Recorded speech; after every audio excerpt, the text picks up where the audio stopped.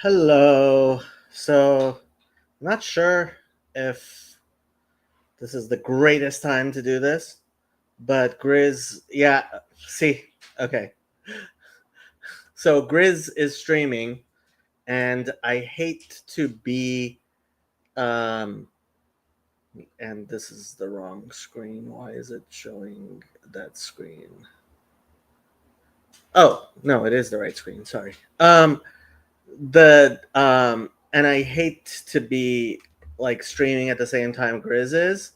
At the same time, Grizz doesn't actually like stream very long, and he's been going for 30 minutes. Um, I'm wondering if it's not better if I just like give him another, like he never streams for over an hour, and it's already been going 30 minutes. Um, should I stop the stream and restart it, or what are you guys thinking? Oh, well, okay. Um, uh, um, well, hopefully Grizz will not be too unhappy with me. And I am, I wanted to kind of go over my discussion with Dr. Patrick Lockwood. Um, it went to a lot of places I didn't think necessarily that it would have. He, um, yeah, to my surprise and chagrin, he's even more blunt than I am. Um,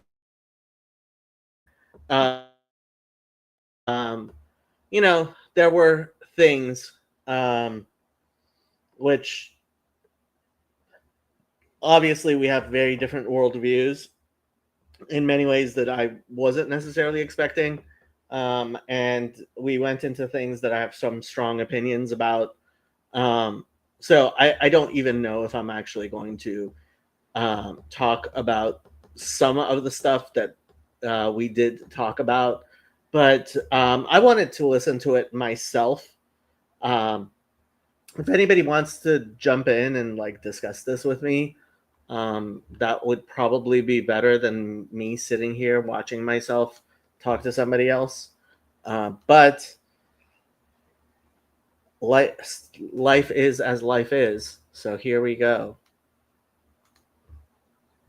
Hello there. So we are going to have Dr. Lockwood join us in a minute, but I thought I would give some sort of introduction to him before he showed up. I don't know when I first started following Dr. Lockwood, but I think it was a while ago. Anyway, he got into a little back and forth with Matt Walsh. And previously, so Matt Walsh had this exact same discussion with Jordan Peterson, really. And Jordan Peterson um, came on his podcast, explained things to him, and because Matt Walsh is the king of hot takes, I mean that is what he does. Is he's stuck to his malformed hot take, despite the fact that Jordan Peterson spent an hour explaining to him that his um, hot take is just a hot take. So what can I say? Something about Matt takes on things that are not well informed, but tend to be tend to have a kernel of good criticism to them. And here is Dr. Lockwood. So I was just explaining your little interaction with Matt Walsh. Yeah. So I saw that you had some interactions with Ryan Rogers, who I previously interviewed. I don't know if you were on his, you went on his stream as well. Yeah. I think that's where I must have initially seen you. I love your Twitter, I have to say. I was just looking at it, trying to figure out, things we could talk about. And frankly, I have to say, just follow Dr. Lockwood. I really do think he is worth a follow. He's interesting, especially if you're interested in mental health stuff.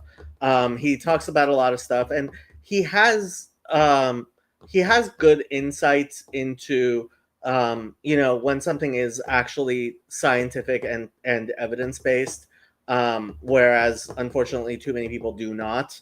And if all psychologists were at Dr. Lockwood's level, I probably would have fewer complaints. But you know me, I still have complaints, and I can criticize just about anything. So take that with what you will. Yeah, so I try to keep things pretty informal. I'm just, I there's a lot of stuff I would like to talk about, but Sure. whatever you would like to talk about. But just your interaction with Matt Walsh.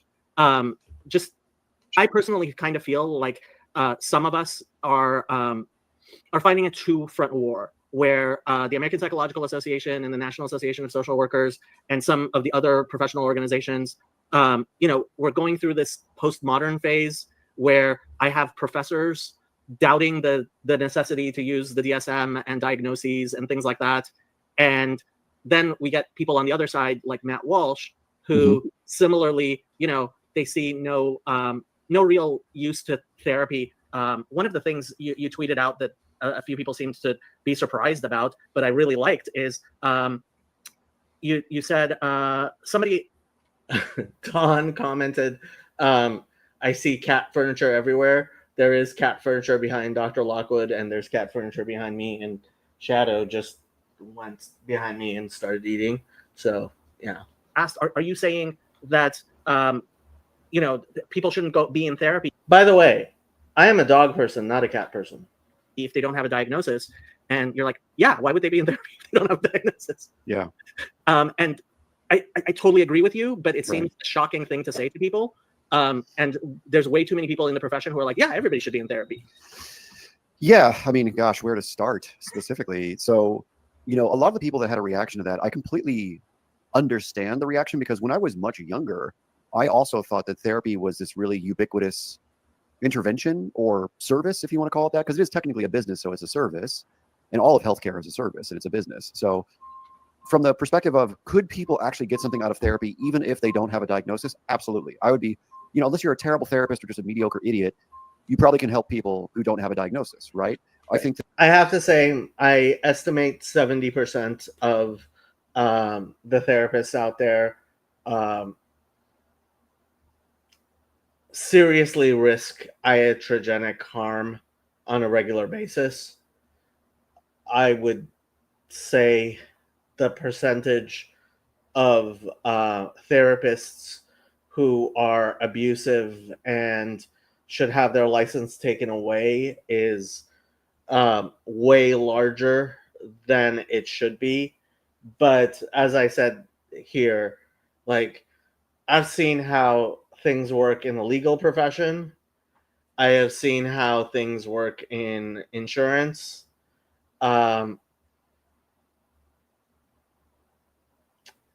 I guess maybe we have a higher standard in, like, what we consider to be the helping professions, like people who become doctors and therapists of various types. And that's why the expectation is so much higher than it is for an insurance agent um, or and it should be higher, or a lawyer.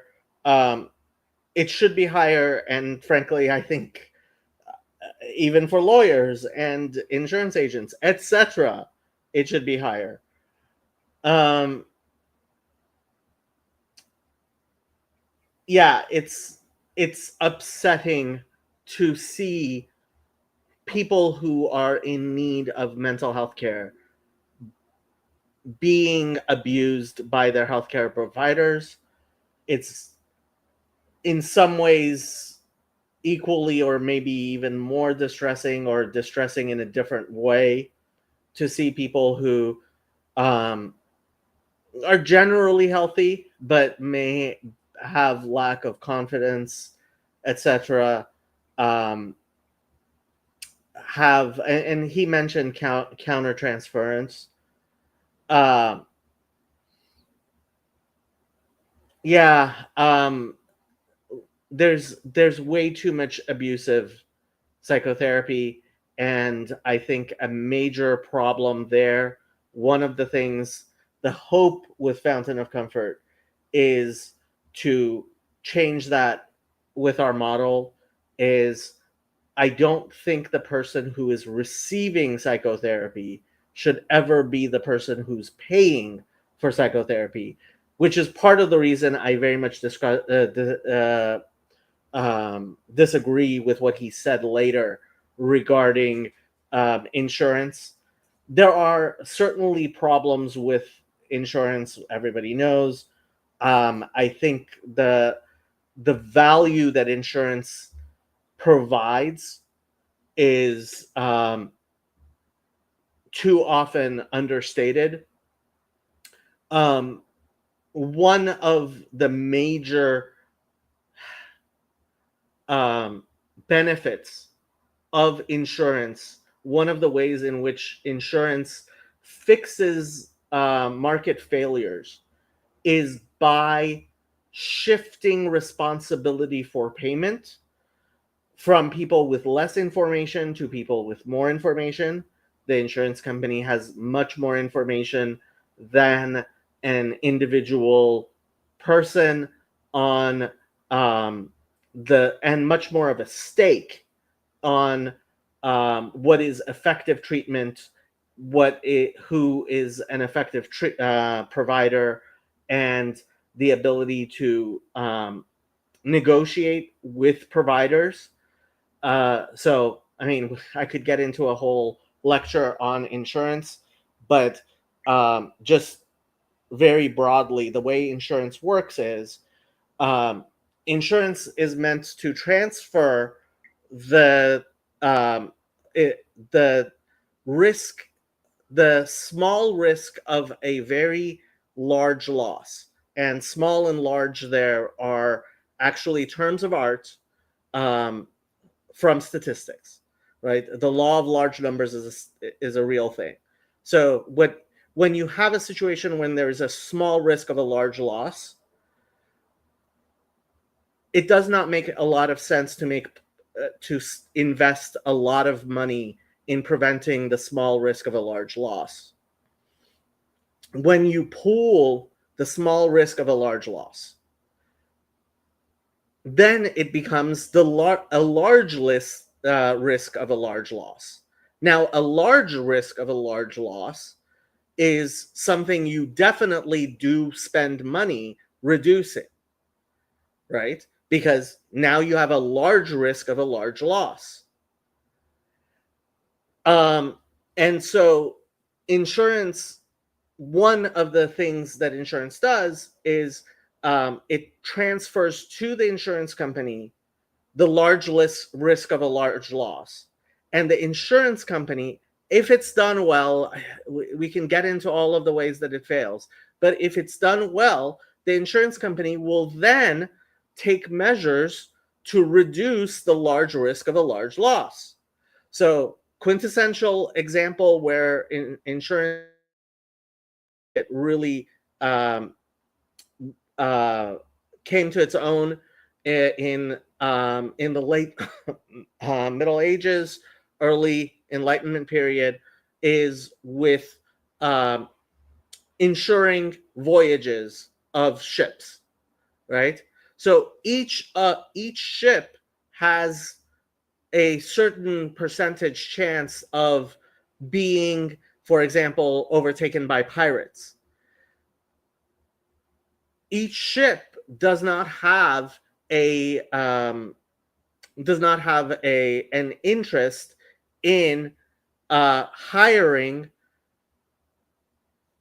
the Navy to come and take care of these pirates, or lobbying the government to actually spend money on the Navy to stop the pirates and the piracy, right? So what happened with Lloyd's of London was that lots and lots of ship captains were buying insurance policies from these wealthy lords in London. Lloyd was a person. There's no connection, Lloyd and Lords, although it makes sense. But there were wealthy men who were going to this coffee shop called Lloyd's of London, and they were actually betting, but it became worthwhile for them to actually start lobbying Parliament and to pay for things like the Navy going after monitoring shipping lanes and going after pirates. So modern day lighthouses. So lighthouses, ancient lighthouses, were there to let you know where a port was, so a ship would know to come into port. That's what the ancient lighthouses were for. What Lloyd's of London ended up doing is inventing the modern day lighthouse, which is you put a lighthouse on a place to let ship captains know, hey, there's land here, stay away. Right? So no individual ship owner is going to pay for a lighthouse on a place where a lot of ships end up going to shore, right? Unfortunately. But once you pool all of that risk, it makes sense. Health insurance is on a very similar model, although it developed in Switzerland. And what happens if it's done right, and we can argue on whether it's done right, and frankly, Obamacare has done more to make it be done right in the United States than frankly anything else I can think of in modern American history and regulation of health insurance. But so insurance companies, in fact, maybe so. Further on, we talk about the possibility of a federal law governing the provision of mental health care. Honestly, one of the ways you can make it work is if you transfer the payment from the person who's receiving mental health care to the insurance company, which has more of an investment in making sure that that the provision of healthcare is actually effective and necessary. And I'm sure everybody was incredibly interested in me talking about what you call it, insurance. But there we go. So hello, everybody. Apparently nobody cares that I was talking about insurance. Okay, we'll go back to. So there's a question of, can you help people? Are you capable? Is it technically possible to help people that don't have a diagnostic issue? Of course, absolutely. A good psychotherapist, whether they have a doctorate degree or a psychiatrist or whatever, doesn't even matter what the degree is. But like a good therapist, if they're appropriately insightful, they have good boundaries, they understand countertransference, they can give people access to a relationship which changes the way they see the world and see themselves in the world. And that's true for people with a very severe illness, people with a mild illness, or people with no diagnosable illness. So my statement was not, could therapy help people? My statement was, what is the specific purpose of psychotherapy? Why was it created specifically, right? And even if you go all the way back to Freud, for all of his flaws and his failings, Freud wasn't talking to just everybody, right? Freud was talking to people who were very ill, right? People with, one of the most famous case studies that Freud ever published is about Anna O. And Anna O is a case of hysteria. Now, superficially, what that means to most people when they hear the word hysteria, they think something sexist, et cetera, et cetera. But really what Freud got to at the bottom of that case study is this is a person who had no voice, because of all the cultural, and in her case, I believe it's physical trauma, sexual trauma she experienced. So Freud was trying to treat people with trauma who were marginalized in, Victorian era Vienna, right? So he wasn't exactly a feminist or anything, but like he was one of the first people who said, maybe women internalize their feelings because they're not allowed to talk about their feelings because this is Victorian repressive, Europe, right? And so a lot of people will go inward and they'll internalize and use defense mechanisms to ward off anxiety, trauma, fear, anger, which comes out as hysteria, as opposed to actually dealing with the trauma and things like that. And so for all of his faults, he was the first one to say maybe women are traumatized at an alarming rate, and maybe they should be given a space to talk about all the things that have made them hysterical, essentially. This is the premium Garmin Duffel 45 liter by Half Day. It's a transforming 2-in-1 travel duffel bag for long weekends, weddings. So Freud wasn't just talking to rich women or rich people or whatever. He was talking to people that had serious illnesses, personality disturbances, PTSD before it was a thing, etc. And so that's how the profession started. You know, the early neurologists in the 1800s in France and in Germany and the UK, they weren't just treating people who were like the worried well, as we understand them, whose lives sucked. The first world problems. No, there were no first world problems in the mid 1800s. They were treating the people who were floridly psychotic or had what we now call bipolar disorder or serious depression. Those are the people that made it into psych hospitals back in the day. And so psychiatrists and psychologists of the late 1800s, early 1900s were treating people who were moderately to severely ill. That's how the profession started. It didn't start as this like pseudoscience where you talk to your best friend as a therapist kind of thing.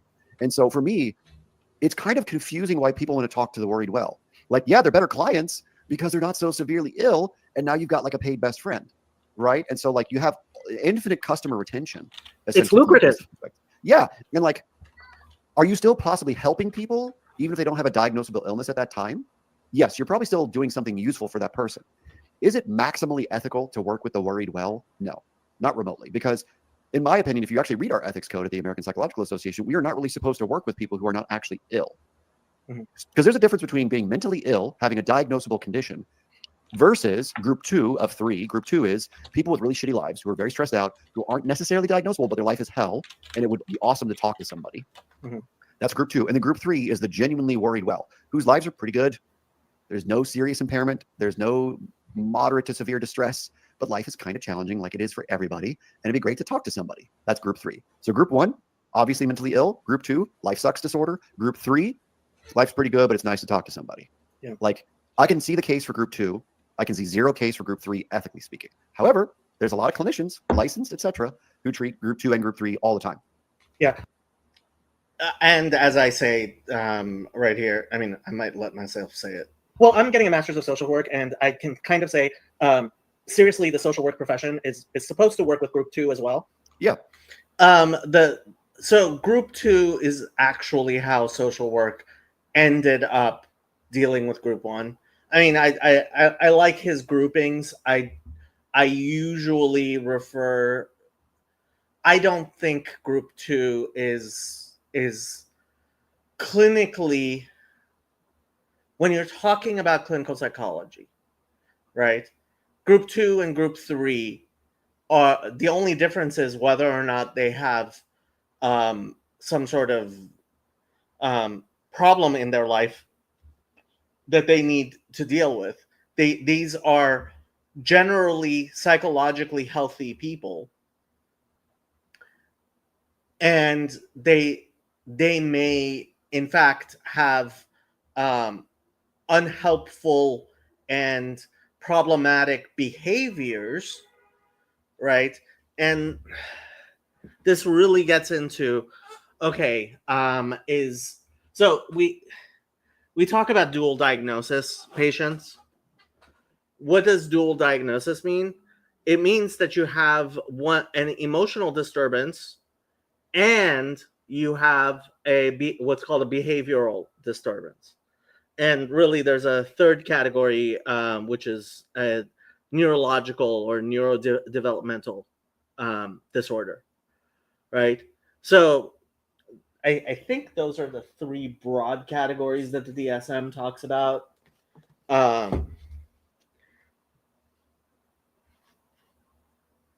mean, you can cut these things up in a lot of different ways.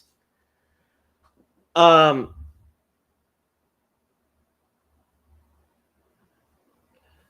therapist can help you deal with situations. Sorry.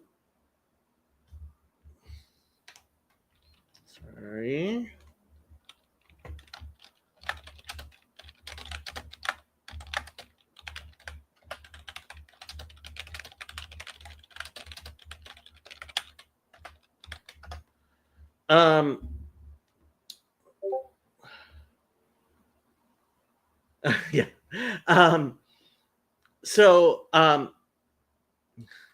do vaccines cause brain problems? What is a properly functioning brain, really? Um, okay, this gets into the whole postmodernist stuff, right? There is there may be gradations and gray cases, but like I said, I'm going to be working in a locked ward. There are people who very obviously there is serious dysfunction in their life, right? You can talk about somebody being a borderline alcoholic. You can talk about somebody being a functional alcoholic. But then there are alcoholics who are very obviously like this person has a serious problem with alcohol, right? And this is part of the problem. Because of the edge cases, we get the weird thing where people talk about there not being any such thing as a um, mental health problem, et cetera, et cetera, et cetera. And yeah. Um,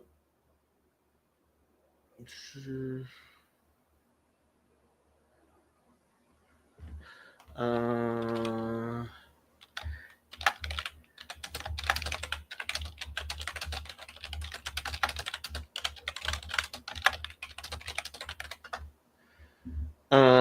yeah. Uh, a properly functioning brain realizes a medicine is harmful given evidence. What? Um, yeah, I mean, frankly, I have a weird thing where when I see somebody who's much worse off than I am, I stop worrying about myself as much and start taking care of them. So, yeah, that's the funny part. Okay. Let's go back to the thing.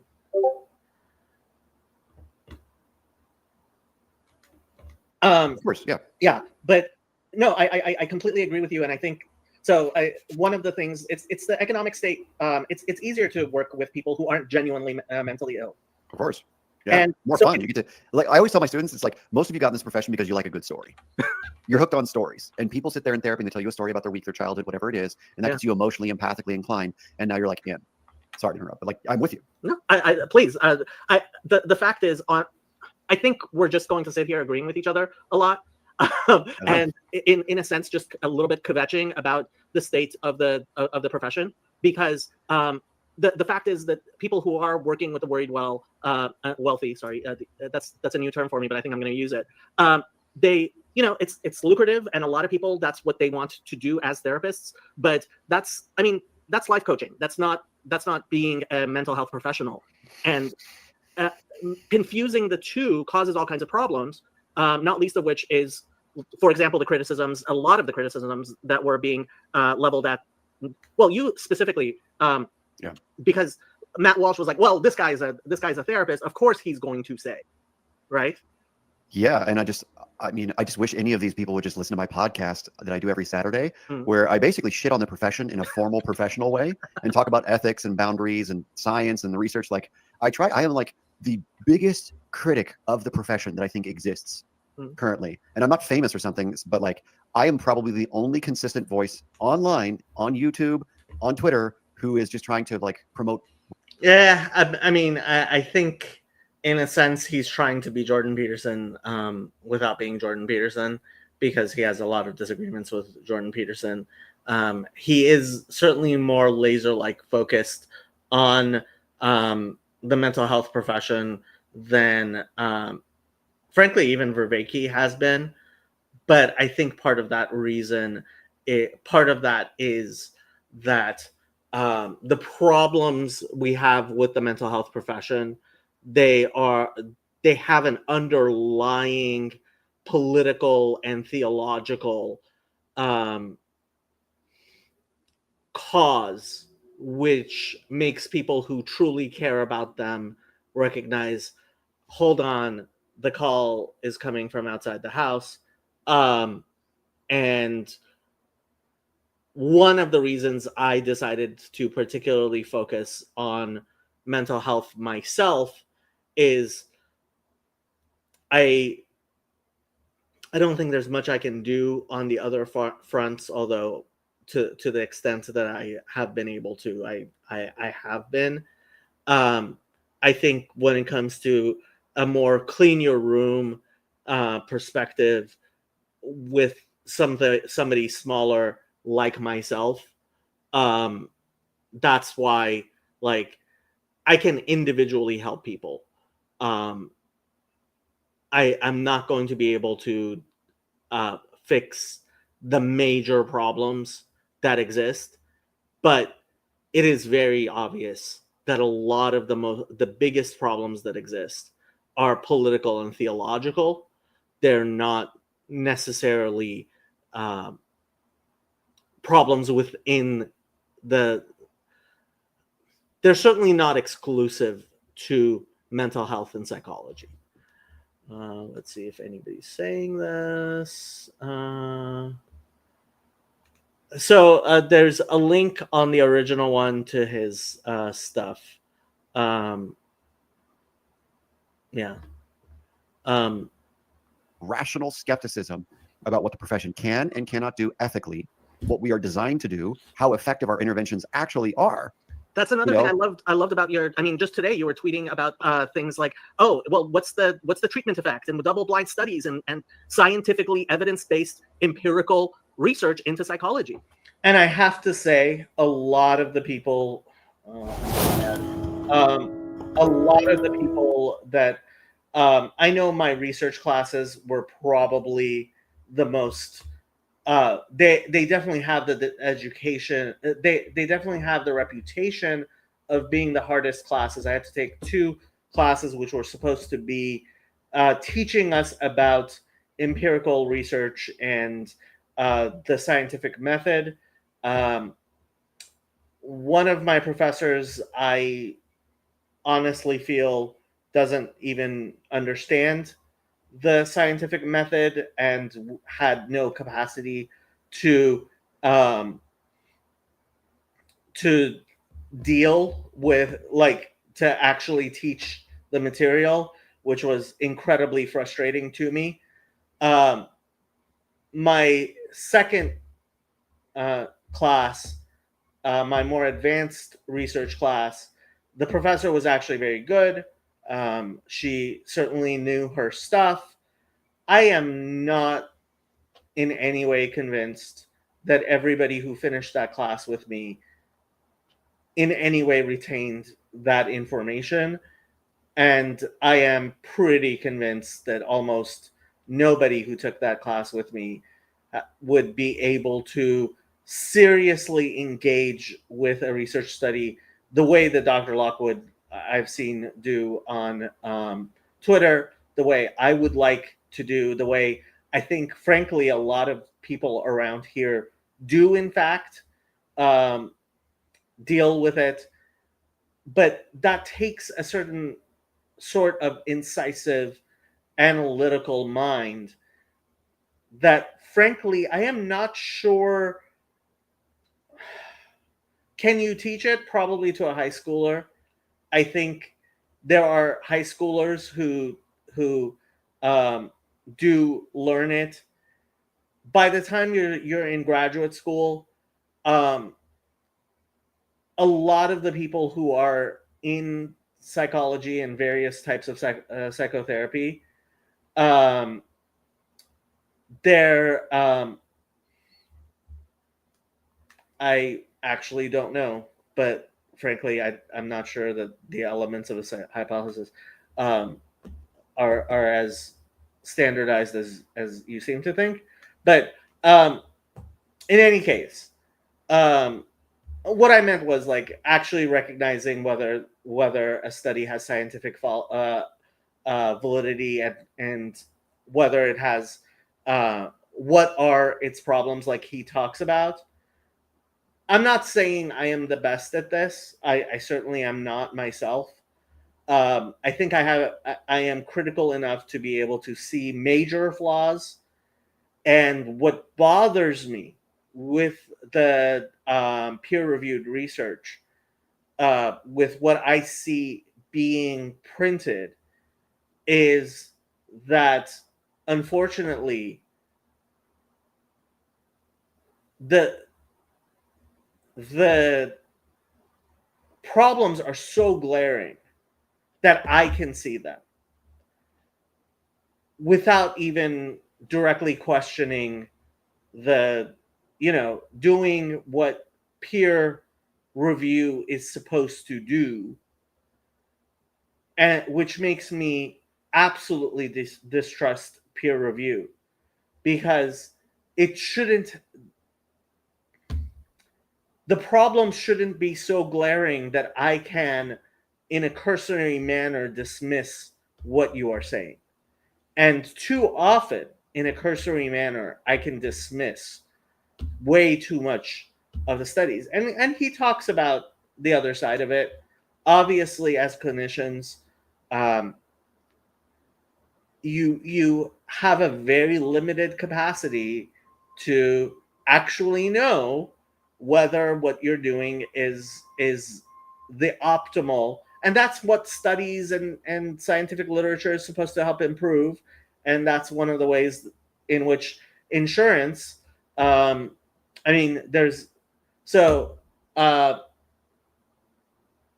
guessing at least a lot of the guys who are listening to this are very familiar with IIHS, uh, and IIHS ratings uh,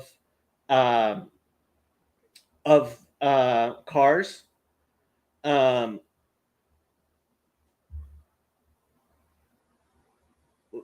Too many people don't even know what IIHS stands for.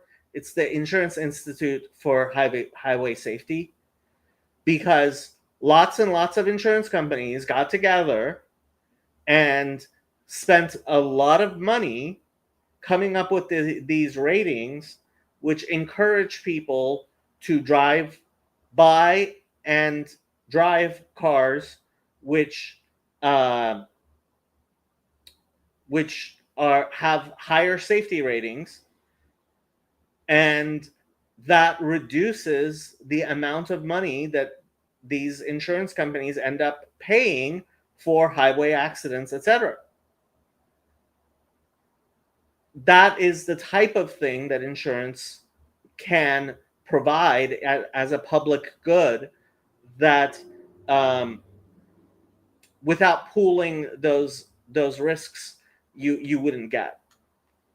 Yeah, I mean, I am a single issue voter when it comes to this. Like, I'm a very, I'm not here talking about politics. I'm not here talking about she's got great genes. I don't give a shit about any of that stuff. My whole get down is, what can I do to protect consumers, empower good clinicians, and keep everyone as scientifically grounded and ethical as possible? And I am not some kind of speech police person, obviously. I am a your ideas suck because they're not based in reality person. Right. So my criticism is to protect the consumers and protect the profession, because clearly the American Psychological Association has failed to have any credibility in the eyes of well over half of the people with my degree, at least.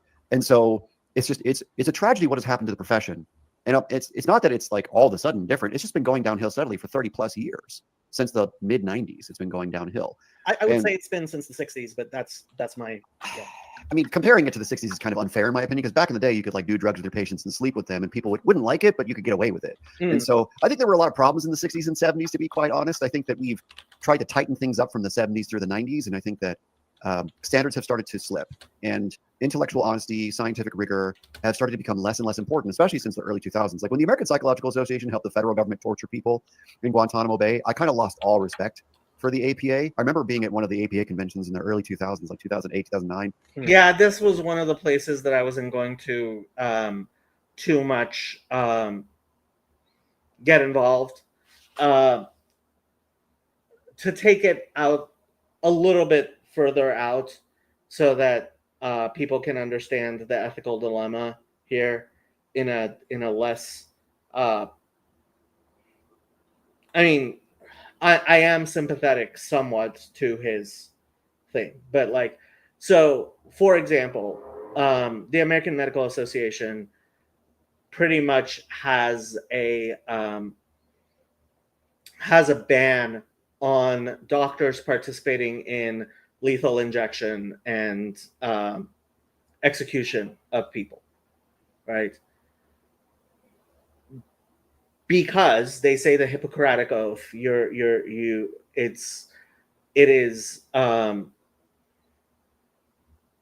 undermining the Hippocratic Oath for people in the healing professions to be involved as executioners in executions, like doing lethal injections, etc.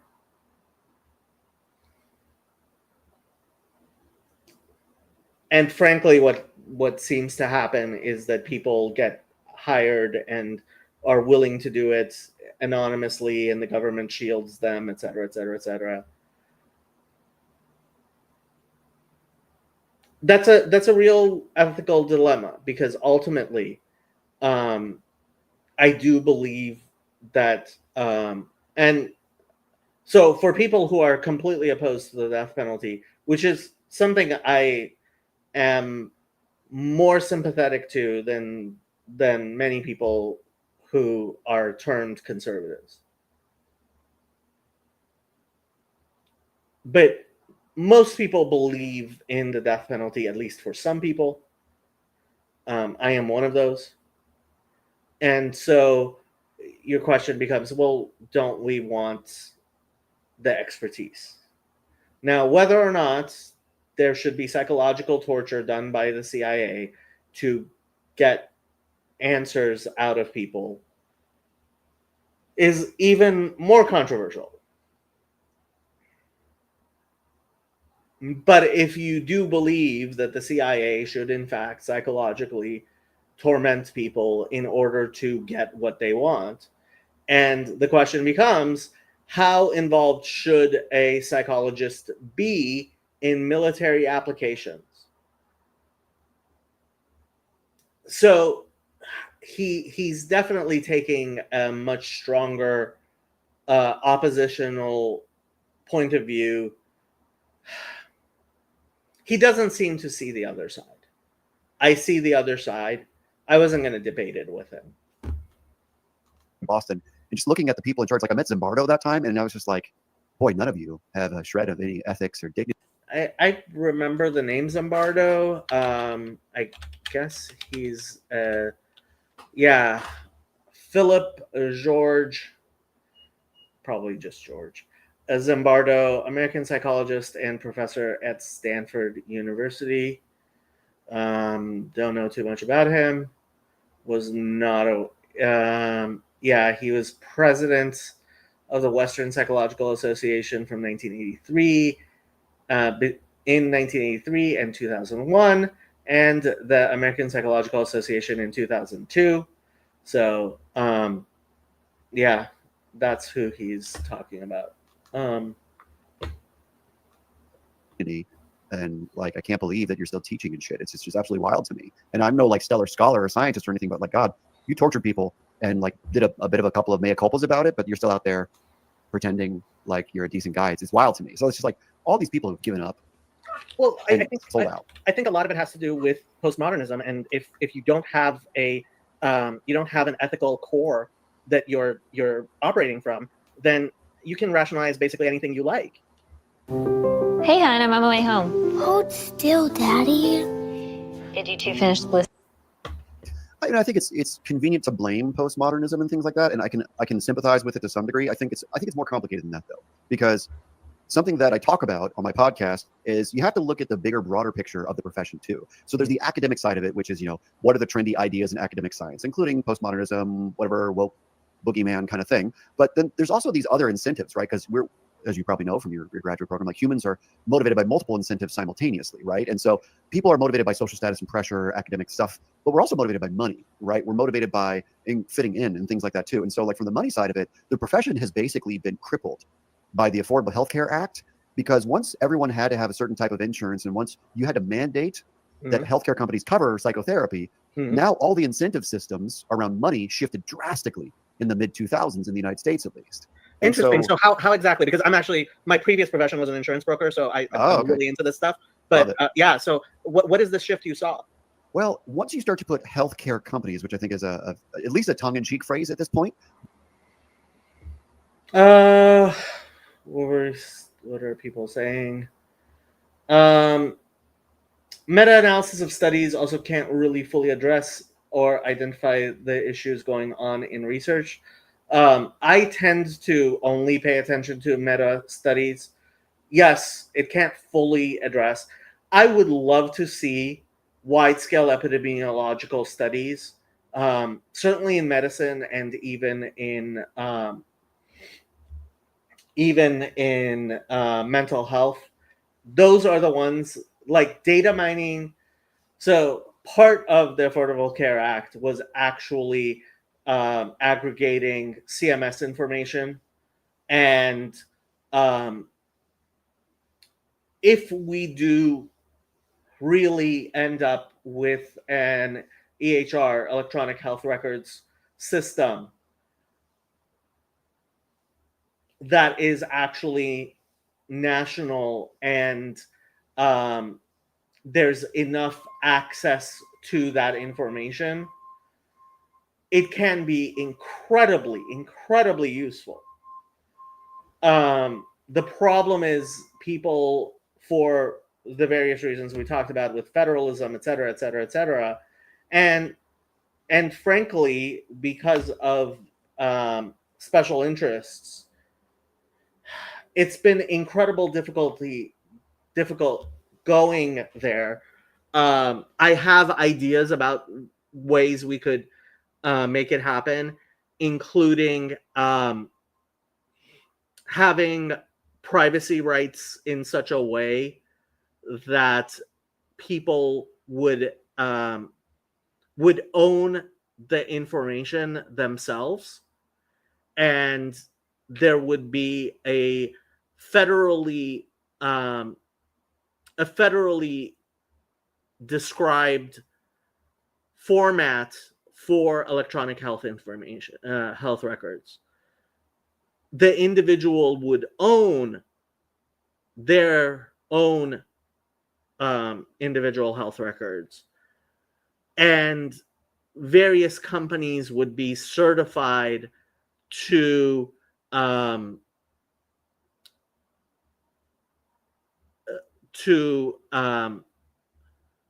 be providers of /storage to have like an open format where Google and Apple, and if he wants to, Elon Musk and whoever else wants to, including many of the companies that, for example, if right now provide EHR services to providers like doctors. There's one I use with UCLA. What was the name of it? What's the name of my? So I'm with UCLA Medical Group, and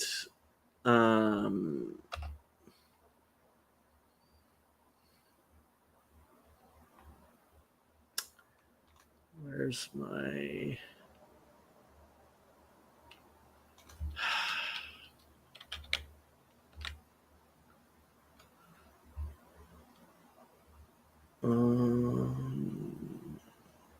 Where is my?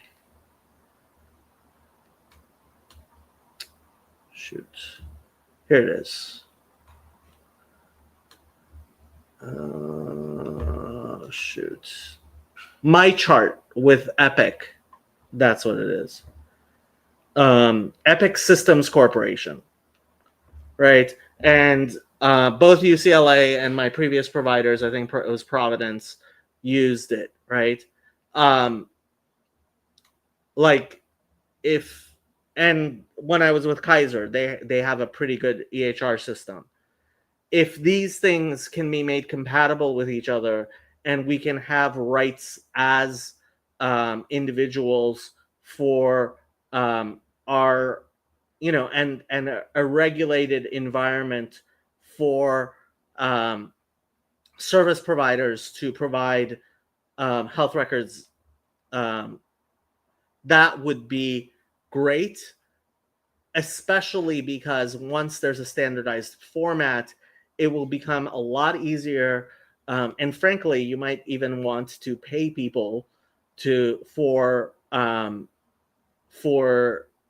their willingness to share their private health records. Personally, I have no problem whatsoever allowing my private health records to be used for research. I think that would help a lot, and that would address a lot of the problems that we've dealt with with regards to having good research. But that's way in the future. Although people have been talking about it for a while. Apple has been talking about it for a good long while, and there have been attempts at it several times, including in the Affordable Care Act, Blue Button 2.0, the information that was released from CMS. I don't think it's as far away as some people imagine, but it's also probably not as close as other people imagine. So, yeah. It can't catch p hacking or fix p value submission fragility. Yeah. Look, there's so much problem, so many problems, including obviously p hacking. That, yeah, it's hard to overstate it. The best way to do it is to drop the fringe data points and blame it on a procedural mistake. Flawless. Yeah. Honestly, Jacob, 10 minutes ago, I was thinking of all the shrinks needed for Gaza and the IDF. Oh boy, the generational trauma which is incoming. Yeah. That's another thing we don't talk about. Is population level, and we need to, is population level trauma. Frankly, one of the things that we don't talk about in the United States that we really need to is immigration trauma.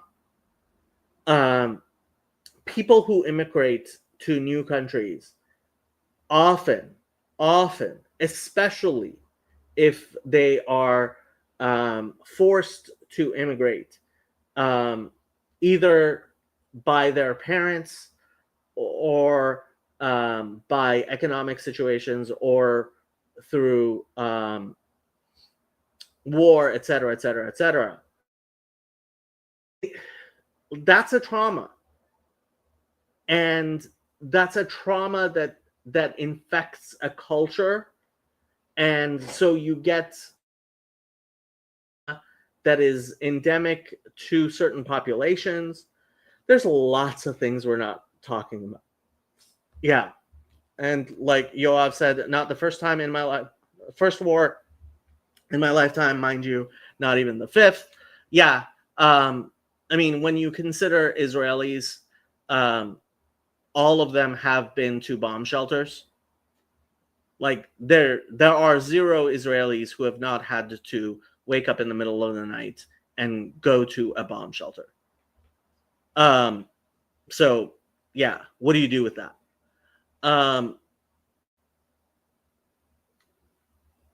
The trick to protect medical data may be in having data rights. I'm working with a company trying to help people protect their medical data at the moment. Big issue. Yeah.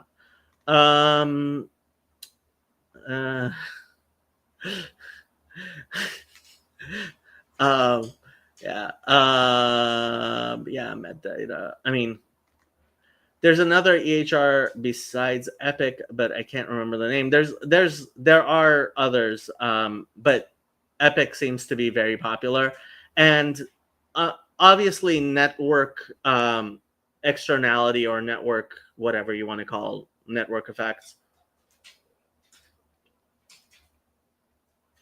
have a serious impact. Yeah, reselling identifiable med data to, say, insurance companies would go rather badly for people's ability to get coverage. No, because except for people over 65 in the United States, like you can't deny anybody coverage. You really can't. That's the point of open enrollment. I bet social media is also causing mass trauma by seeing such gruesome stuff. Yeah, people traumatizing themselves by social media is huge. I was just talking to somebody who's they were telling me about their children, and it was like, I would not just enough. Your kid might be traumatized. You need to that. Jonathan Haidt in mind. There's a lot going on, and we need to be able to have the discussions that the type of discussion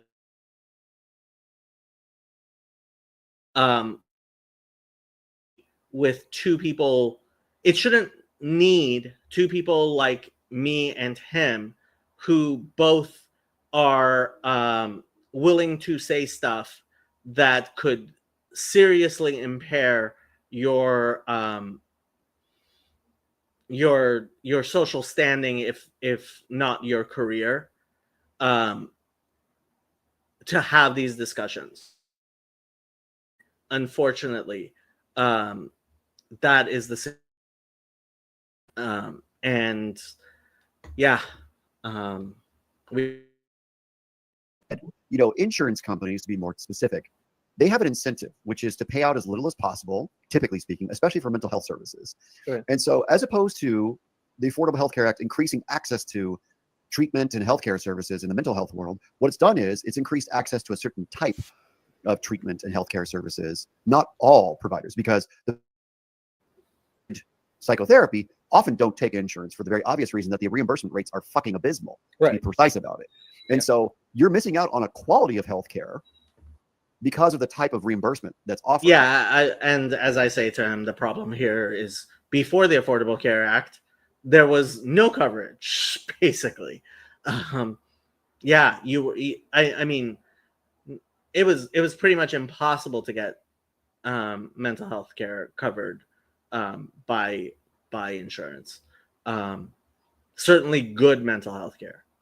And so very few quality providers, not that there are zero, but the proportion of excellent, top-notch providers across any discipline, family therapy, that are taking insurance and doing a good job, it's very rare are paneled with Anthem or Blue Shield or whatever it is. And so what you're going to find are mediocre or less than quality people who aren't good business people, who don't have a good backbone, who aren't ethical in some ways, probably. And that does not say the cash providers are super ethical and should never take insurance, just to be clear. So I'm not trying to create a false dichotomy. But what I'm saying is there's a lot of people who aren't very driven and motivated and smart who will just let insurance do the work for them because they're lazy. And that's all fine, because like it's hard to build a business. I've done it a couple of times in my life. It's hard. So I'm not judging necessarily, but it's like, what kind of person is going to be paneled? And it's risky, and a lot of people are risk averse, et cetera, et cetera, et cetera. With insurance. So, right? I mean, I hear the criticism, and I agree with you. It's just I don't see that having changed since the ACA, because before the ACA, like there was less insurance coverage. So I guess the number of people who are providing that low level mental health has increased. But even 20 years ago, the best therapists were not taking insurance. 100%. And now you have more people taking insurance, but it's probably not. At Bombas, we dream of comfort, movement. Any chunk of the best therapists taking insurance. Yeah. You might catch an intern or a trainee or a recently licensed person who's really good at taking insurance. Yeah, that's. I mean, I do not recommend this as a strategy, but generally the exceedingly good therapists who take insurance are people just starting out on their career. That does not mean that you will have a high percentage chance of finding such a person. So yeah, you're going to get much higher variance with somebody who has been taking insurance for a short amount of time. than you are for somebody who's been taking insurance for a long amount of time. And actually, one of my professors, he cited this with a very silly conclusion because he really doesn't understand science very well. He was like, yeah, so there's no such thing as getting better at being a therapist. And it's like, no, that's not actually what's going on here. That is definitely not what's going on here. It is possible to improve as a therapist, and the idea that a professor would tell us, like he did, that yeah, like learning things isn't going to actually make you a better therapist was just absurd. But he was very postmodern. But the best people are probably never going to be paneled at all Yeah. whatsoever. They might do like a super bill, which is awesome. So maybe that's happening more. But I think you're going to get more of the middle of the. So we actually kind of discussed this a little bit. Would you rather your doctor have had cancer himself or not? There's nothing that says that a doctor who has had cancer himself is better at treating cancer than somebody who hasn't. There are, I am sure, plenty of people who have not had cancer who are great oncologists. At the same time, there is a certain information you get from having experienced something yourself, which is real. So yeah. There are people who could use some traumatizing. Look, various people have different amounts of resilience. When something becomes a trauma is not dependent on, as it's dependent on the individual experiencing the trauma. Although at the same time, I don't want to relativize it too much. There's a reason why the criteria for PTSD explicitly requires death. Like somebody basically had to die or to be diagnosed with PTSD. But that there are people who are very fragile and can be traumatized by anything. There are people who are maybe too resilient and by anything, and they have their own problems. Yeah, so road people who are paneled who are taking insurance, and so that means that the quality is diluted. Now, that doesn't mean it's bad that more people have access to therapy. It's very good that more people have access to therapy, but they also have more access to more mediocre people. Well, yeah, and iatrogenic harm is real. Exactly. That's my whole podcast is trying to prevent that. Yeah, literally. Yeah. So no, I completely agree with you, and frankly, I have to say one of the things that was kind of disappointing, quality control. Oh yeah. There's a reason.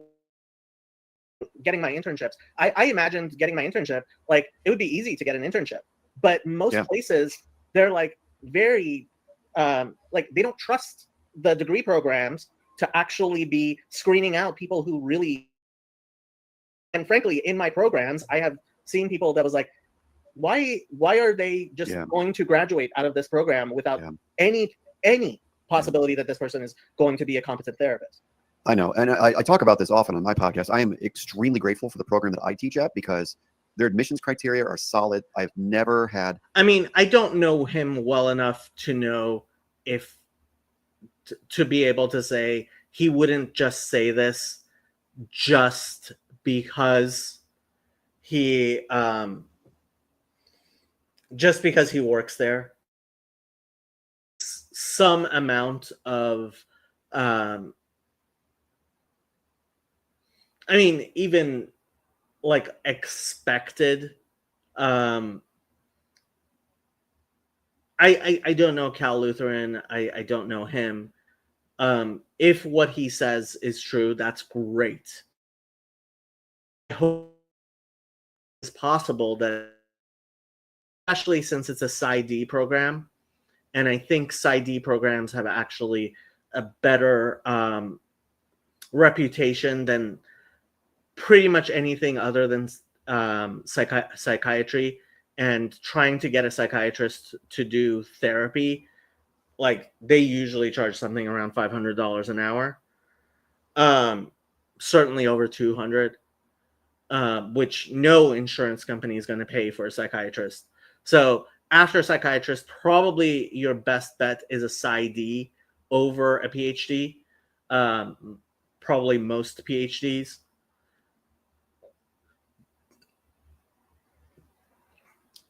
Ultimately, as we talk about, it should be a it should be the profession keeping up professional standards, and it isn't. A real concern about any of the MFT or PsyD students they admit. Really? Yeah. Super thrilled with my program. Super grateful to be there. They treat me well, and they always admit good students. And, you know, I have to say, MFTs are notorious for, there are a lot of MFTs who should not be therapists. we even had an internal discussion about admitting more students. And there was a lot of pushback from the faculty about like, what's the quality going to be, et cetera, et cetera. So like, I trust my colleagues implicitly. And why LCSWs have such a higher reputation than MFTs. Who care about quality, who's the person that we're letting into the program. Right. And so one of the reasons that I fight so hard and I'm so verbal online on my podcast, et cetera, about this is because I've seen both types of programs. And I've seen what happens when you let someone who is too ill, too uninsightful, too stupid into the profession. I see bad things, you know, if that gets me canceled, whatever, but like, yeah, he just said it. They're too stupid. Say there's a minimum IQ, and frankly, I mean, he's hedging around it. Any proxy you use for IQ is ultimately going to be a proxy for IQ. Your therapist should have a higher IQ than you do, because I mean, doesn't necessarily for very high IQ people. Maybe it's not necessary. I think a minimum IQ for a therapist is 110. It's certainly good. I have seen people in programs who I would be shocked if they were to score even 100. I can think very specifically of people who, and you have to realize, I mean, this is one of the things people really don't comprehend, that half of the human population has an IQ below 100. That's definitional. That is just a tautology. Half of people have an IQ under 100. Half of all people you meet, half of the people in your family, unless you're Jewish, I have to say, yes, there is, and this is part of the problem.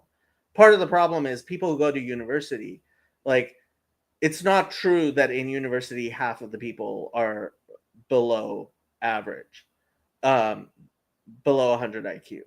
It is not true for people who generally have a high IQ that half of the people they meet, because they work in high IQ industries and they come from families which tend to have high IQs.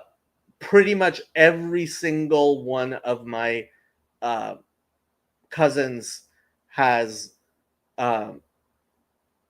is extremely smart. Not to mention some of my cousins have serious developmental problems. That like, I have family who have serious developmental problems, serious mental health issues, but yeah, our average IQ is much higher than the general population. This just happens to be true for Jewish populations, and it's true. Get over it. um, people do not recognize what is low IQ, what is high IQ. And I wish we were more capable of just recognizing. Look, I went to the gym last night with somebody, and there were people there who were much bigger than other people. There were people there who were lifting weights. I could not, like, there were people using dumbbells that are larger than my bench presses. Okay?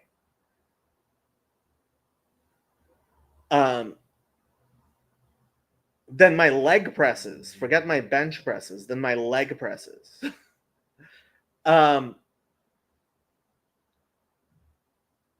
We understand that various people have different amounts of physical strength. Realize and accept some people have a greater capacity to think fast and well than others. And it is that refusal, and this is one of the theological issues which is causing problems within psychology. I'm sorry, but if you do not have XYZ IQ, you just cannot be a therapist. You just cannot be a therapist. And there's a lot of therapists who have very, who have I think he said insight of mud.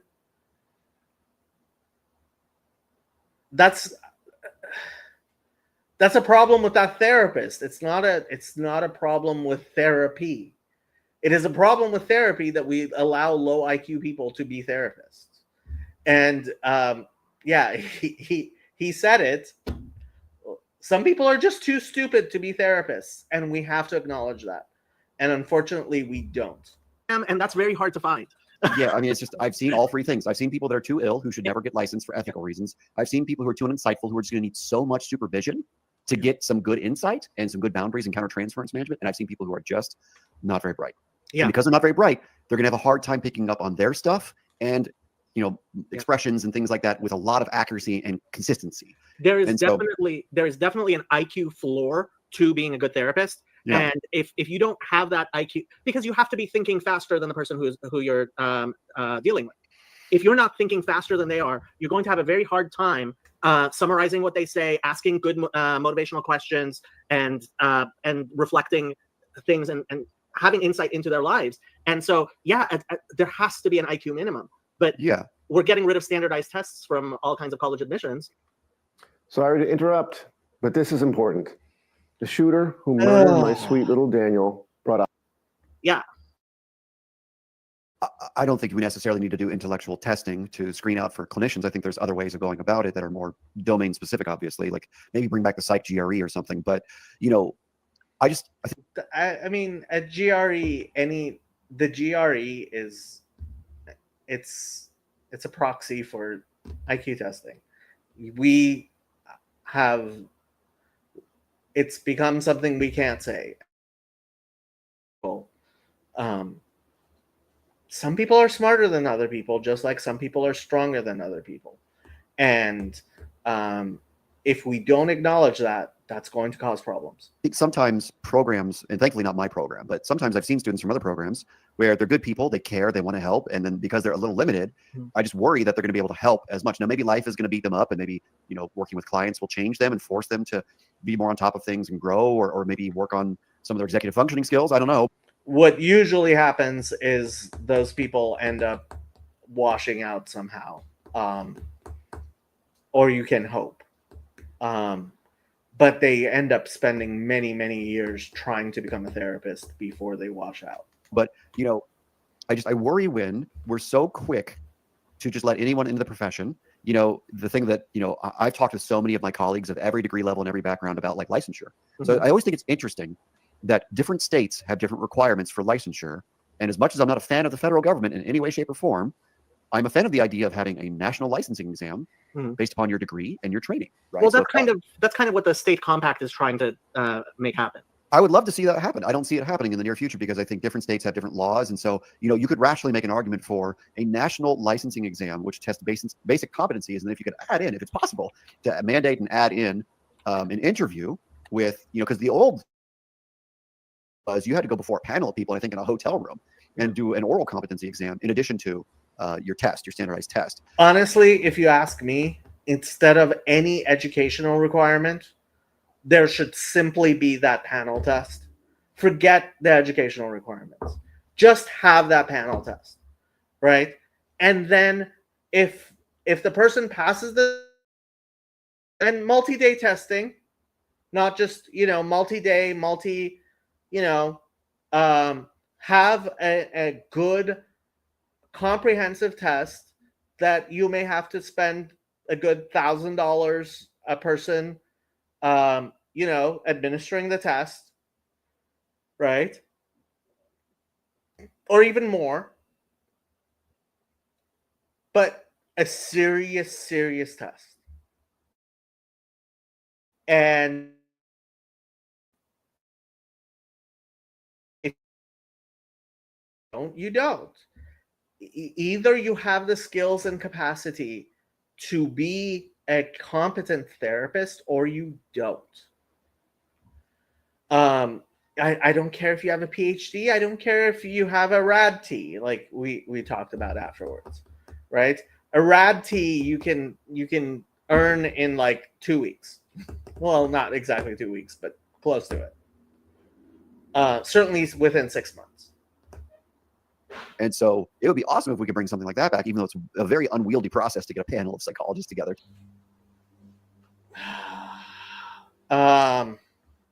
It's better to have a therapist, period, if you need assistance processing trauma. Okay. How do you know if you have a good therapist? Really, really important question. I wish I had a better answer for you. Unfortunately, Jordan Peterson's answer to Matt Walsh was wholly inadequate. His suggestion was find somebody with a PhD from a good research university. Yeah, good luck. Good luck. See, RJ, I disagree with this. There's stuff like alignment, and if the therapy is resolving a major issue after a fair amount of time. So part of the problem that we have, Mark says, I think my therapist might suck. Your therapist probably does suck. The good news is, even a bad therapist generally often will do more good than harm. The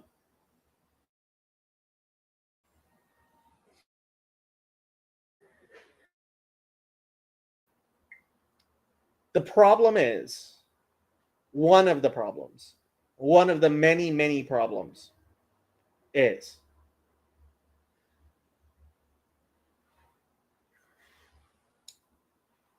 if it takes different types of therapists to deal with different issues. And oftentimes, a person who needs therapy is the least competent person to choose the right therapist for themselves. Right? I mean, he's giving the answer that the profession gives, which later when we talked about it is informed consent, etc. Honestly,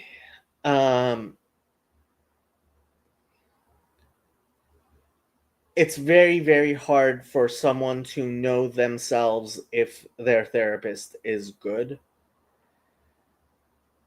unless you have severe persistent mental illness, you should not need to be in therapy for over 6 months.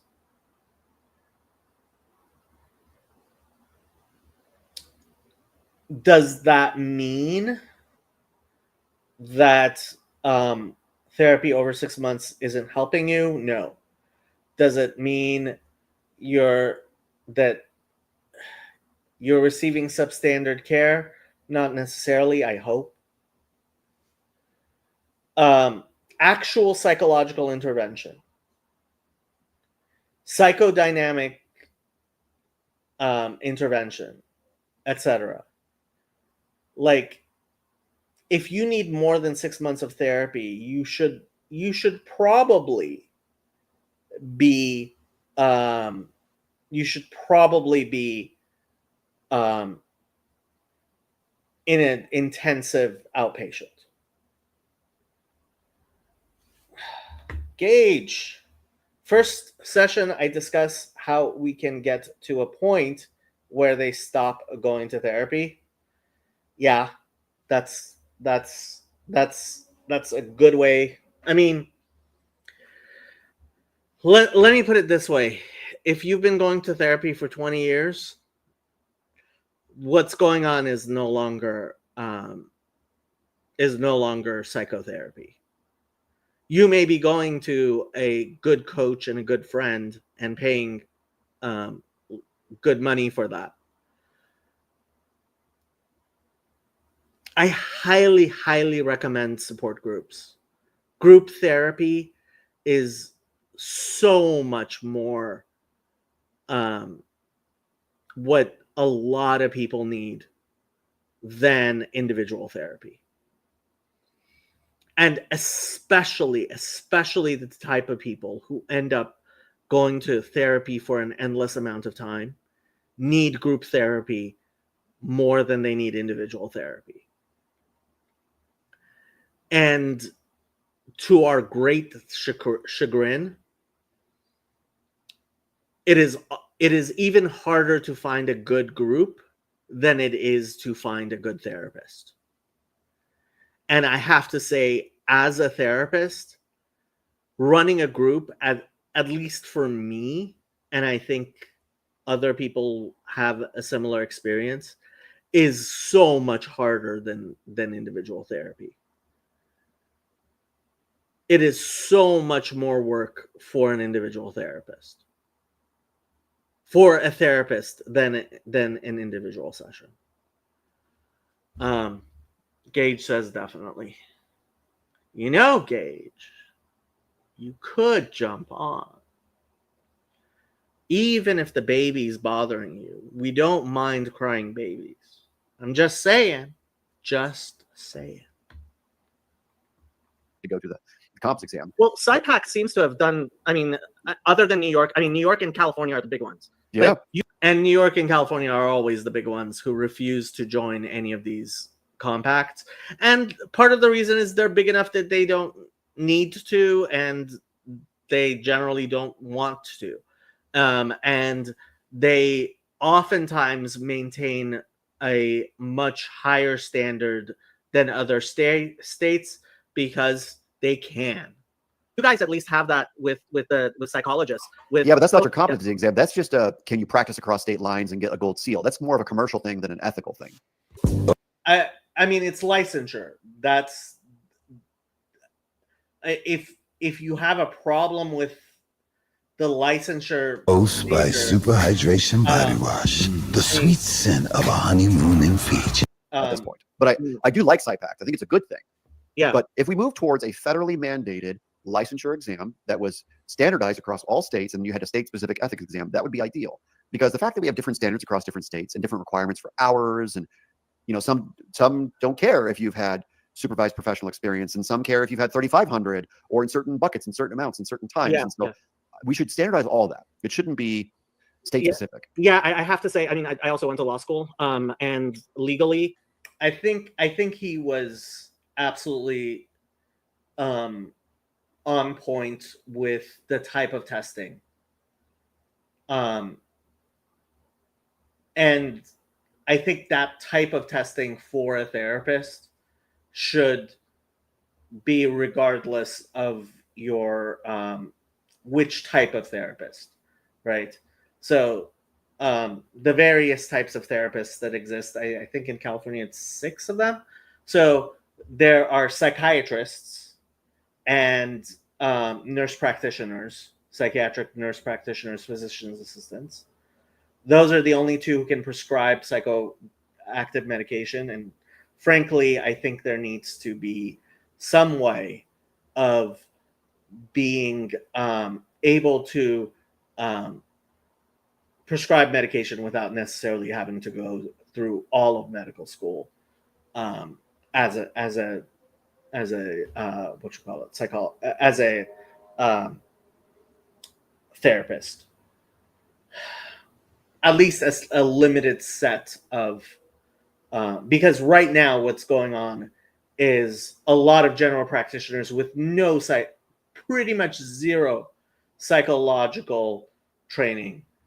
They might have 1 semester, right, of psychological training, are prescribing the vast majority of SSRIs, which is a problem. Which is definitely a problem. And then there are psychologists who either have a PhD or a PsyD. There are MFTs who have a master's in psychology or a certificate in marital and family therapy. There are clinical social workers who have a master's of social work. And there are LPCCs who, like MFTs, have a master's in psychology. And just the fact that you're doing the same work with a PhD as a master's in psychology, like there's a problem there. And that was part of the reason that like basically PsyDs came out, which were a good idea, but yeah, ultimately I think we need to just get rid of the educational requirement and just test, hey, can you do this? Do you do this well? And too many people who are licensed do not. That would be a very, very hard sell to the Supreme Court. Sure, I'm sure. Because States right. Well, yeah, I mean, interstate, yeah, especially with this Supreme Court, I just don't see the Supreme Court going for it because professional licensure has always been a state issue, and interstate licensing, yeah, that's. I mean, you're almost talking about something that's legally impossible. I understand. The way to do it would be like a compact. If something like SciPac had the types of requirements that you're talking about, that would work. So states can get together and decide to do things that they have the legal right to do without the federal government. I cannot see, certainly this Supreme Court, but talking about a federal regulation of the profession is impossible. The possibilities are the states get together and do it together. The professional association like the American Psychological Association or the American Psychiatric Association develops a standard that is so pervasive that all of the states pretty much agree to it, or in a way like MD used to be. So the American Medical Association created the MD, and then the ABA, in a very real sense, created the JD in a way, and people don't realize how young these things are. These are actually part of the post-war consensus, which is breaking down. There are ways to make it happen. I think the most likely ways of making it happen is either insurance companies do something like the Joint Commission. Go ahead and look up the Joint Commission if you want to, or something like SIPAC becomes more. I don't actually see that having as much legs. Or CMS develops something. CMS is the Center for Medicare and Medicaid Services. They administer basically half the U.S. federal budget. Because so Medicare is for people over 65 or people who have been disabled long term. Medicaid is for people who are poor. So poor people, old people, really sick people. That's basically the entirety of the medical field, right? Is governed by CMS through payments.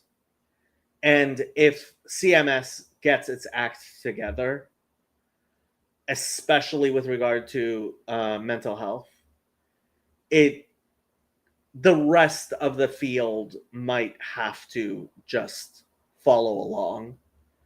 This is part of, unfortunately, from what I'm hearing and from what I'm seeing, Dr. Oz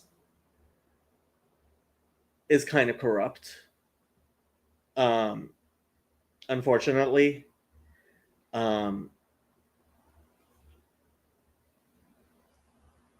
He has been apparently steering money towards his family members. You can look up his son. I forget what his son's name is, but Dr. Oz. I had some hope. I do not have a lot of hope for him as the administrator of CMS. Jay Bhattacharya at the head as heading the NIH, I have a lot more confidence than I do with basically anyone else.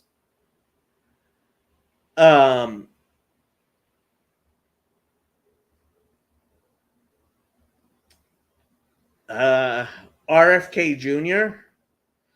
As head of HHS, is he the best head of HHS in probably U.S. history? My guess is yes. Is he perfect? Not even close. Is there any chance we're going to get someone better? I highly doubt it. Yeah, but Dr. Oz has been here. Let me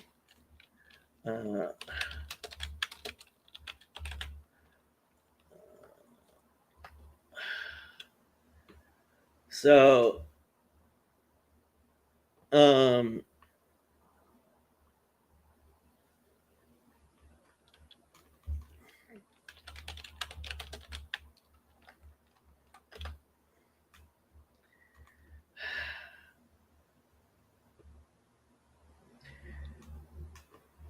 March 24th, 2025. Washington Post.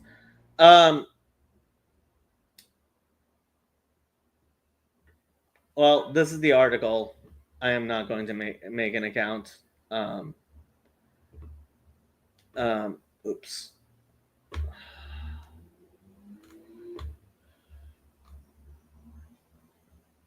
Here.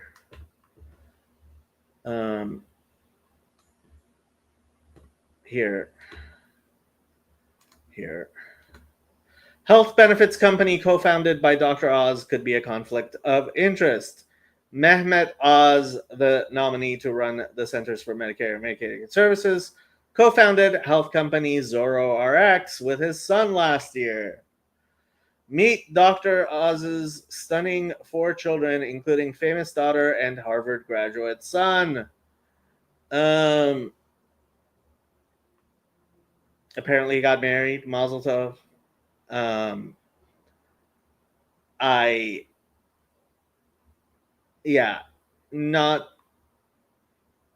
Not incredibly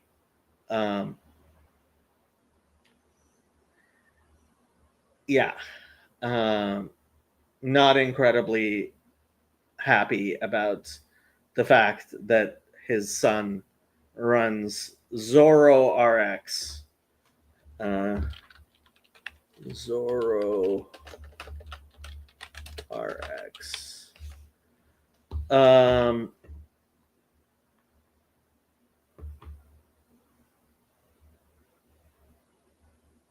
Well, the Democrats tried to make a thing of it. Yeah. I don't know how much ZoroRx makes. I don't think that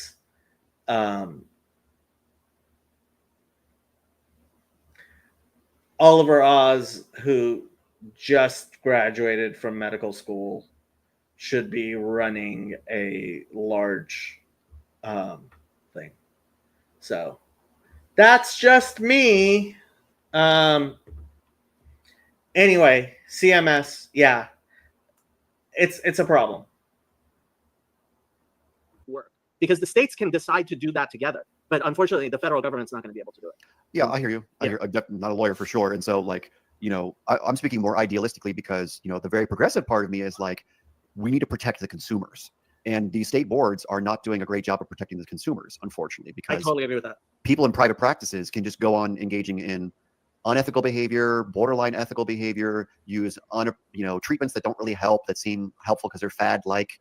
There's just so many like shades of gray problems that can happen in the secret of private practice that never get reported to the board, even though big problems like sexual assault and dual relationships with patients sometimes get reported to the board, but not consistently. Believe me, I've heard some wild stories of people that never got reported to the board for just wild things.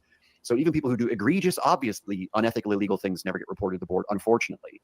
And so like I would love some nationally standardized requirements for ethical practice and monitoring of your practice. And again, I'm not a fan of the federal government, but like this is a case where I think Big Brother would be great because some people just absolutely are narcissists and they're dangerous to their patients. There are definitely ways it could be done, and maybe even through CMS, Center for Medicare Services. Because honestly, if Medicare, when Medicare sets a standard, it becomes a national standard really quickly. Yeah, sure. Yeah, that might be a way to do it. I mean, this is the first time I've really thought about it. I'm just not sure. I certainly don't have the reach to actually have an impact on that. So I do want to go back to this idea of iatrogenic harm, and you were talking about people trying things which they think will be helpful, right? And I've seen a lot of that where people and you talked about it in one of your tweets today, actually, or maybe it was yesterday. You were talking about the fact that if you don't have a double blind, right, you could have something with a small positive treatment effect, or simply a placebo effect, and the person might think that it's helpful. But so what do you do with the fact that we have? I mean, I don't trust the publications. I don't trust the peer-reviewed literature. Even when I look through the actual research and the articles, what do we do about that? So there's a lot to say, and so the professor side of my brain is always interested in being, appropriately skeptical and critical of every study, about every intervention, and making sure that we're not either hurting people or wasting people's time, for sure. And so, like, there's always the file drawer problem where a lot of the trials that failed, the negative trials, don't get published, so we don't really know, right? I reposted that about depression the other day or whatever in psych meds. Wayfair presents TV stands and coffee tables. Tune into media centers in every style, all from just $99. Kick back. So I'm in agreement with you in the sense of there's a lot we don't know. And so we're going to operate on incomplete evidence at all times, right? So in our profession, which is worse off than medicine, even though medicine has the same problem. Yeah, it does. We're operating on incomplete evidence. Right. And any professor with a spine should be able to say that without any wincing or anything like that. So where I disagree with you is when you look at the positive trials, right, that exist, where, ACT worked for this, substance use problem or depression problem, or CBT worked for that, or DBT worked for this, or motivational interviewing worked for that. Like, I feel very confident reading those trials with all of their limitations, right? Like, one of my favorite studies, I don't have it pulled the authors off my head, but like one of my favorite motivational interviewing studies, they went to the Pacific Northwest, I think it was Seattle or something, and they went to this group home for adolescent sex workers, and they did the impossible, right? So it's one of those fantastical papers, right? So they went into this shelter for adolescent sex workers, and they did a bunch of MI, and they used the trans-theoretical model to see what stage of change they're at and all this stuff. And they helped this group of adolescent sex workers increase their condom use, which is literally a miracle because most sex workers don't use any protection or use very little. Right. And adolescent sex workers in particular are much less likely to because they desperately need the money because they're homeless and stuff, right? Right. And so they went to this homeless shelter and they helped these kids take better care of their health. Right. Right.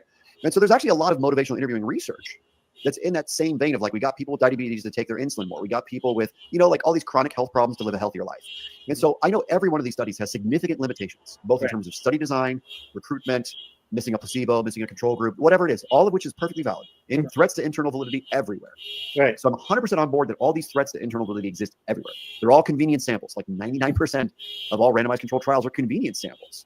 Yeah. Right. There's no community clinic samples that perfectly get a diversity of all backgrounds, ages, genders, like it doesn't exist. It's impossible to do. You need billions of dollars to do these perfect studies. You can't do perfect studies. So what we have to settle for, in very practical terms, are hundreds of imperfect studies. It's like you can't eat the whole elephant, but you can get little slices of it. And so all of these randomized controlled trials, you shove them all together and you get like a general picture that is acceptance and commitment therapy generally helpful. Yeah, absolutely. But is it generally helpful for all people with depression? No. No, I mean, I certainly don't want to overstate the case. And I do think there is a propensity to say, I mean, we saw that with the CAS report. I think a lot of people were saying, hey, you're throwing out all of these studies and it's too skeptical. But the fact is, I mean, too many times when I look into a study and I just don't trust, there are just too many journals that when I end up reading the actual study that we're talking about, like sometimes it's just like, wow, did they do any actual review of this? I've posted, we have a little community here, and I've actually posted things to the community, just like, this is a peer-reviewed study, and it was literally worthless. Yeah, literally worthless. Yeah. And I think that really is part of what's making people be very skeptical, Yeah, and I think that is normal as a reaction. So the problem that I have with that reaction is that we're missing the bigger picture, right? And so if you were to look at other types of comparable professions, right, whether it's economics or sociology or psychiatry or other parts of medicine, you would see many just absolutely throw away garbage studies. I don't even know why they did it, right? And the thing that I think is, okay, if we look at this big picture, what is the entire point of the empirical approach to the social sciences, right? Because it's the social sciences, not engineering, mechanics, chemistry, not a hard science, right? Hard sciences have fewer parameters, easier to do true experiments. Social sciences, real experiments almost never happen.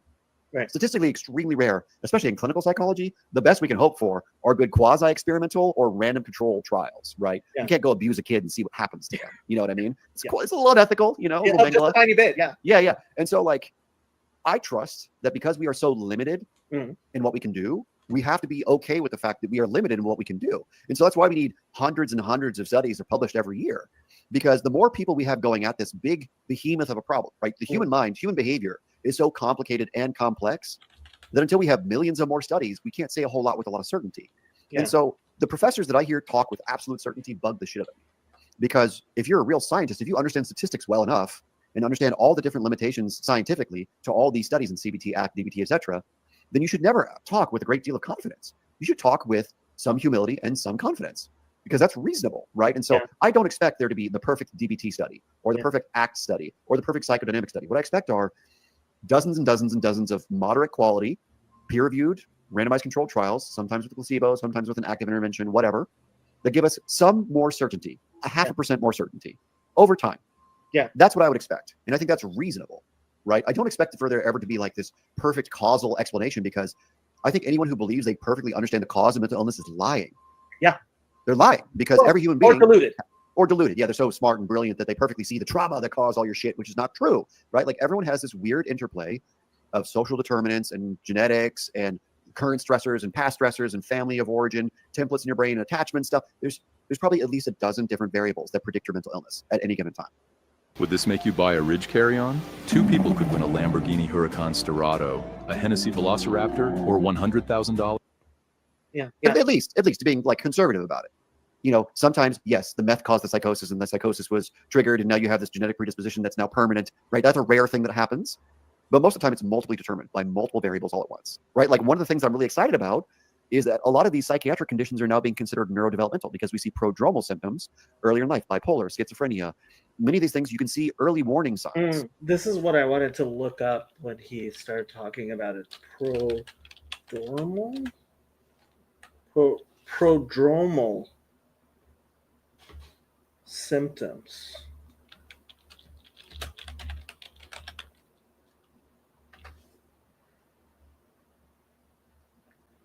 Interesting.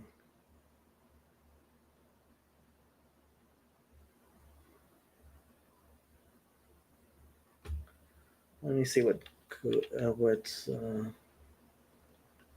Grok has to say.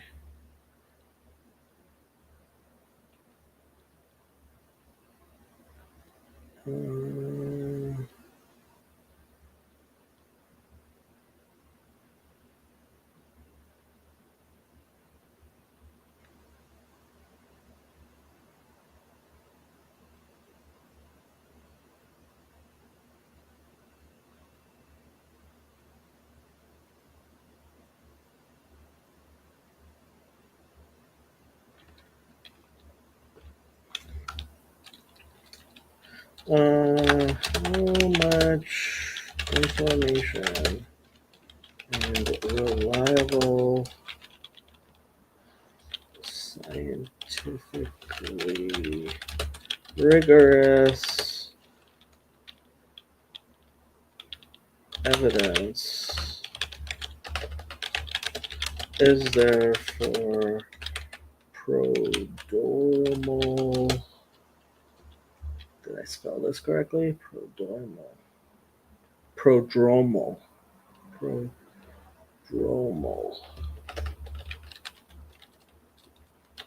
It's hard to type with a cat sleeping on your lap, and I obviously can't move and let the cat not be comfortable sleeping on my lap, of course. How much information and reliable scientific prodromal symptoms of mental health disorders like bipolar, schizophrenia, and major depression. Is there? Who are key researchers who work in this field? So we'll see what.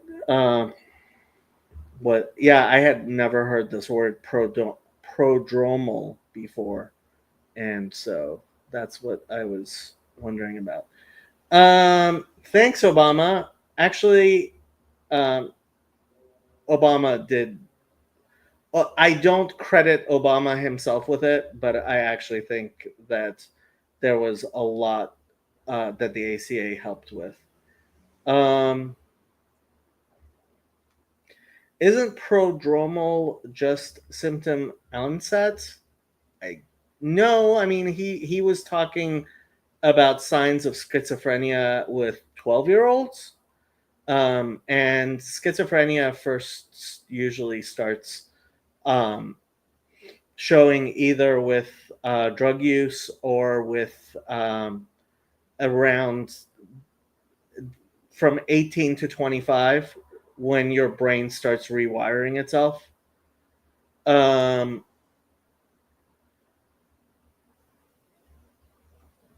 So, yeah. that aren't full-blown symptoms. You're not having a full-blown manic episode at 12. Right. But is your kid extra talkative? And is that pressured speech or flight of ideas showing up at 12 or 13? And does it become bipolar at 16 or 17 after drugs, trauma, stress, right environment, whatever it is? Right? Like that kind of thinking I'm super excited about, because the more we understand the developmental nature of some of these issues, the more we can see how complicated it really is. Okay, let's see what Grok has to say. Prodromal symptoms refer to early, often subtle signs that precede the full onset of a mental health disorder. These can include changes in mood, cognition, behavior, and functioning, and they typically emerge gradually over months to years. Research into prodromal phases aims to enable early identification and intervention, potentially improving outcomes. The evidence base varies by disorder. It is most robust for schizophrenia, moderate for bipolar disorder, and more limited for major depressive disorder. Below, I summarize the quantity and quality of scientifically rigorous evidence for each, drawing from systematic reviews, meta-analysis, and longitudinal studies. This evidence is generally derived from clinical high-risk cohorts, retrospective reports, and prospective follow-ups. Retrospective reports is actually, I think, probably, as long as the sample size is in the thousands, might be the best way of doing this, but with methodologies including structured interviews and biomarker assessments. While promising, challenges include symptom overlap with other conditions, anxiety or substance use, heterogeneity in presentations, and the fact that not all individuals with prodromal symptoms progress to full disorder. Schizophrenia. There's a substantial body of reliable, scientifically rigorous evidence supporting the existence of a prodromal phase in schizophrenia, often termed the ultra-high risk or clinical high-risk state for psychosis.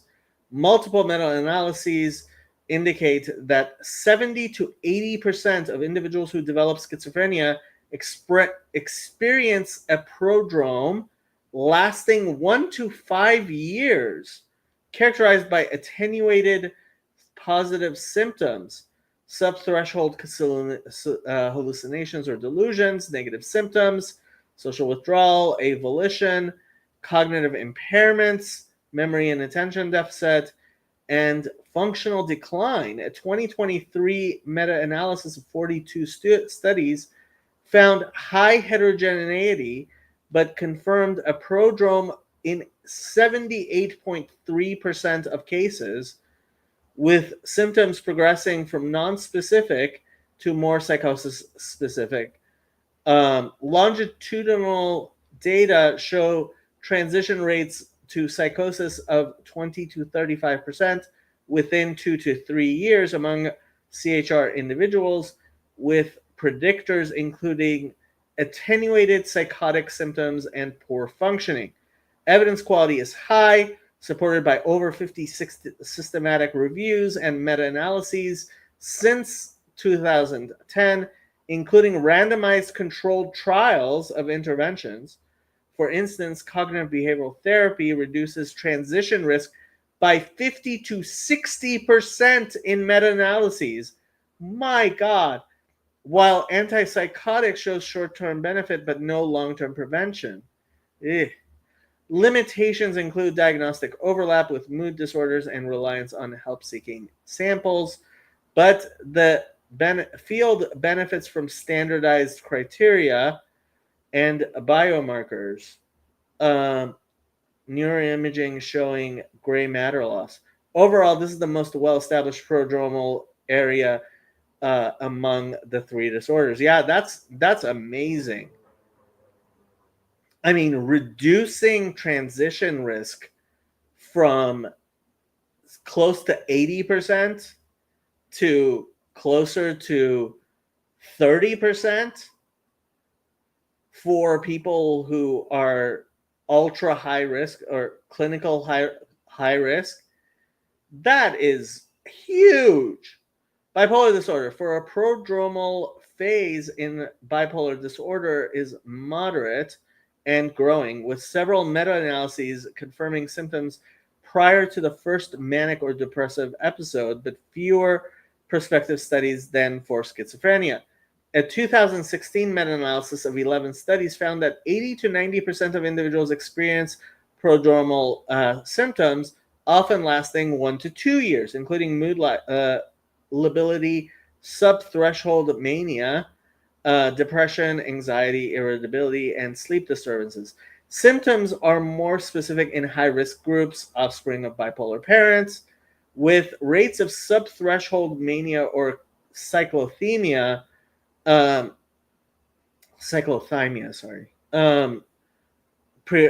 predicting transition. A 2023 systematic review highlighted detection challenges but noted consistent precursors like anxiety and mood swings.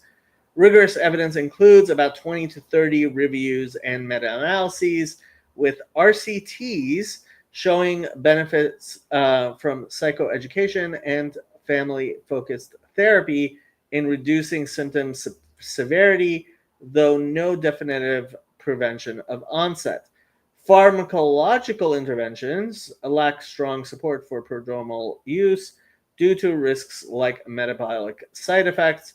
Evidence is reliable but limited by retrospective bias and overlap with unipolar depression or ADHD.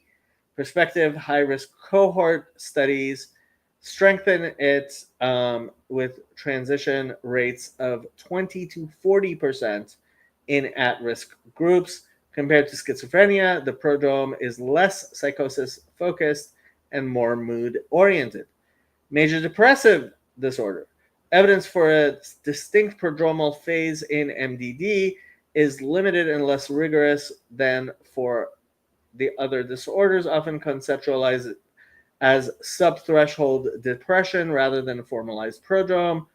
A 2021 systematic review of 19 studies identified a prodrome in 26 to 100% of cases, lasting weeks to months, with common symptoms including anxiety, irritability, tension, somatic complaints, and low mood.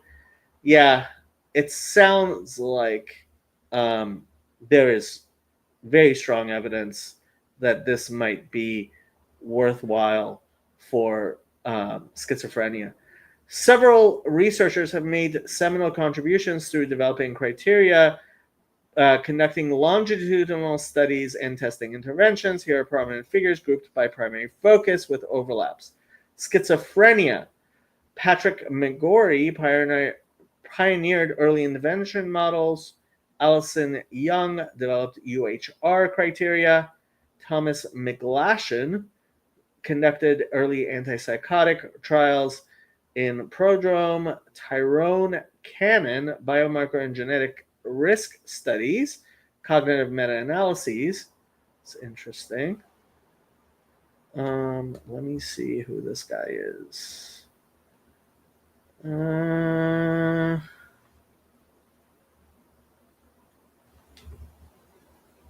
Yeah, I might go through these names later and see which universities they are affiliated with.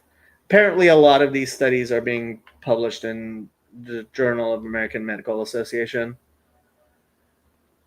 Okay.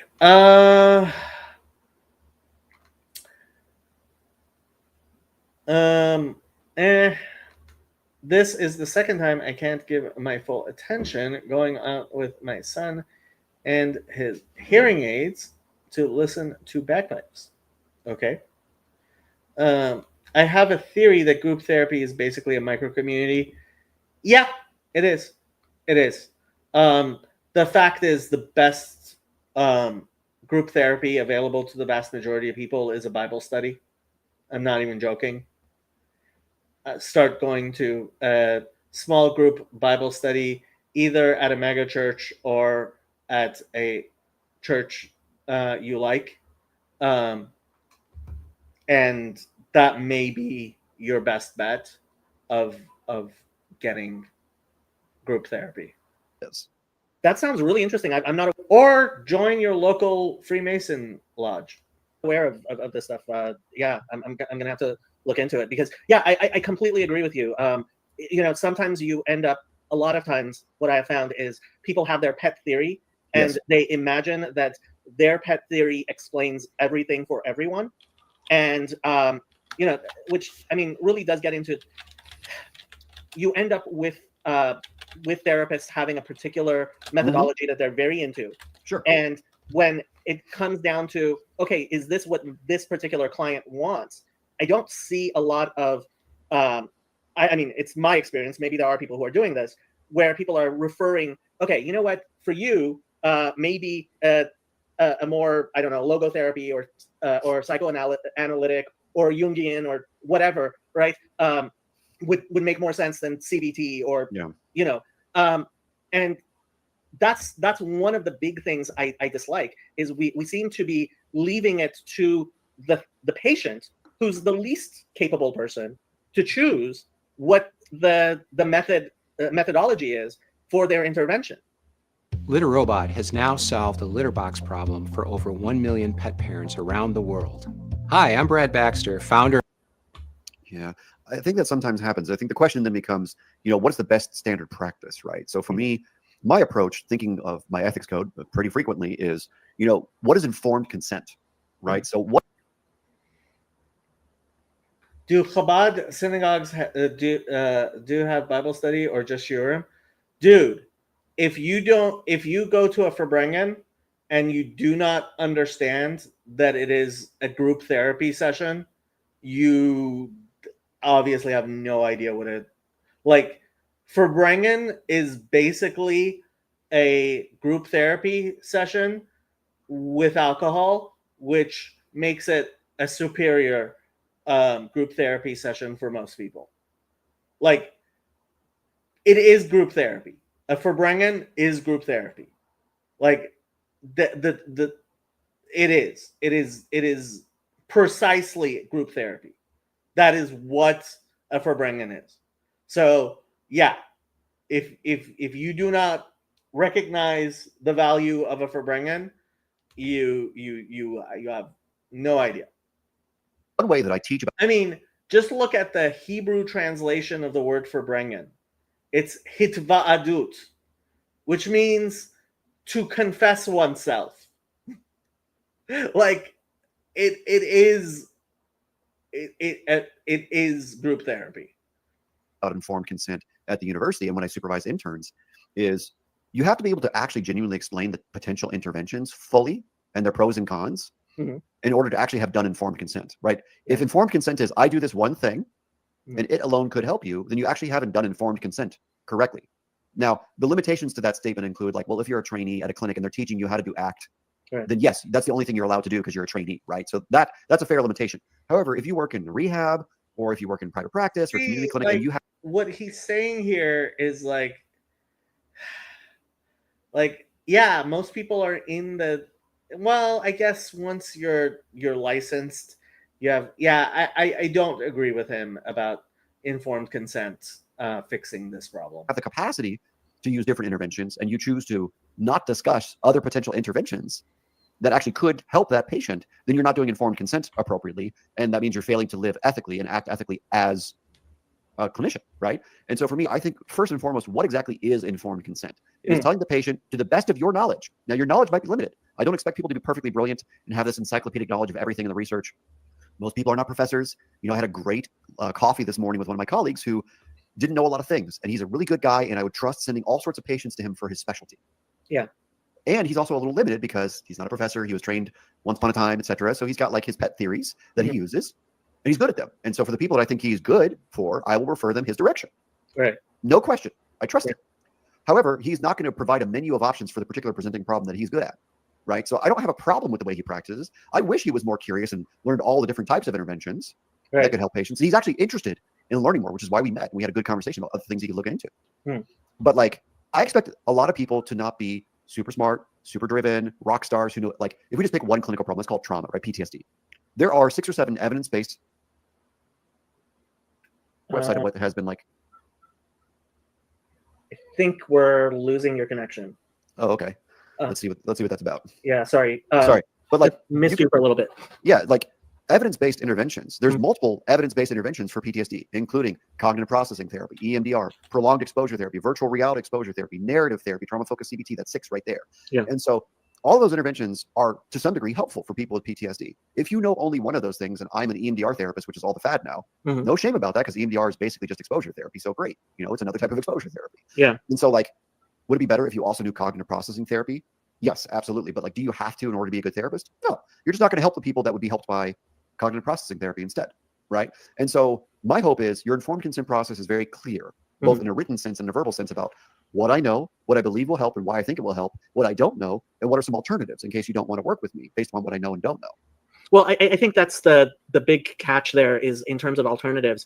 I mean, what you were talking about, okay, you had coffee with this colleague, you better understand what that person is capable of and what they know in terms of their methodologies.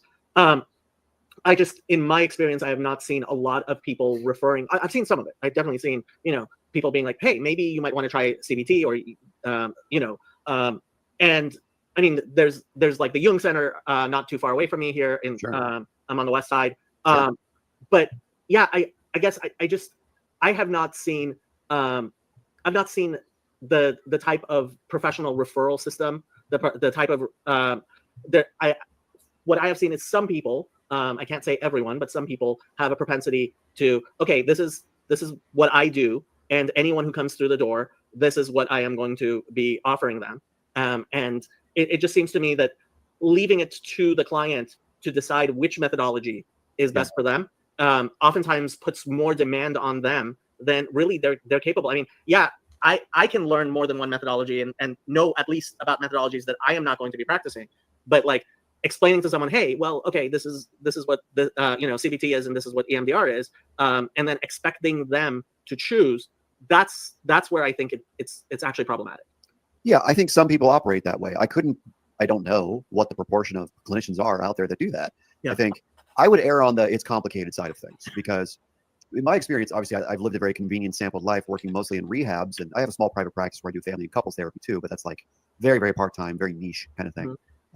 But like, my experience in Southern California for the last 15 years has been the people that I generally have talked to, especially where I've worked on the west side of LA and Malibu, Thousand Oaks. Well, Malibu is where the very expensive rehabs are. Yeah, no, definitely, for sure. And but I know a lot of people all over mid-city, mid-Wilshire, Hollywood, downtown, Silver Lake, Pasadena. And my experience is that people tend to be very specific and strategic in their referrals. And part of that is like, who do you know, right? Like, who are your friends? Something that's very important. I tell my grad students all the time is these people that you're graduating with, these are your referral sources. So make sure you have an actually good relationship and you're clear about what your strengths and your weaknesses actually are before you go out there. Yeah. Like, you can always get a little bit of an interesting kind of voyeuristic look at this if you join LACPA. I don't know if you've heard of it. I have not. Yeah, so LACPA is the Los Angeles County Psychological Association. So like many of these professional associations, they have their own listserv where people email out topics and have conversations about things. And, they're pretty good about when there's a referral, that they specifically are very clear about the types of provider, types of presenting problem that the person might do best with: gender, age, background, all these things, type of interventions they've tried, not tried. So I feel at least decent about what I know in the psychologist world. Yeah. About that. I have no clue if it's different for, CAMFT or MFTs or whatever, but like, I've seen mostly my colleagues of all degree levels be very intentional and specific in their referrals. Yeah, I think you might be seeing a lot more development, which makes sense on a PhD level with psychologists than necessarily what I'm seeing with LCSWs, LMFTs, and LPCCs. Yeah. Maybe. Yeah, I don't know. I mean, I have plenty of good, like in my little office suite here, I have 3 LMFT colleagues, 4, that are very specific, very specialized, and they make very specific specialized referrals, because I'm in a couple of group threads with them and I see the way they talk about referrals. And it's not just they're sending people to their friends. They're like, this person might need this kind of personality and things like that. So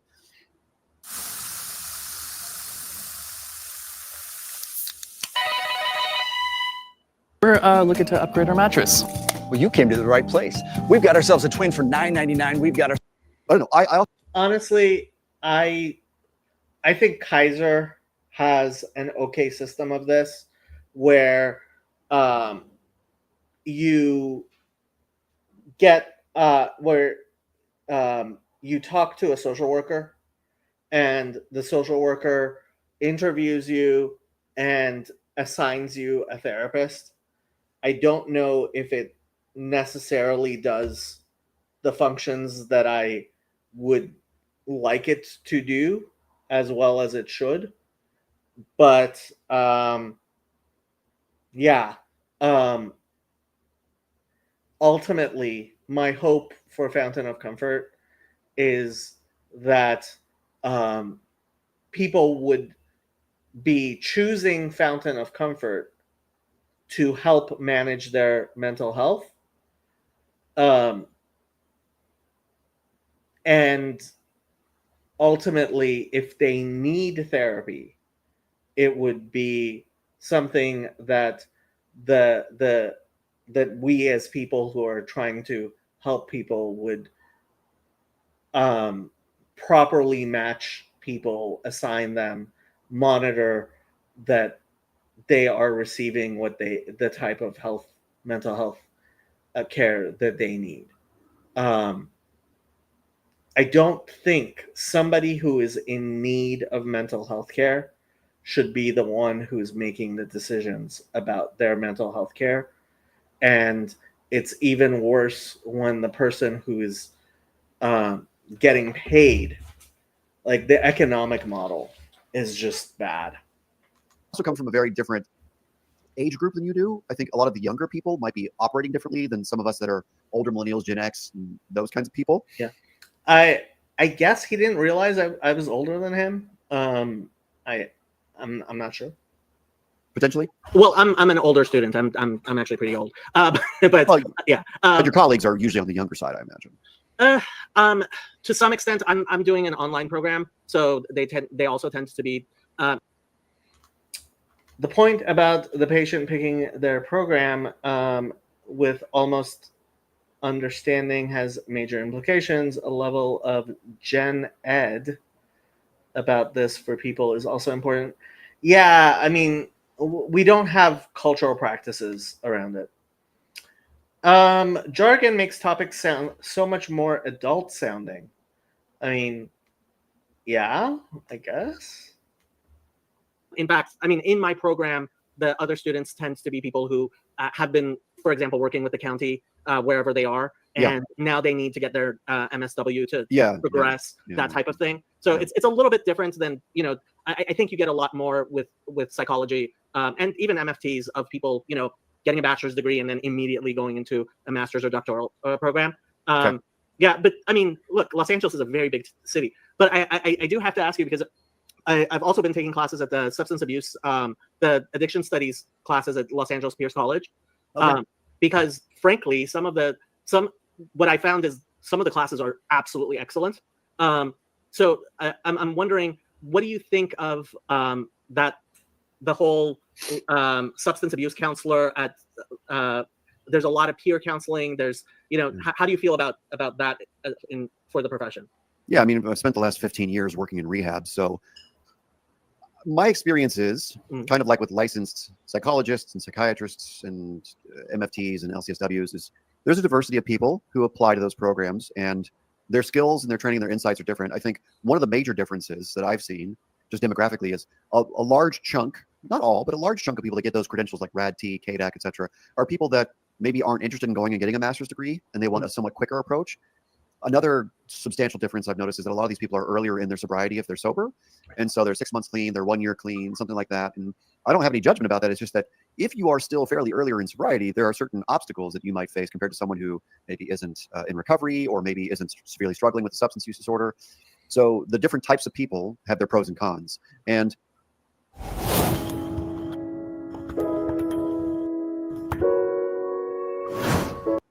I've seen some awesome RAD-Ts and KDACs in my career. I actually just hired one for one of the programs I'm consulting for. And so I'm really excited to work with this person and kind of help mentor them and get them in shape and, you know, in their lane kind of thing. But I've also seen some people who should never have a credential and never work with patients. And so it's, and unfortunately that's a lot like LMFTs and LCSWs and LPCCs and psychologists and psychiatrists. You know, I'm surprised any of these people are licensed sometimes. So, I mean, what I like about it is it gives people who aren't sure if they want to spend all the time and the money to go get a degree an option of getting in the industry and starting to help. I like that. I think there's a drastic shortage of qualified people who care. And so it is to some degree just a numbers game. Can we get more people, some credential that helps? But the problem is it takes almost nothing to get your RAD-T. Yeah.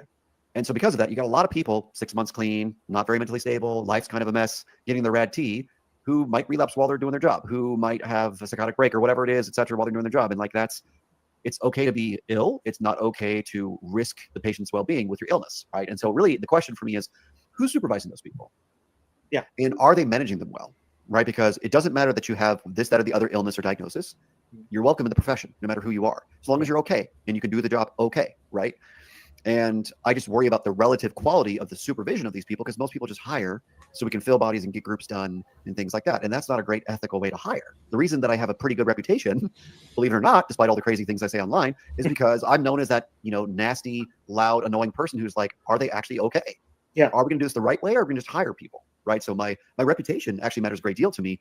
Boots on the ground. I don't give a shit about my online reputation, but my boots on the ground reputation matters a great deal, because like, if I'm known as the guy who just like, let you hire anybody, then my reputation sucks. Yeah. And you're going to do shitty work with people, and you're going to hurt patients, and heaven forbid insurance is going to come after you, right? So like, I want to do it right. Yeah. And I don't see a lot of people interested in doing it right. They just want to hire people and get it over with. Yeah. No, I completely agree, and I've seen pretty much the same thing. So I initially started taking classes at Pierce because it was the easiest thing to start off with, and my professors very quickly told me, what do you want to do is get a master's degree, and I already have a bachelor's. So I started my master's degree, and the reason I went back and started taking classes again in the substance abuse course was there are just some really great professors, and I found the classes to be a lot more educational. Okay. But at the same time, then even my master's degree course, but at the same time, I saw a lot of what you're saying, which is a lot of people who are in recovery, and for their recovery, they have to be in some sort of job training program.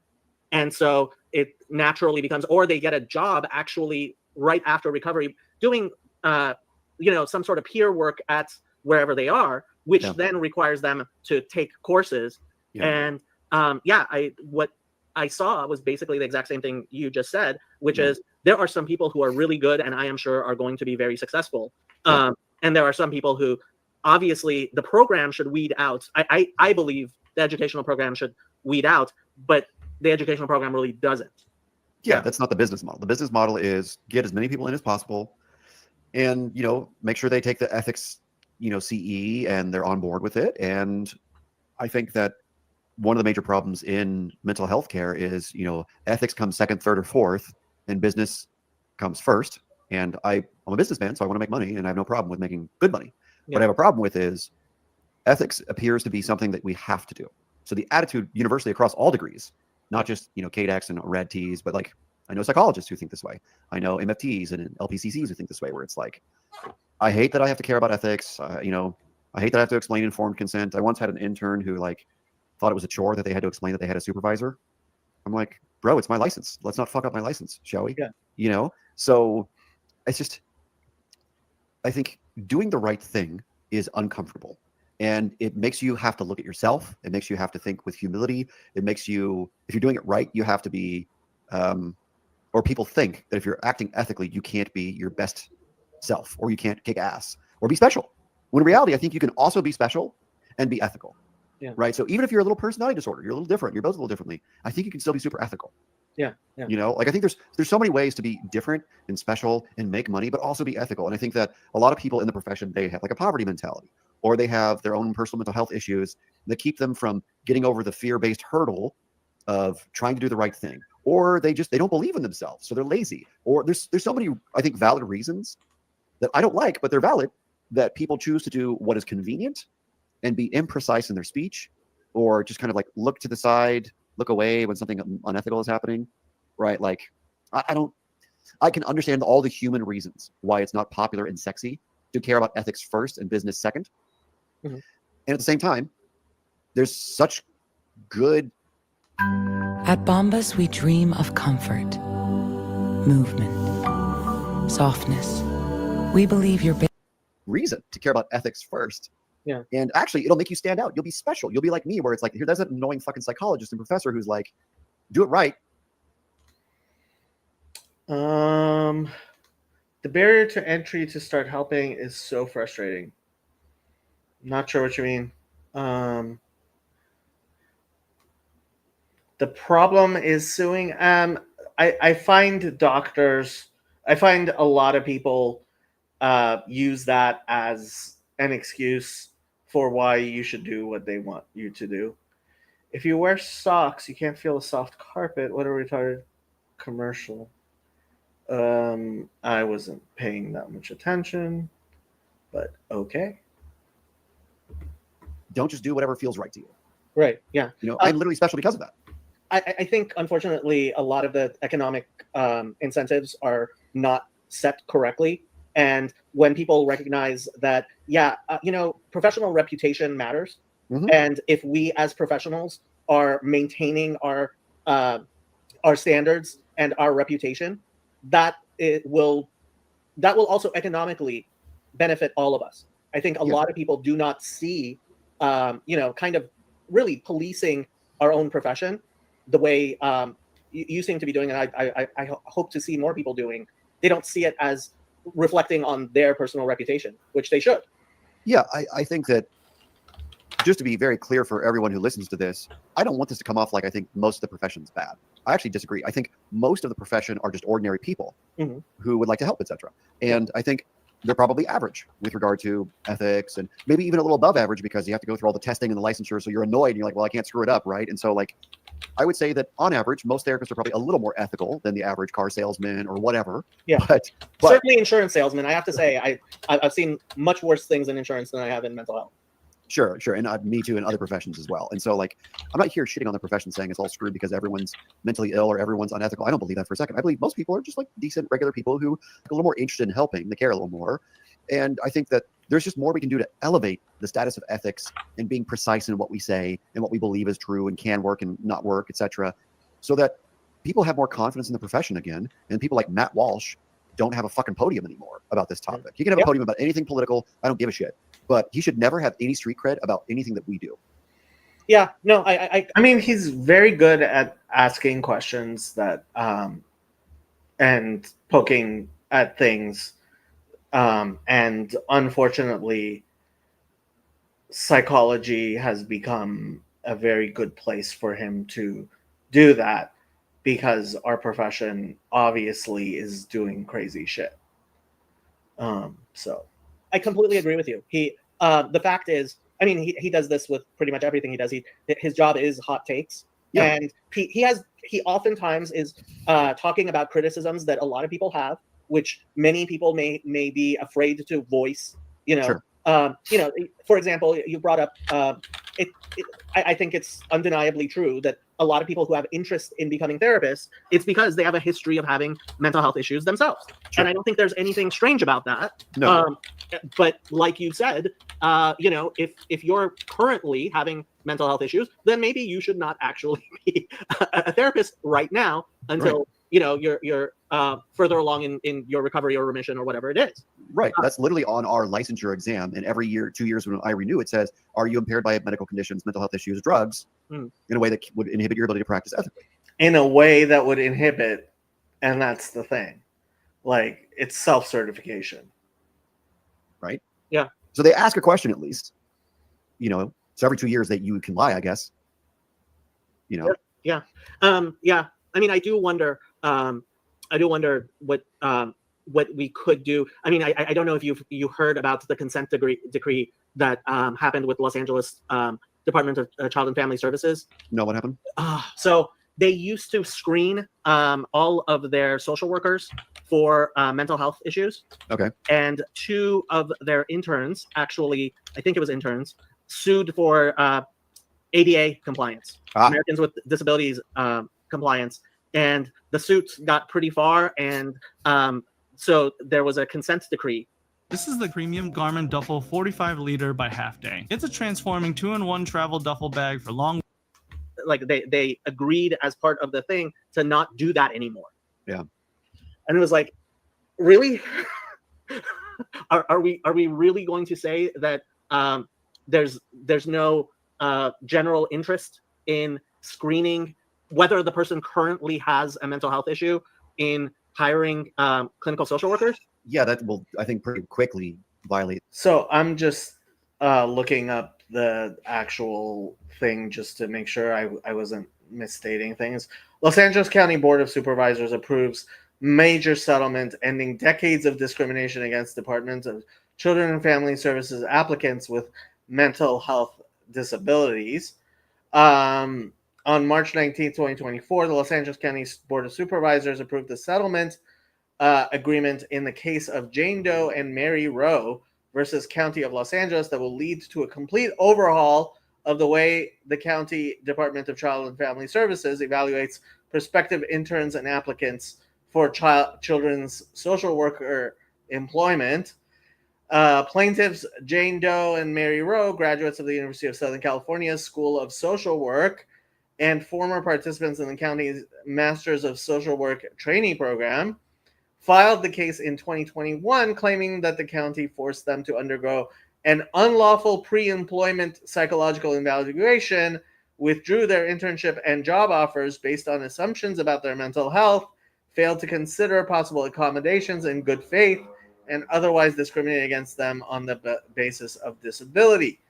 Plaintiffs allege that for nearly 4 decades, DCFS has subjected prospective interns and applicants for children's social worker employment to a pre-employment psychological evaluation protocol that was designed expressly to identify and exclude applicants with a variety of mental health symptoms and diagnoses. The symptoms is the big part, including people like themselves who had experienced symptoms of PTSD following rape or sexual abuse. DCFS relied on this discriminatory psychological evaluation to reject large numbers of otherwise qualified applicants every year, including nearly 20% of the people participating in its MSW trainee program. That should already tell you like what's going on. And this is actually one of the things that has been a problem. Like, the DCFS should be able to rely on the fact that somebody who is an MSW student at USC is like you wouldn't need to do a psychological screening. Unfortunately, there are some excellent MSWs who graduated from USC. I know some of them. There are some really, really bad people. And when I was an undergrad at USC, it was generally known that the people in the School of Social Work were crazy. Like, that was the reputation that the School of Social Work had at USC among other students about the people in the MSW program. What do you do with that? What the hell do you do with that? And I mean, I had to work with one of the graduate students there at one point. Oh wow. Yeah. Jan God says, what could go wrong? Precisely. What could ever go wrong? ADA, because mental health issues are, known valid disabilities. So, if, I don't know if you ever looked on Indeed, but I post Indeed ads to help hire, et cetera. And like, if you're going to do a screening, you can't not hire people specifically because of a disability. Right. You can say yes, no, or I do not wish to answer, right? Yeah. Legally, ethically. And so, yes, they can screen you out technically, but if it's specifically because of the reason of having a mental health diagnosis, then you've now violated the ADA. And so the problem we have legally and ethically is we never want to discriminate against people with a diagnosis, right? Yeah. It's not the diagnosis that is the problem. Yeah. Right. And so the question is their diagnosis active and impairing, right? And active, I'm even a little less worried about to some degree, not completely, but to some degree, than is it impairing? Because if you have a history of depression and you happen to be a therapist or whatever, case manager or LCSW, whatever, that's okay. And even if you're still working on your depression, that's okay. So long as you can ethically do your job, get supervision and consultation to help manage. Like I had a patient, I had an intern once who had a valid diagnosis of bipolar 2, and his psychiatrist screwed up his meds. Oh, wow. And because of that, he was having subclinical hypomanic symptoms. He was irritable and all these things. And he was still capable of doing his job. He needed extra support, and we gave him extra support and things like that. So like, I have all sorts of compassion and grace for people being ill and needing extra help. But what is not okay is if you're lying about your mental status. Gods, the mortals are complaining that their hand soap is to continue working. That's not okay, right? And so the legal problem we have is we can't just say because you've had a diagnosis or maybe you scored higher in some random screener, right? Like that's not really a good way to actually formally assess if someone's doing well. Yeah. You know, so I'm kind of with those people who sued in the sense of, you know, you're violating the ADA and there's no informed consent, and like, what if I'm just temporarily struggling with anxiety or trauma symptoms or depression symptoms, and like 2 weeks from now I'm okay? You know? No, I mean, I certainly, I mean, frankly, if you were to make having had a diagnosis an absolute bar, you would not have enough people to be therapists. Yeah, we'd be out of clinicians of all degree levels for sure. Very quickly. And I'm hoping that the Los Angeles Department of Child and Family Services wasn't being ridiculous like that. That wasn't the impression. So, I mean, and I said this either later or earlier in the interview. Yeah, a lot of people go into psychology, go into mental health field because they have had issues themselves. That shouldn't be an absolute bar. That can't be an absolute bar. If it was, we certainly would not have enough therapists. We really will not.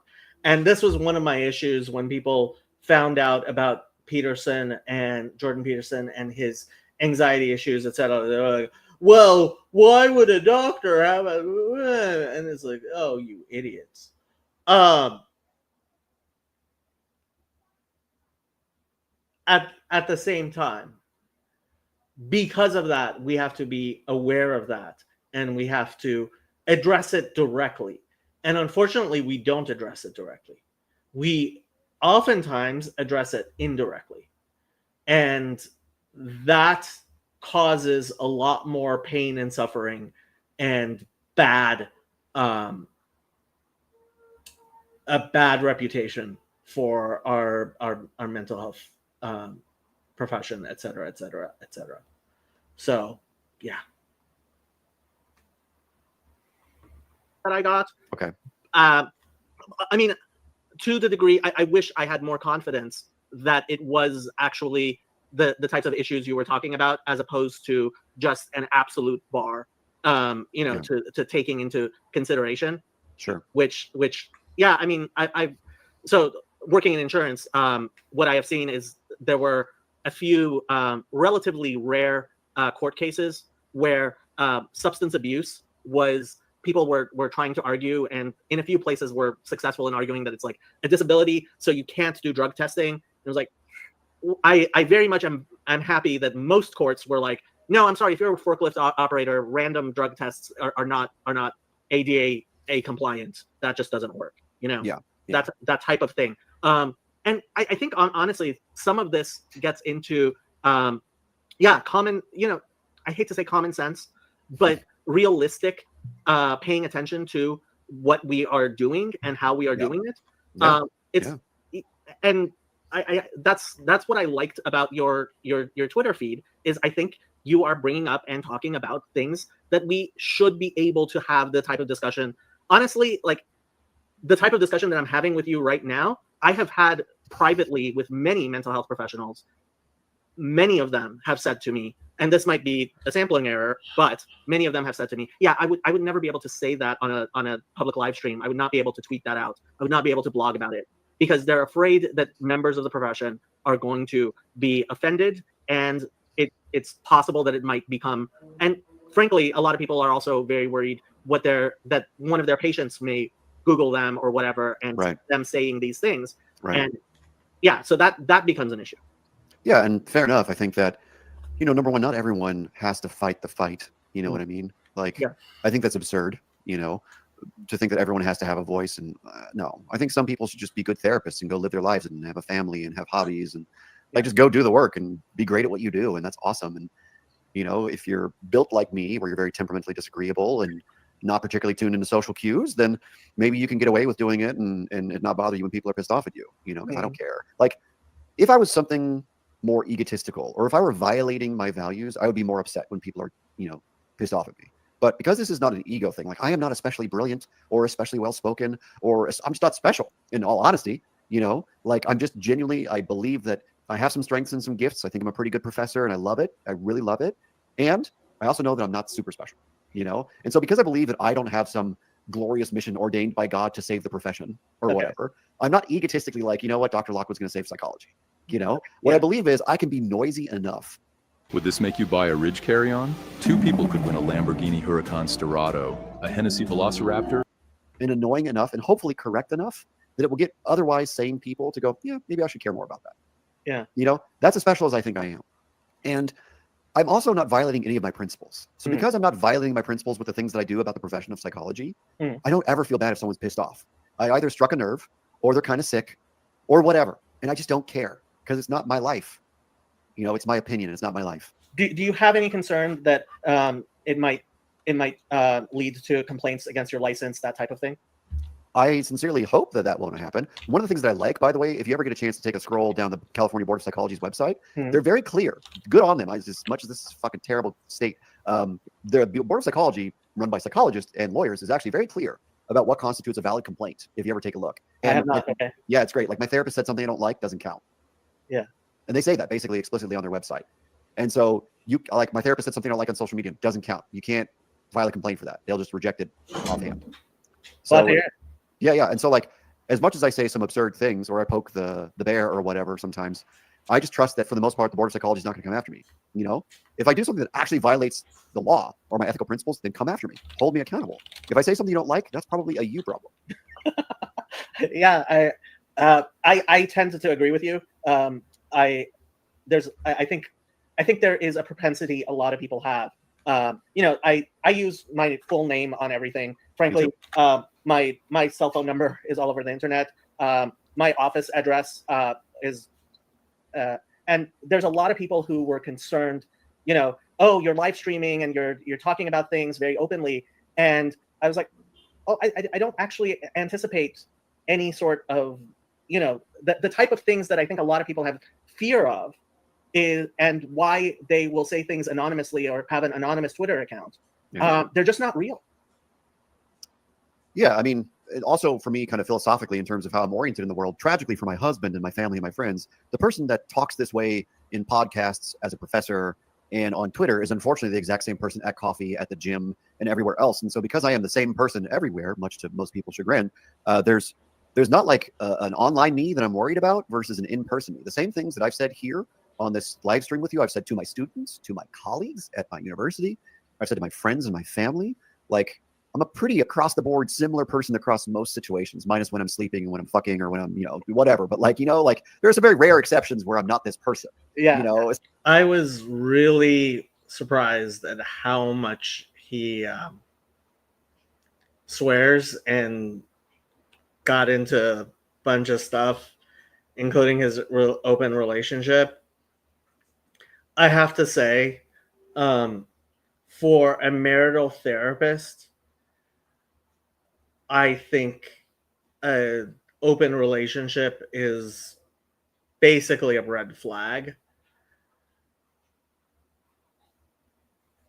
For gay men who are in a relationship, for it to be open is a different thing, because gay men just operate differently than most relationships, which is one of the reasons I think referring to the relationship between two gay men as a marriage is just deceptive. It's the vast majority of people who hear that, because they don't know a lot of gay men and they don't know a lot about the relationships that gay men have, imagine something that is analogous to a heterosexual relationship. And I think that's just obviously false, which is the reason why you have so many long-term gay relationships that are open. So that's a whole other thing. And so it's not an absolute bar to understanding what a healthy relationship looks like to be in an open gay relationship, because an open gay relationship can approximate um, um, being a healthy relationship. Would I call it an exactly? I mean, it would depend on the people. There's no such thing as the perfect relationship. Vast majority, like if you're going to call a heterosexual relationship ideal, you probably don't actually know the people you're talking about, and you probably have no idea what their life is like. I don't know that I've ever seen people in an ideal relationship.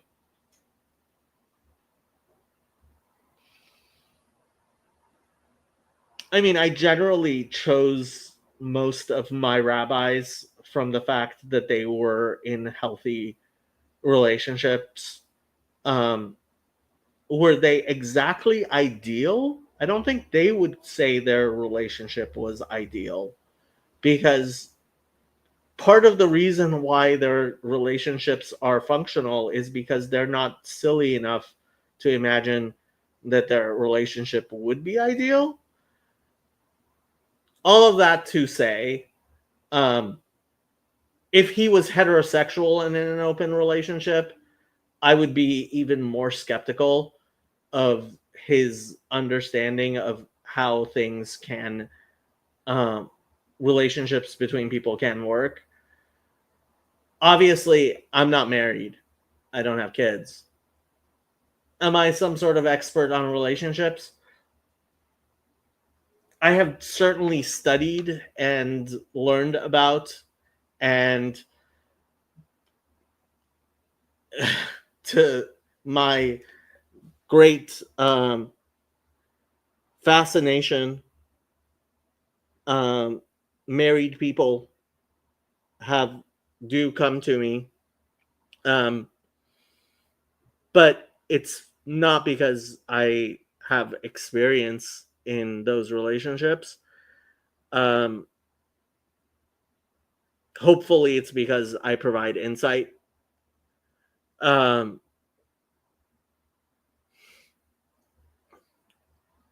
a heterosexual male or female who is in an open relationship. Funny enough, I would say in a lesbian relationship, an open relationship is more of a red flag than in a heterosexual relationship.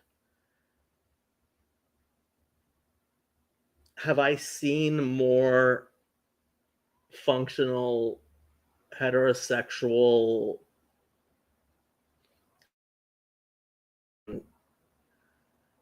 lesbian relationships? Yeah, I would say so. Yeah. And that has a lot to do with the gender differences. This is the part where we get into the really controversial stuff and we start talking about human sexuality and trans issues.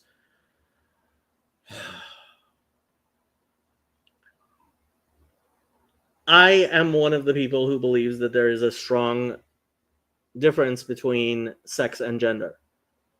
There is a strong difference between sex and gender.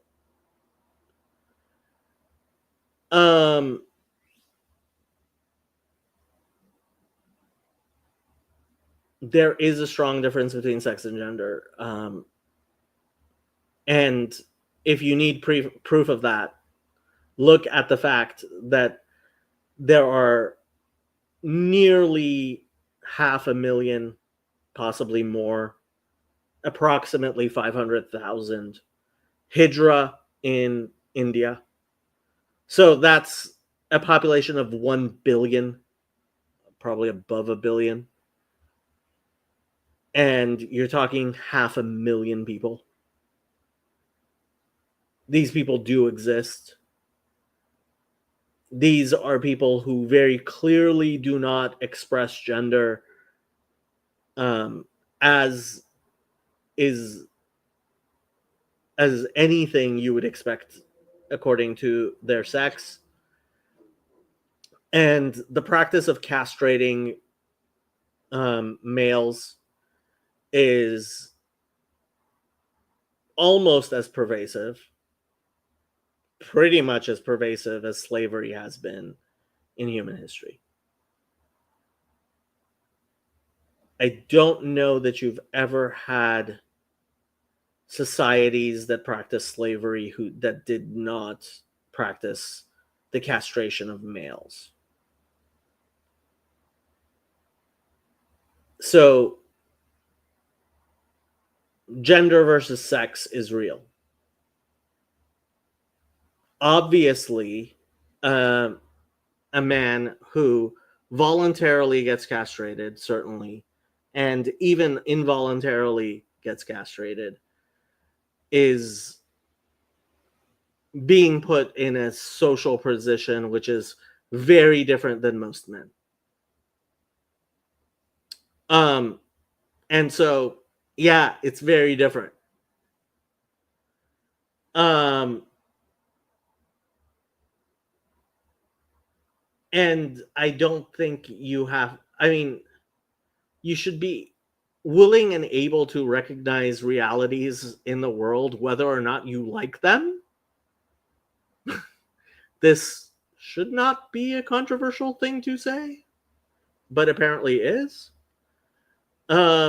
And so, yes, gender expression is not the same as sex.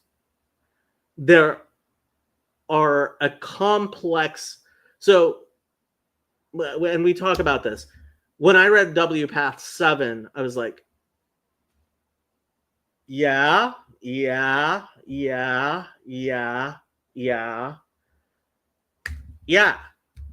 And similarly, when I read the cast report, I was like, yeah.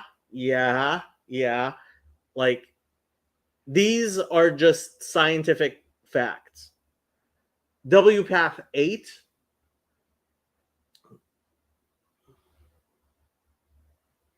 I think, was hiding a lot in all of the context that he talks about. The support for demedicalization, et cetera, et cetera. That's not about scientific facts and about understanding the world in which we live and how it functions. It's about a policy agenda. And yeah, there's a lot of people with policy agendas who are involved in the mental health field. I have a policy agenda. I think pretty much everyone does. But the role of science and actually having secular mental health, like, okay, we have to deal with this person that we're dealing with, right? And that is completely different from what people end up doing and talking about, et cetera, et cetera, et cetera.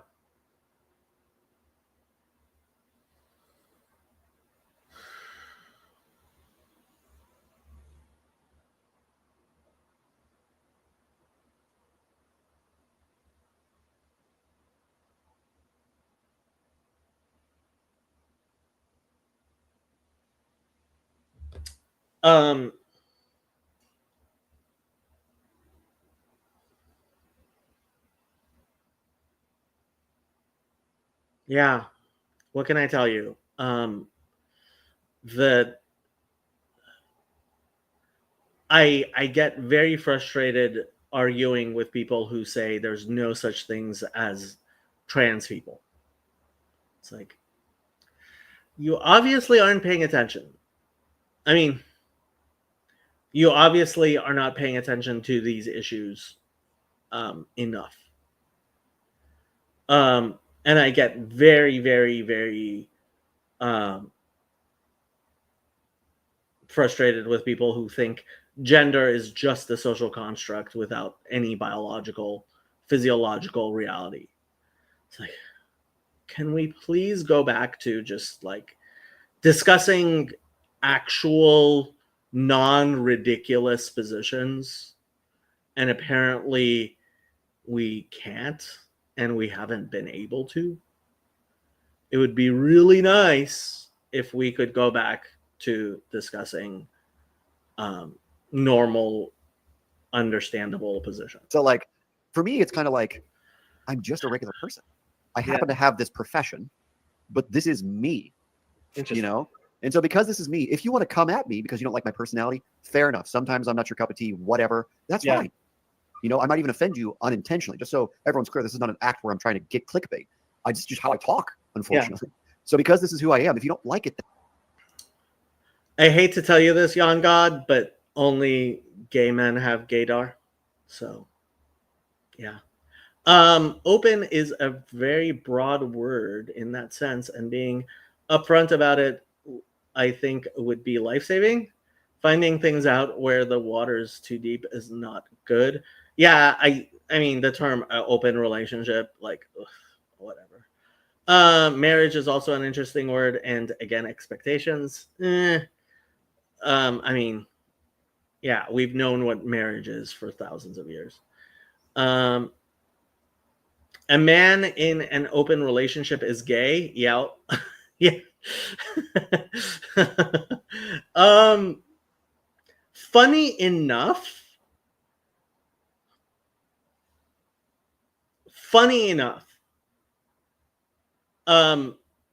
so let's dunk on Destiny. Stephen Bardinelli, or whatever his name is. Like, he didn't mind the fact that his girlfriend was sleeping around because he was sleeping around. And he found out, well, it wasn't his girlfriend, it was his wife. And he found out what that meant when his wife divorced him to marry an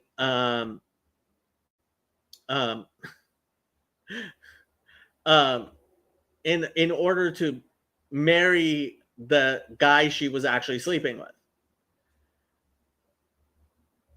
It's oftentimes not the guy who really recognizes what a problem an open relationship is until it's too late.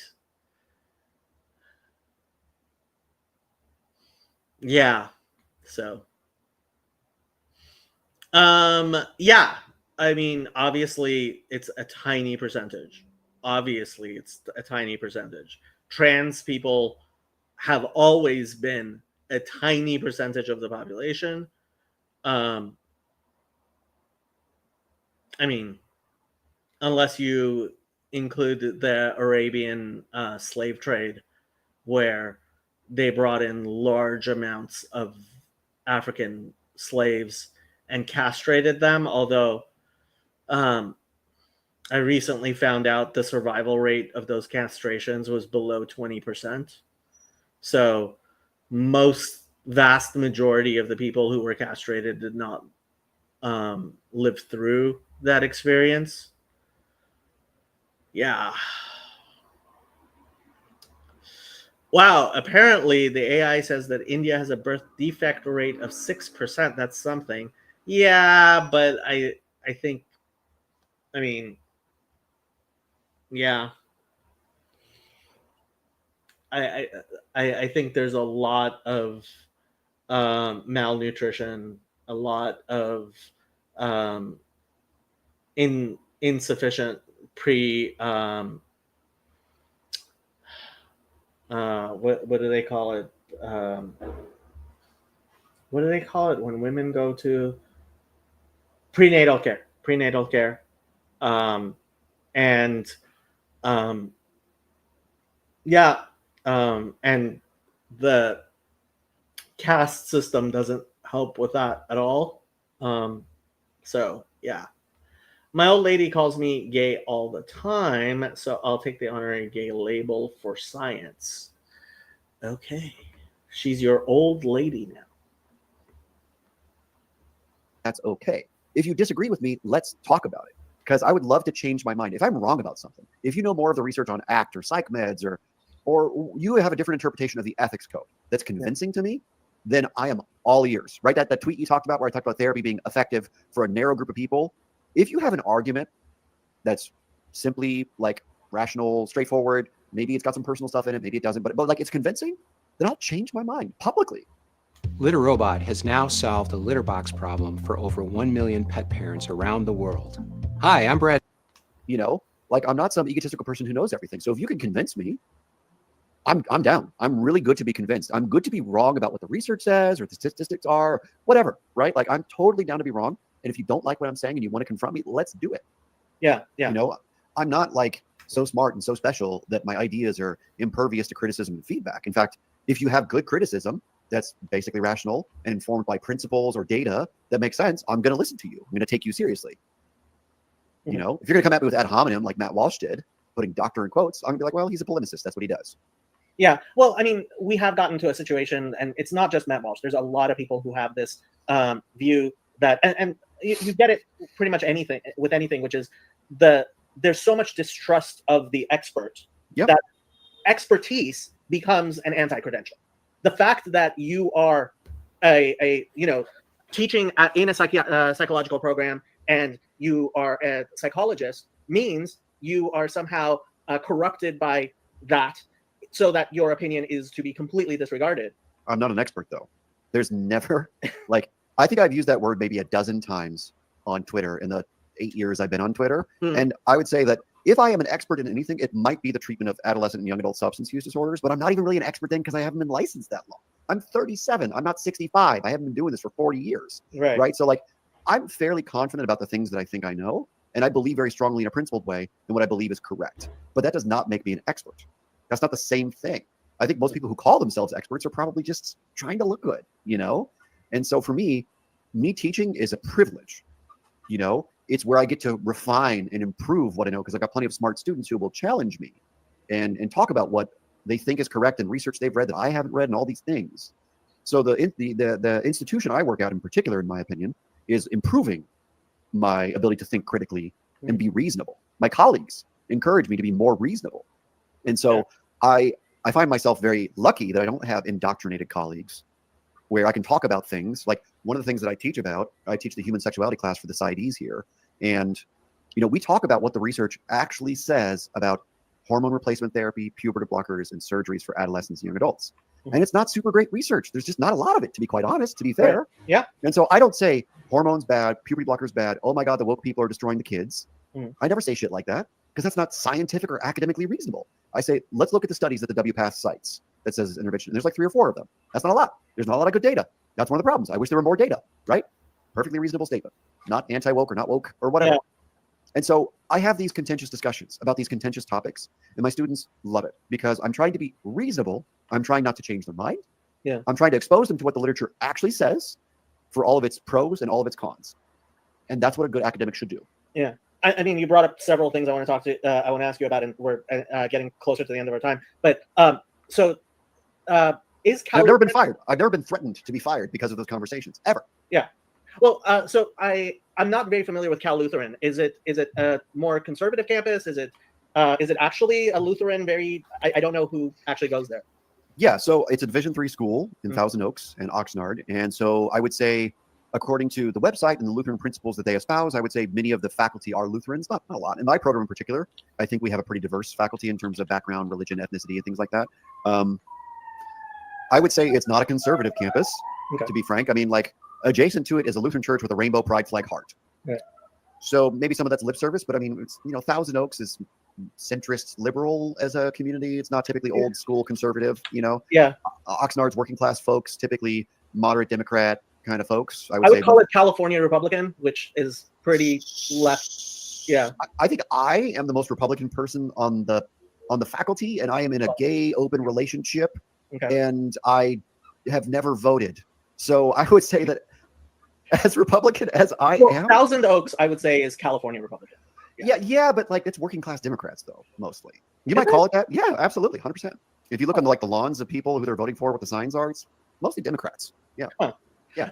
Well, okay. So, but my colleagues are about as lib as it gets, and safe space signs outside some of their doors, and they're very good people I trust, and so they're just not indoctrinated. They're just kind of liberal and a little woke, but they're like good people who actually care about science and ethics, and if they're on the politically liberal side of things, fuck yeah. I mean, like those are the people that I actually like to hang out with. Yeah. Yeah.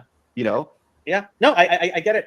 So one of the things that I found surprising when I looked at the WPATH standards, when I first found them, I was looking at WPATH 7, and I'm like, why is anybody in any way like criticizing these? And then I saw WPATH 8. Yeah.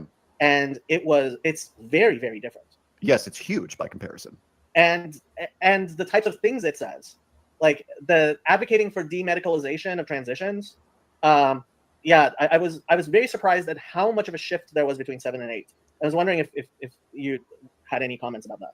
Yeah, I mean, what I would say more broadly, without getting into each of the subsections of it, is what we're going to see are more shifts. And WPATH or version 8 it reads like a giant peer-reviewed paper, basically, just extremely long tome. And they're very clear about what the data say, interestingly enough. However, they speak, unfortunately, very broadly. So like in the section of WPATH Standard of Care 8, there's the section about adolescents and young adults with hormone replacement therapy. And they cite, I believe, 3 different studies in one of the paragraphs. And all 3 of those studies are very small sample studies.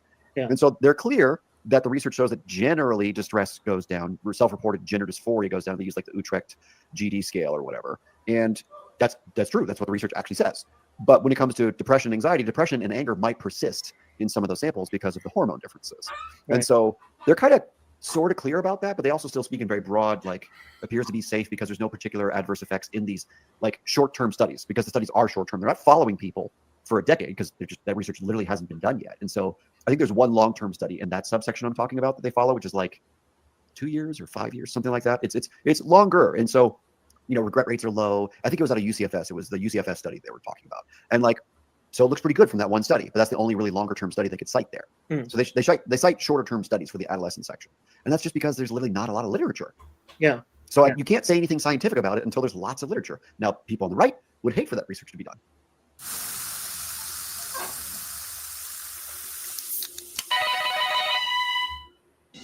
At Providence, we've helped lead the way in hard care for decades. But what drives us is what... Because that means... I don't know that they would hate for that research to be done. We've had some scandals with research having been done and then not being published. Specifically here at Children's Hospital here in Los Angeles, there has been what would be a high quality study. Here.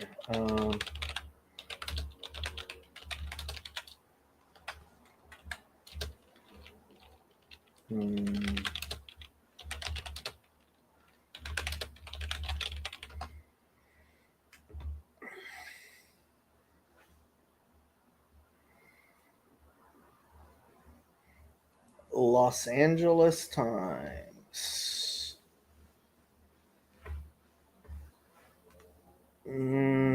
Does this talk about the study?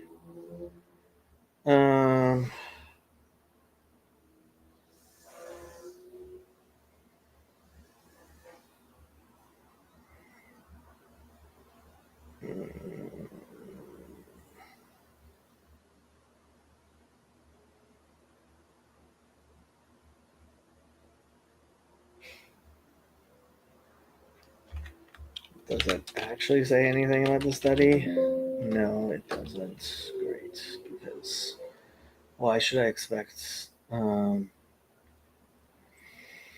Here, let's do the New York Post article. Gender extremist doctor hides data showing puberty blockers do nothing to help kids. Post editorial board. Why a National Institutes of Health backed doctor? Why are National Institutes of Health backed doctors hiding data from a near decade-long study on gender-based medical interventions for children? Because, as study lead Dr. Johanna Olson Kennedy admitted in a recent bombshell New York Times interview, The results did not prove what she hoped that they would prove, namely that puberty blockers and similar treatments improve kids' mental health. I do not want our work to be weaponized, fretted Olson Kennedy. That is, to inform the scientific and political debates over transing kids. We should be grateful. The good doctor has unveiled the ugly truth at the heart of the gender industrial complex. Olson Kennedy is a hardcore advocate of hormones first, questions later. She serves in the vanguard of experts appearing in court to stop states from keeping these treatments restricted to adults. And now she's found data that contradict her fundamental thesis, i.e., that kids need to be given these life-altering medicines early in problem at all. Simply hide the results indefinitely and brag to the Times about it. Doctors like Olson Kennedy don't care about science or helping kids and families or getting to the truth of a difficult subject. They love power and its exercise, pure and simple. They're medical authoritarians. Worse still, physician at the Children's Hospital Los Angeles in its trans youth clinic. How can someone with such blatant disregard of basic ethics continue in any clinical medical position? So, yeah, do conservatives hate that these studies are being done?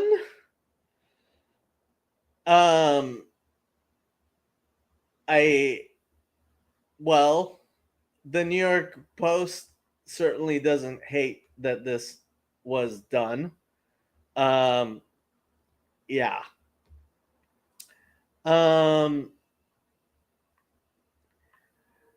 Daily Wire has become too polemical even for them, not gonna lie. I want to see Dr. Lockwood do soft white underbelly. I have no idea what you're talking about. Oh, it's a show? Okay. Sterilization can be traumatic sometimes. Yeah. Studying on children might be seen as poor form, however. I mean, we have to do studies. I think we discussed the problems of studies already, but yeah. We're transing kids or whatever, right? And so the truth of the matter is, people that hate these interventions will never see long-term studies because they're going to fight to make sure the kids never actually undergo these. That there is no long-term study. Yeah, right.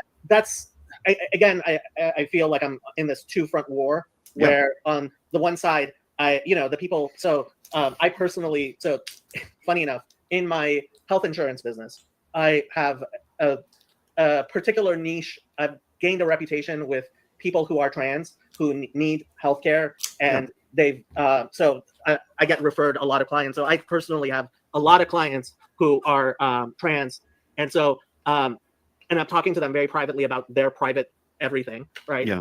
And so it's become I'm in a very weird position where, I can very confidently say I know a lot of trans people who are very, very opposed to a lot of the things that the supposed trans advocates are saying, but that then doesn't put them or me in the camp of saying there's no such thing as a trans person, which is part of the binary. Either there's no such thing as trans, or and it's very strange to me, like the demedicalization. Look, if you demedicalize gender dysphoria, how do you think you're going to get insurance companies to pay for it? It's never going to happen. Yeah. I mean, the only way you could possibly do it is through another diagnosis. So they have severe depression with suicidality, or and how is gender transition going to be the intervention for their other diagnoses? I know, believe me, I've thought about this and had discussions about this. And so the problem we face is if you demedicalize gender dysphoria, which I can understand, like the progressive argument for that, which is it's stigmatizing, it's reifying illness, all that. Sorry to interrupt, but this is important. The shooter who murdered my sweet little Daniel. I'm all about that. I'm actually in agreement with that. In many ways. We can have a definite argument about that because but keep on saying what you were saying. Yeah, because like to use the phrase that the conservatives will, I like the concept of gender diversity in the sense that there are so many different ways that people express gender on a spectrum, right? So more prototypically masculine, more prototypically feminine, David Bowie, what have you, right? Yeah. So like, I'm all about that. And there's a subset of people who are gender diverse who have genuine gender dysphoria. And so the question becomes, if we keep that a medical diagnosis, which affords therapy, occasionally hormones and surgery, and it is occasionally, it's not all the time, every time someone's diagnosed, they just go straight to surgery and hormones. That's actually not the norm, believe it or not, for the data.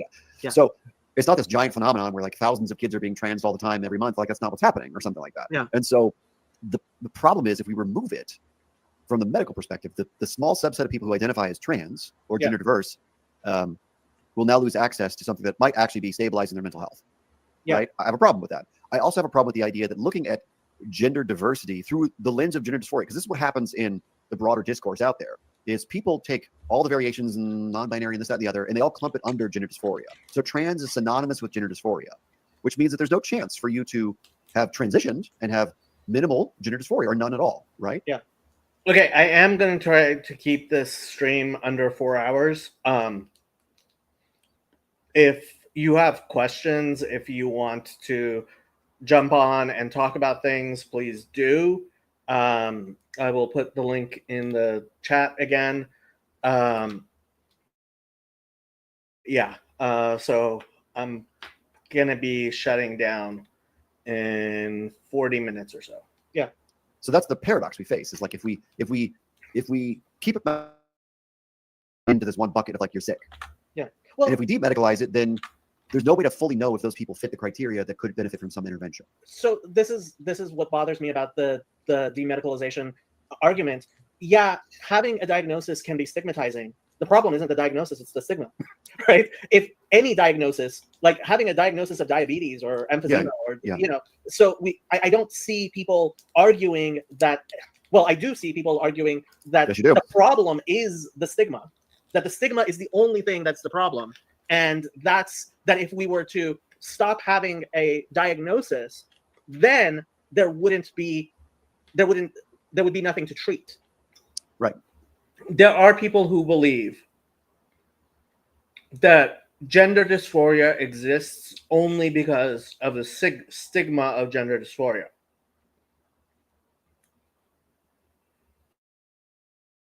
And they never take a conclusion, which is, well, obviously there shouldn't be medical intervention at all. It's just such an incoherent position. Yeah, it's just the bigger issue to me actually about this specifically is that the wording of the criteria is not great, honestly. If you look at both the adolescent and the adult version, or the child and then the adolescent adult version of gender, themselves have some construct validity problems that could be solved by just updating them and making them more precise and specific, honestly, and probably eliminating a few of them, honestly. Or like the length of time thing, it's only 6 months or something, which is fucking stupid. So it's just like, especially with the kid, so like it's really important to be clear that we have a definitional problem, in my opinion, and then we have a practical problem, which is what does society say it's okay to do about what we see, right? And I think it's perfectly okay to disagree about what the literature says about the treatments, and the problem is the literature is just limited, and so you're basically beating up on a weakling, which I think is really stupid. Yeah. Did you get a chance to listen to New York Times recently put out a series of articles and a podcast on gender transitions? It's a 6-part. It's a 6-part. I thought it was pretty well done, and it was interesting. I would commend that to you. So what were your views about the cast review? I don't know if you actually read it. I don't think I actually read it or even talked. I may have made one post about it potentially. Okay. I don't know. So I really feel like I have anything to say because I didn't actually read it. Okay. Yeah, I did read it. I think Dr. Cass, Hillary Cass, was she was trying to be pretty fair, and I thought she did a good job. My impression has been everyone decided that she had to be saying what they wanted them to be saying, or what they feared that she was saying, and so it's gotten. My first question to anybody who asks about it, who talks about it, is, did you actually read it? And I don't know that too many people have. Yeah. Let me real quick. Let me see. I'm not sure he's talking about the same Hillary Cass. I don't have anymore. There's a book, The Handbook of Transgender Medicine. It's like a light green, gray. I'm gonna see if I can find this. The Handbook of Gender Medicine. There it is. Handbook of Gender Medicine.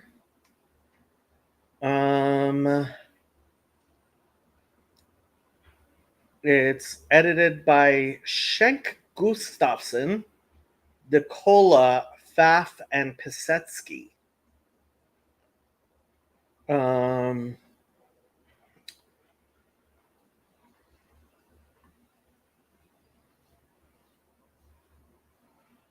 Looks like, oh, it's $70. Ugh. I don't see Dr. Cass being cited in this. Simon Baron Cohen is.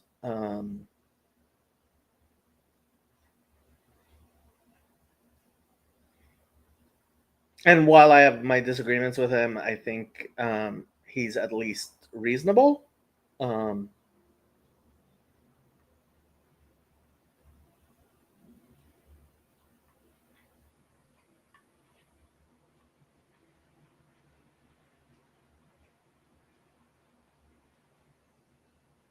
This is really interesting. It talks about all the comorbidities that go along with gender medicine, including like things like malaria.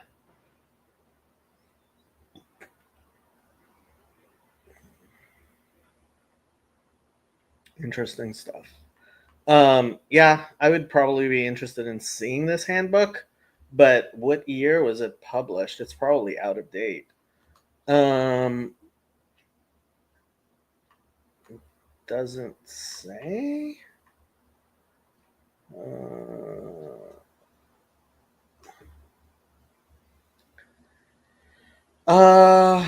2012.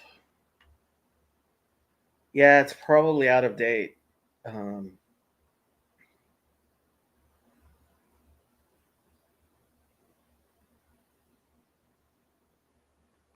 mean, 13 years ago. I don't know. So that's the book he's talking about. Okay. I think I left it at one of my old gigs, actually. But basically, Cass is one of the authors, I believe, and has always been reasonable. My understanding of Cass is Cass has always been reasonable. Yeah. And so when you've been published in these big handbooks and things like this, that the WPATH supports and things like that, the reasonable people are always going to get beat up on. Yeah. Always.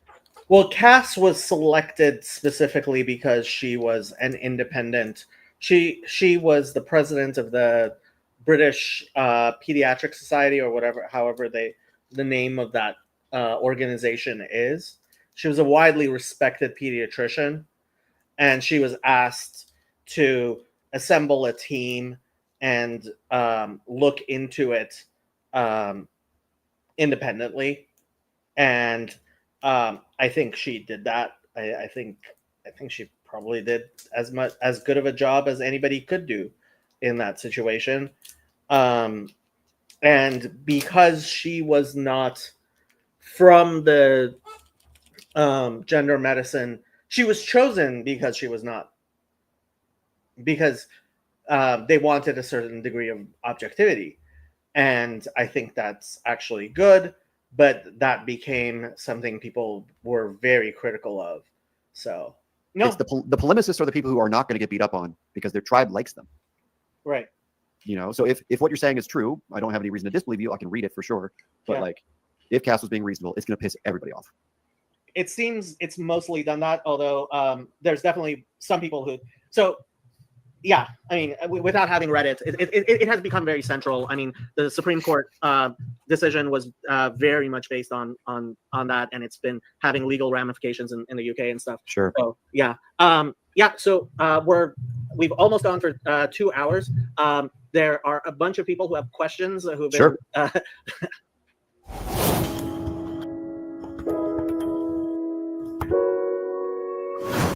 I haven't been able to follow the comments completely. People were asking if I'm going to. I usually stay after for people who want to discuss. But today I won't be able to do that. I might later do a stream where people can come on and ask questions and stuff. But if anybody has questions for Dr. Lockwood, you want to put in the chat, we can do that. But I also wanted to give you an opportunity to talk about. I know you have a book out, which actually I wanted to get to.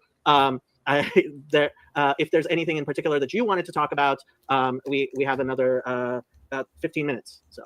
Yeah, I'm open to talking about anything. I mean, I wrote a book called The Fear Problem back in 2018, and it's basically kind of like a critique of all of our modern politics and the way technology is fused with politics. And it's kind of, I mean, I just kind of broadly, I just think it's hijacking our central nervous system and making us not trust each other, which is kind of a take that a lot of people have had for a long time. So feel free to listen to it. It's on YouTube. You can listen to it for free. You don't have to buy it. I think it's still relevant. I think a lot of the things Jonathan posted a link on my Discord to his book. As I said, about polarization and fear system management and how to have adaptive group identification, how to be reasonable in an unreasonable world is still valid. So that's all I have to say about that. Were there questions that you wanted to ask about it, or other things? I mean, I didn't buy the book to read it, and I didn't realize it was on. And frankly, I mean, we did this pretty quickly, so I haven't had too much chance to dig into your work. Although I'm sure I'm going to do more in the future.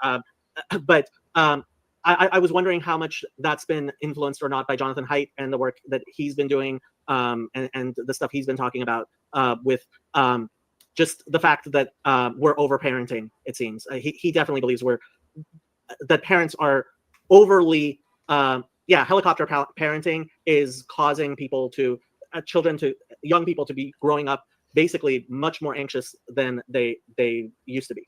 Yeah. I think the anxious generation that John and Greg published came out after my book. I think because I was writing this back right before the 2016 election happened. I was actually writing this while I was on my internship, and so it was 2015, mid 2015 when I finished writing, and then editing happened from 2015 through 2016. Took a break, published in 2018.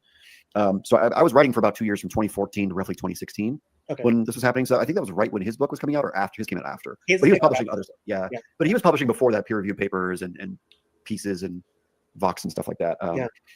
But yeah, no, I mean, I think I had read some of his stuff. I might have even cited some of his stuff. I can't recall off the top of my head. But okay, I think I'm gonna stop the video here.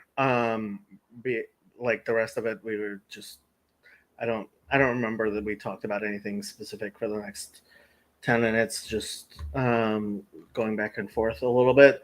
Obviously, I'm a big fan of Haidt, etc. Sandy, do you think gender issues has been changed in the last decade? Yes, and that was my point with WPATH 7 and 8. The SPLC, I think it was the SPLC, put out a report which conversely and weirdly explained what has happened, which is over the past 10 to 20 years, a lot of the people who for many years have been working in trans medicine have been labeled transphobes and thrown out of the profession by politicized people, by people who have a particular political agenda, and that has truly made things so much worse. So much worse. I mean, I'm thinking there was a guy in Toronto, gender medicine.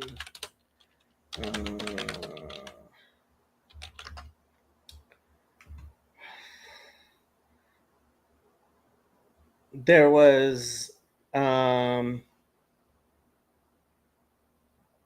I think this was the issue. Dr. Kenneth Zucker.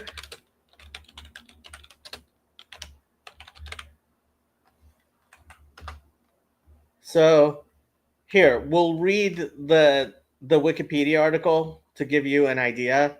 And remember, Wikipedia is a far left, very, very far left propaganda outlet that is completely controlled by a particular ideological thing. And so this is as biased against him as you're going to possibly find, but here it is. Kenneth J. Zucker is an American Canadian psychologist and sexologist known for the living in your own skin model, a form of conversion therapy targeted towards prepubertal children with the goal of making their gender identity reflect their assigned gender at birth and preventing them from growing up transgender. Oh my God.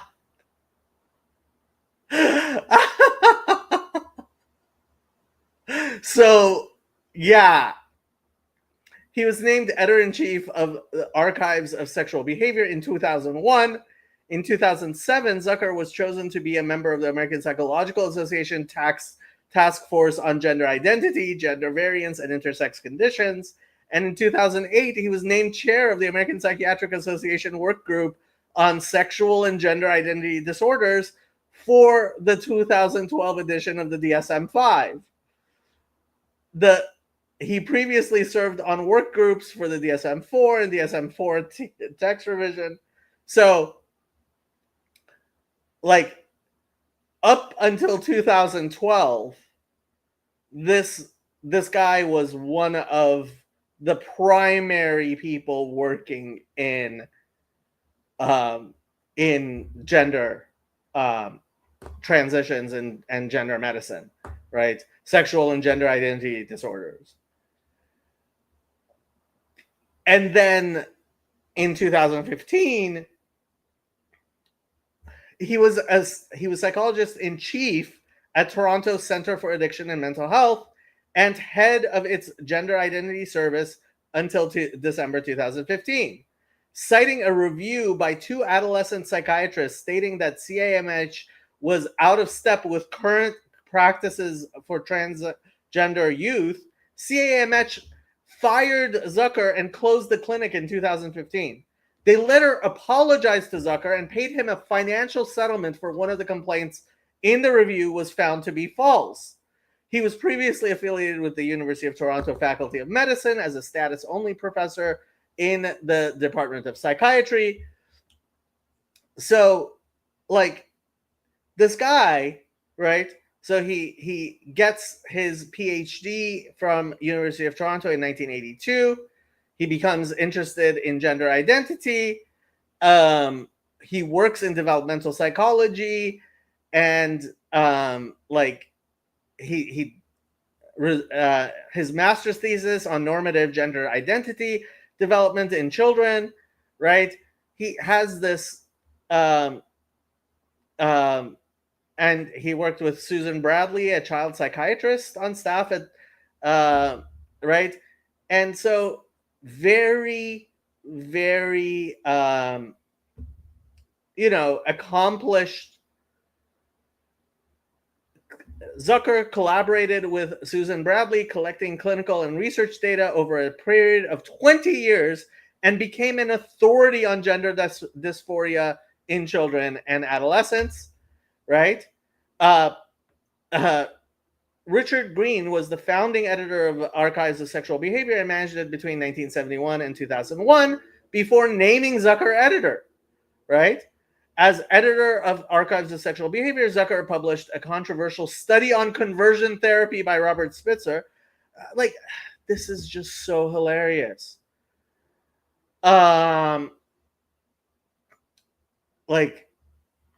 This is such a disgusting hit piece, and you can read through it and see,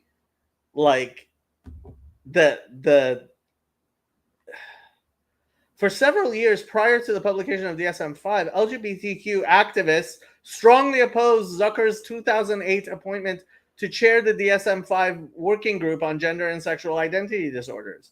In May 2008, a petition calling for the removal of Zucker and Ray Blanchard in the working group was circulated and gained over 9,500 signatures. The National LGBTQ Task Force then issued a statement questioning the APA's decision to appoint Zucker and Ray Blanchard for the working group, stating that Kenneth Zucker and Ray Blanchard are clearly out of step with the occurring shift in how doctors and other health professionals think about transgender people and gender variants. Like, this is within the past 20 years. Between 2008 and 2009, multiple additional commentaries were published questioning his appointment. Zucker was one of the authors of the of WPATH 2012's 7th edition of its Standards of Care, which called social transition controversial, in square quotes. Like, WPATH 7 was reasonable. In February 2017, Zucker was slated to speak at a panel in Los Angeles for USPATH, the US branch of WPATH. Protesters picketed a panel arguing that WPATH was grounded in cisnormativity and trans exclusion. Like, I'm sorry, like, do you see what happened here? Is it not clear? After his dismissal, Zucker sued CAMH for defamation and wrongful dismissal. In October 18th, CAMH settled with Zucker for $586,000 in damages, legal fees, and interest, and released an apology for the report, falsely stating he called a patient a hairy little vermin. CAMH removed the report from its website and apologized, and replaced it with a summary of the report, which has not survived a move to its new website. When the settlement was announced, CAMH stated that it stands by its decision to close the Child and Youth Gender Identity Clinic following an external review which concluded the clinic was not meeting the needs of gender expansive and trans children and their families, adding that we believe our modernized approach for delivering services to youth better supports diverse patients through best practice and timely care.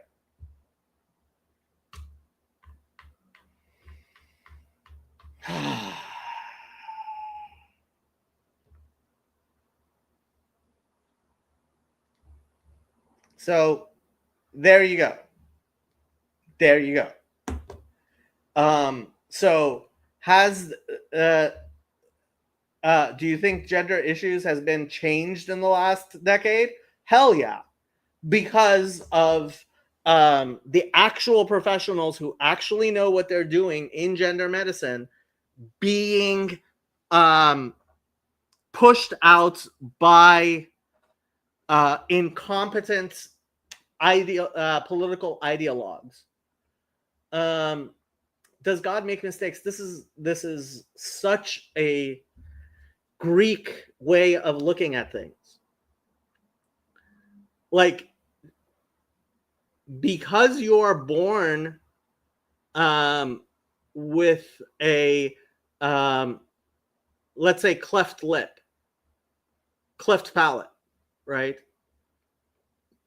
Did God make a mistake? And should we, and if we believe that God doesn't make mistakes, does that mean we should not fix your cleft palate? Like, this is such a silly question. Like, sorry, on God, but like, this may be the silliest question you've asked yet. And you're pretty good at asking silly questions. You're almost a professional at it. Okay. Identifying with having a normal mouth isn't the same as identifying as a woman.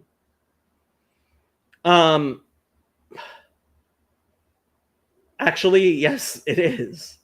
Because, and you're not paying attention to what you're saying, right? Identifying as one of the two gender roles that we generally have in our society, even if it does not conform to your birth sex. And I have to say, I actually believe that for people who are trans, there's often a biological component to that, including its possible hormonal imbalances, genetic nonconformity, etc., etc., etc. So like, yeah, this is silly. I find the people who think that people just decide to be trans. Nobody out of 8 billion people, a negligible number are so silly as to be like, hey, I want to be like, I want to go through all of the shit it takes to become trans. I could believe there's 1 or 2 people out of 8 billion who whatever. But I could believe 1 or 2 people out of 8 billion do pretty much anything. But this weird, like, position where people are on both sides, like, completely gotten into this social constructivist model for everything, so that they imagine that there's no biological basis whatsoever for people acting how they do. Like, very few things are completely soft coded in human behavior.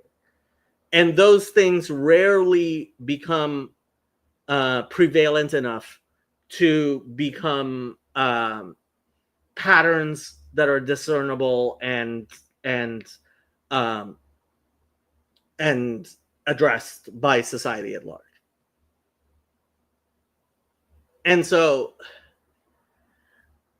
like, this two-front war is really, really silly in my estimation. Did I misspell counseling? Is it with 1 L or 2 L's? No, I did not misspell it. Sorry, I am neurotic. You may have noticed that. If you want to take hormones, you're just on drugs on hormones. You're now a permanent drug addict taking X hormone for the rest of your life.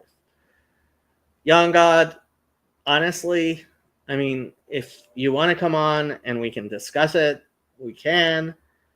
But I don't, it's in text. It's really hard to tell how much trolling you're doing.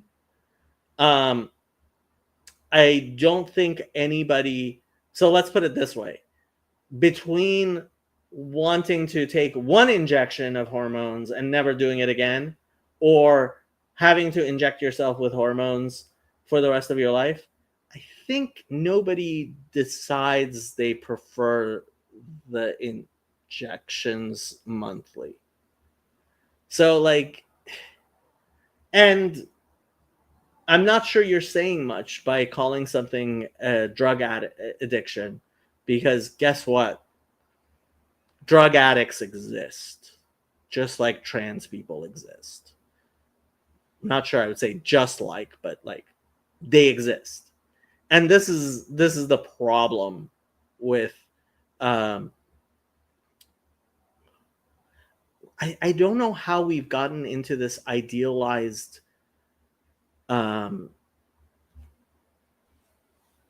I think online makes it worse, where people imagine that they can dismiss the existence of things they don't understand or don't like, and then proceed to do so and pretend like those things don't exist.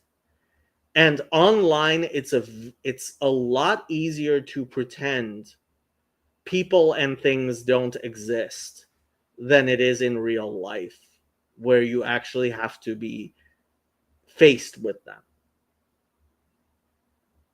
Right? It's very different to start talking about there's no such thing as trans if you don't actually know someone, if you're not talking to someone who is trans. And So going full back around to PVK and the CRC Synod and stuff.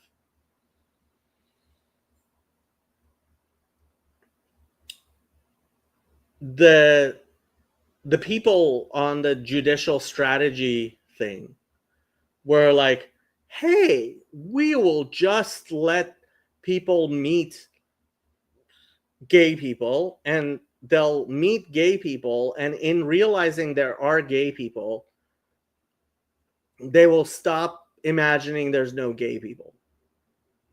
The problem was that the people on the affirming side in the CRC knew fewer gay people than the people who weren't on the affirming side. In fact, within the CRC, I think the non-affirming side, the traditional side, was in fact far more acquainted with and knowledgeable of real gay people than the affirming people. Especially the affirming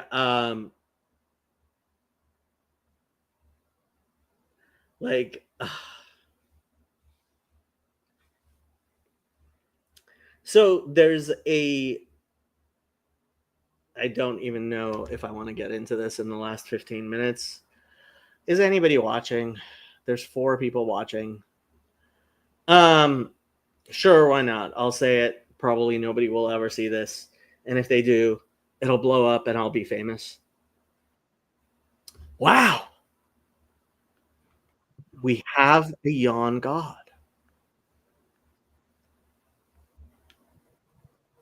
Is the sound working? Yes, it's not as loud as it usually is, though. All right, hold on.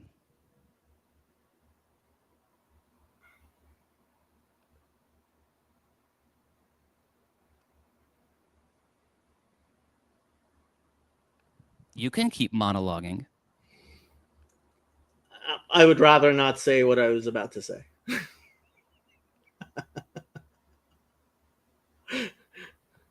Okay, how about that? Yeah, you're good. You're good. You know, so we only have like 9 minutes left, so that's good. Okay, so the thing is, ooh, that's weird.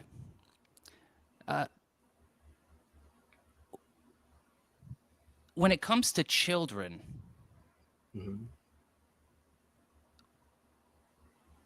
I can always imagine trumping any medical argument almost with doing nothing. You know? Right. So the thing is, like, you know, if you're an adult and, you know, it's kind of like bodybuilding.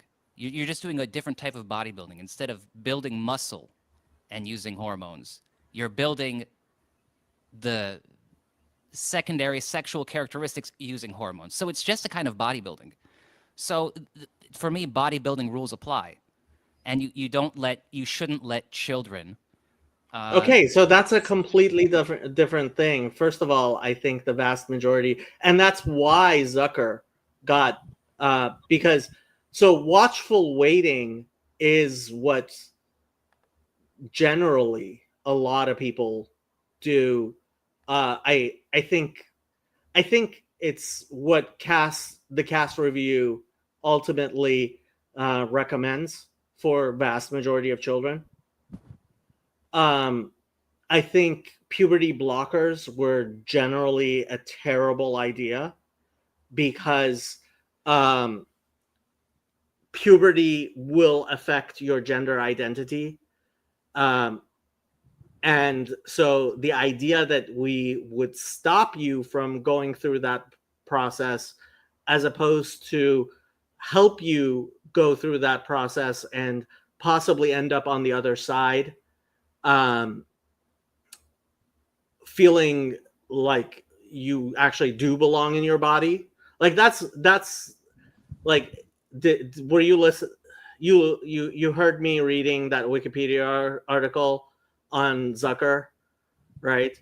That called him a conversion therapy guy. Yeah. Like that's that's the guy who was running the one of the largest, if I think it actually was the largest youth trans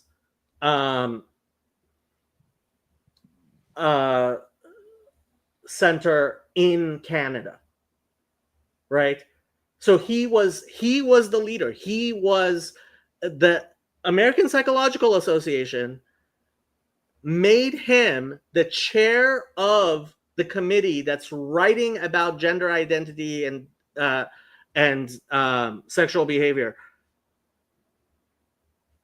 So, like in the United States and in Canada, he's the guy. And they were complaining about the fact that he's like, first, we try to make you comfortable in your own skin, which should be the first thing you do when someone is uncomfortable in their own skin. So no argument there, but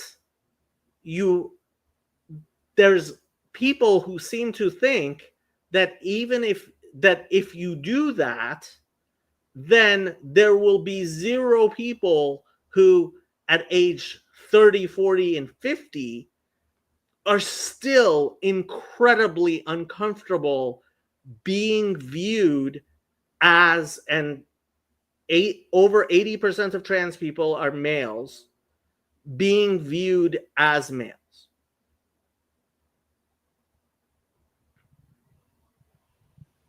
What's going on now with rapid onset gender dysphoria and with young girls who are afraid of having their periods and afraid of growing boobs and afraid of being sexually assaulted, who are undergoing gender transition, even social transition, is completely different from something that's been happening for thousands of years. And the Greeks used to do it quite often, which is you take a little boy who's effeminate and you make him live as a girl, and he does successfully, which pretty much all non-Judaic cultures were happy with and did. And due to the Jewish influence, Christianity slowly over thousands of years stopped doing. Remember, the Catholic Church was still castrating people.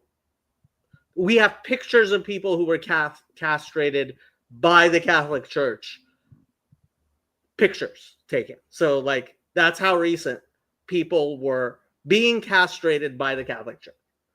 So, I mean, you're talking to an Orthodox Jew, right? I am pretty much as anti-trans as I think a reasonable trans person can be. But that's because my culture conquered the world with this idea of heteronormativity. And heteronormativity is a religious value that I, as a Jew, hold.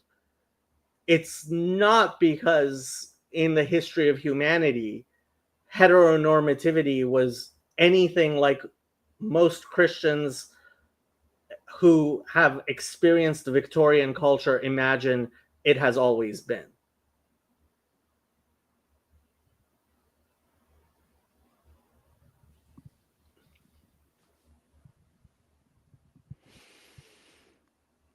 That's all very interesting. Do you agree with my history, though? I mean, if I agree that Jews took over the world, I mean, of course not. With heteronormativity. It's an interesting point. And, you know, if I wanted to, in a way, tinfoil hat this, the point obviously is control. And famously, gay guys can be hard to control.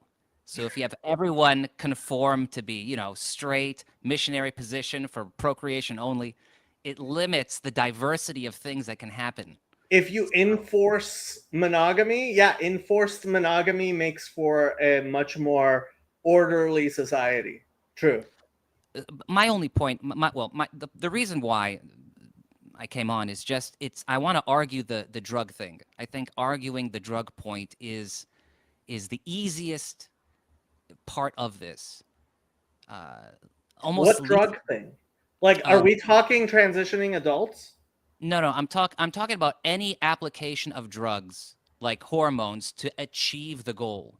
So when you were talking about the Greeks and all that, I mean, famously, you know, if we want modern examples, you got, I believe it's the Bhatti boys in Afghanistan. Those are the boys that they dress up as girls and they do the dances and all that stuff.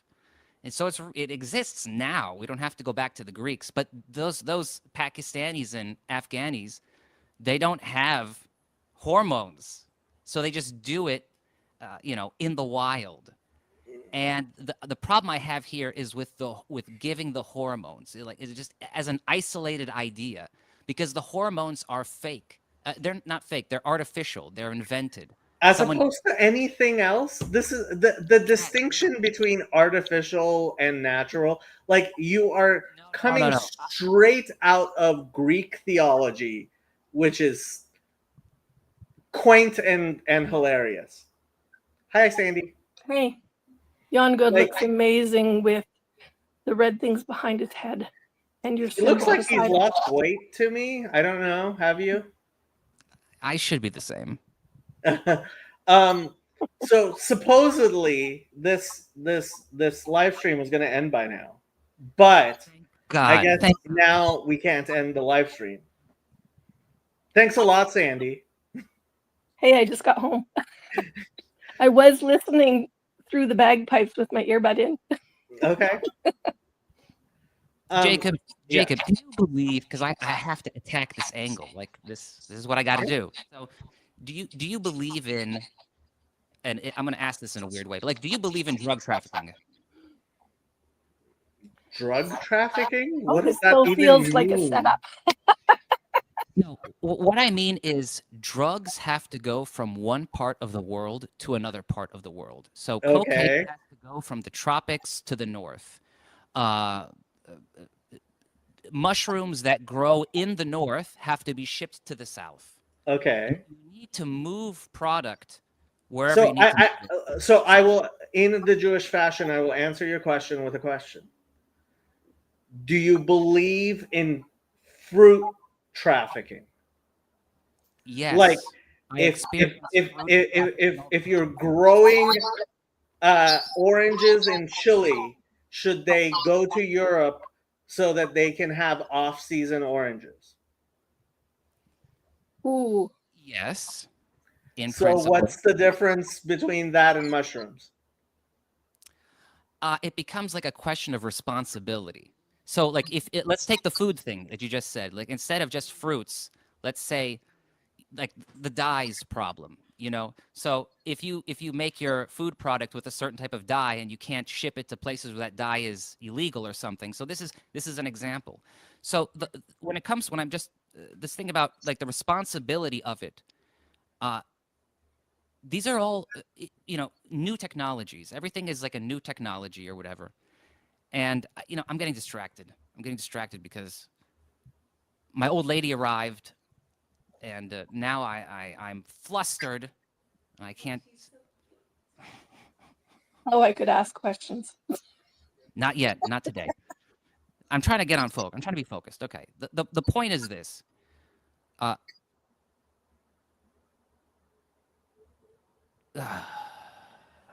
blame the world. I blame the world.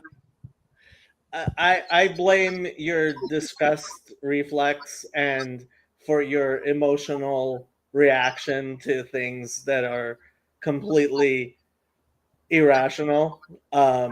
Like, it's the problem you're having is not with international trade or with artificial versus natural, etc. It's something you see as wrong, And I think you see it as wrong because it is outside of your world frame, right? It is very normal for us to grow up thinking boys grow up to be men, girls grow up to be women. And they do, especially in our culture generally. And the idea of a trap is incredibly distressing to heterosexual men, mostly, which is why it is such a huge internet meme, because it violates what we understand of, oh, this is a woman. Like, The Crying Game is the greatest horror movie made in US history for teenage boys. Like, it is the horror movie of horror movies. Is that a real movie? The Crying Game? Oh yeah. Oh, serious? Yeah. You didn't you never saw The Crying Game? It was very popular back in the 90s. No.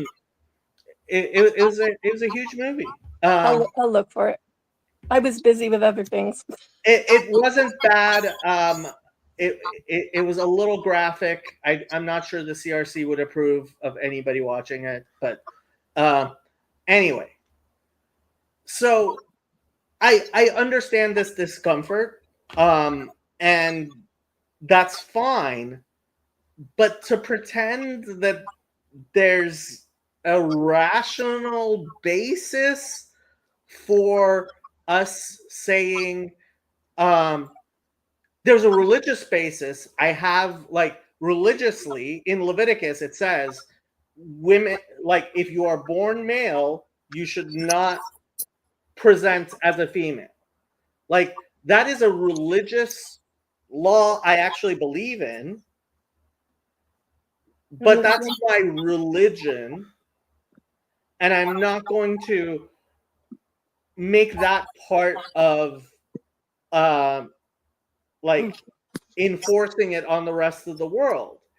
And frankly, I think Jews have a better view of that because we have spent thousands of years understanding the difference between imposing our religious views on other people and being able to live with people, like, what the limits of tolerance are, right? And so, yeah, I am not threatened by someone who chooses or is far more comfortable doing that, right? And frankly, it's thousands of years old. That's my point. The people who imagine that this is new. I missed it. Doing what? What was your doing that what? I'm not sure what you're asking. Ignore me then. No. So what Jacob is saying is that they're doing this kind of the changing, it's not a transition. Oh, the trans, yes. Okay. You will find the effeminate men and the masculine women everywhere. That's what he's talking about. So you can't escape. And people who live of the cross gender. Because let's face it, one of the things that happens, like, what were the two men who were in the boxing in the Olympics, was it? Right? Yeah. They ended up winning the women's, like, both of them had serious gender, physical gender atypical structures in their body. Like, 100 years ago, you would not have been able to tell that either one of them, I believe, certainly the one who won the gold medal, that what gender, like, you would have assigned her as female. right? Because she had primary sex statistics. Exactly. Yeah. No, like if I mean halakhically she was female. Halakhically she was female. If you were to look at primary sex characteristics, I mean, without getting graphic, she had a vagina. Can I be technical? She had an invagination, not a vagina. It's an invagination. Well, I would have a question. Is Jacob's statement because she actually had that body part and or Yes. both body parts? Because No. either I one mean, is true. without getting too graphic, so people with that condition apparently have an abnormally large clitoris, but other than that, they appear like a female. Yeah. But this does not surprise me, actually, given some discussions I had. Look, the world is complicated. Yes. The real Right? miracle is that most of the time, nothing goes awry from what we expect. And occasionally it surprises us. And as a child until puberty, she probably presented exactly like all other little girls. It was only at puberty that she started presenting differently. That's a hard age to deal with change, especially if it's a change you really don't want to finding out that you always thought you were a little girl and you're not. Yeah.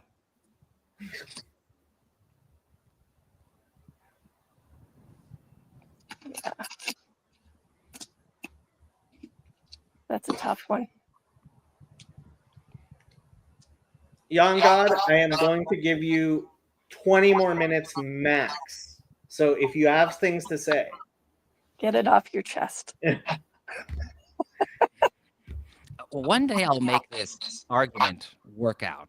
Maybe it's not today, but one day I will, because I hate to tell you this, but you haven't properly studied pill pool. Like, I went to law school and I studied Talmud. Like, arguing with me is kind of like a difficult thing to get done. I appreciate it. It's I need the difficulty, you know.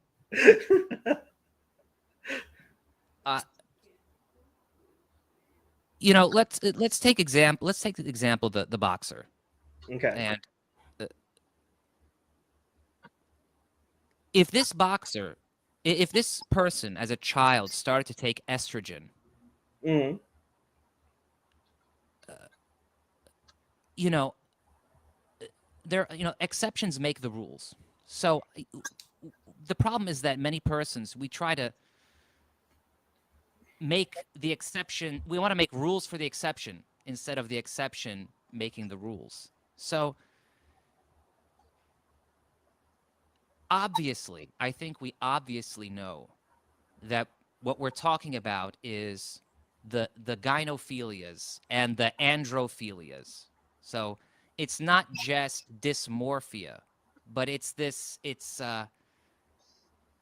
okay, so autogynephilia is one category of and frankly, I mean, as controversial as it is, the actual theory behind it, which I think is an okay theory to describe a certain percentage of trans people, right? Autogynephilia is something that presents much later in life. You're not even talking about teenagers then. So how can I'm just trying to how so the idea here is that how do you can't have a so-called healthy child. I don't want to even use the word decide. But how does this is the question. It's like, obviously there can be examples where due to some birth defect or some hormone imbalance in utero or something, you can always imagine some kind of state that the body would be in, such that if you gave it hormones, you would relax it. And the whole point is to not be stressed out. So if the idea is that you give hormones to this person, and in the most rudimentary level, they relax, well, it's better to be relaxed than to be stressed out. So I can understand that. The problem is that, as they say, you give an inch and they take a foot, or whatever it is. And as soon as you immediately, you inadvertently try to save all the children, and then you start looking for any possibility, like any little thing, if the kid accidentally touches the wrong color crayon. Now, we're smarter, supposedly, than, the stupid parents that would fall for such a thing. Oh, the kid touches a pink crayon, they're now a woman. But because it's so easy to make a mistake, the thing is that when you have the Bati boys in Afghanistan or in Pakistan, they can always, and this is to almost a throwback to the earlier part of the stream, these Bati boys can always go to therapy. And they can always say, oh, I did this when I was a kid, and now I have a wife, and I'm trying to come to terms with what I did as a kid. But when you have the hormones, you've caused something permanent, essentially. You fucked with things. And so this is the problem I have, is that if you have this hypothetical, and I want to be, I wish I could caveat even more what I'm saying, but if you hypothetically have this child who is constantly stressed out and constantly almost paranoid, and you give them hormones of the opposite sex, and they relax and they feel comfortable. Before Jacob answers you, are you picturing it as if you have all one or all the other hormones? Like, are you looking at it like there's a cup of one kind on one side and the other kind on the other side, and all you do is you're reversing them? Or like, because everybody has both kinds, just in varying Well, Jan God is well versed in biology, so that's. Well, I don't that's why think he's I'm making wondering. fundamental. Yeah, I don't think he's making fundamental biological things. You're actually echoing Jan God, but the what is going on? I mean, this is the famous criticism of the Greeks of the Jews, right? Which is the circumcision of children.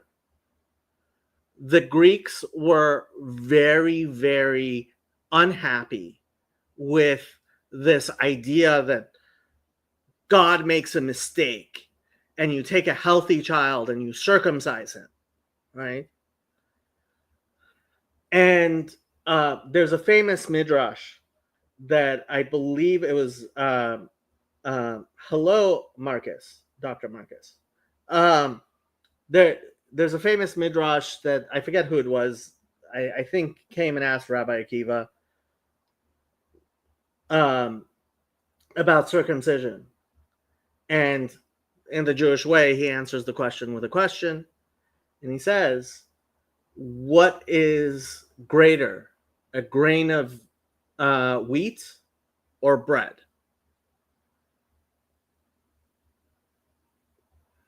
And the fact is that the Jewish answer is obviously bread, which is not natural, because you have to do a lot of things to turn some wheat into bread, right? Even if it's the simplest type of bread, it's just wheat and water. You'd have to do a lot of things to take that wheat and turn it into bread. And so I have zero problems with the idea that we are born imperfect and we do things to change permanently how we live in the world to make it better. Now, again, like I have to say, like Judaism is the ultimate heteronormative, et cetera, right? at the same time, like the idea, I honestly don't think that the problem here is, oh, it's not natural. Like, are you opposed to tattoos? Kinda. Ear piercings? So ear piercings, not so much. Okay. But you know, I don't know how. Anyway, the point is that now I don't want to say studies are coming out, because the studies generally are out all the time, and it's just a question of looking for them. Yeah. But I remember some months ago or something, maybe even over maybe a couple of years ago, something about tattoos, how they degrade, and then how they enter the lymph nodes. And there were some like biopsies or dissections of lymph nodes filled with ink. And I'm not against tattoos per se. I mean, if you're a Yakuza and you got your full body tattoo, I mean, that's pretty cool. But tattoos have a place. And in many places, tattoos are not appropriate. But, again, the exceptions... You are incredibly conservative. Man. You are a very, very conservative person. I am guessing you don't bleach your hair, and that's your natural hair color.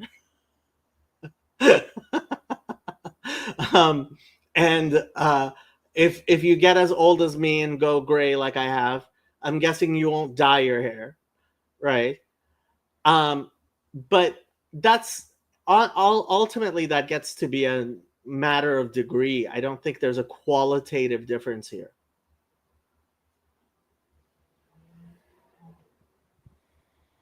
I think, again, I made a comment in the beginning of the stream, which was, it's about suing.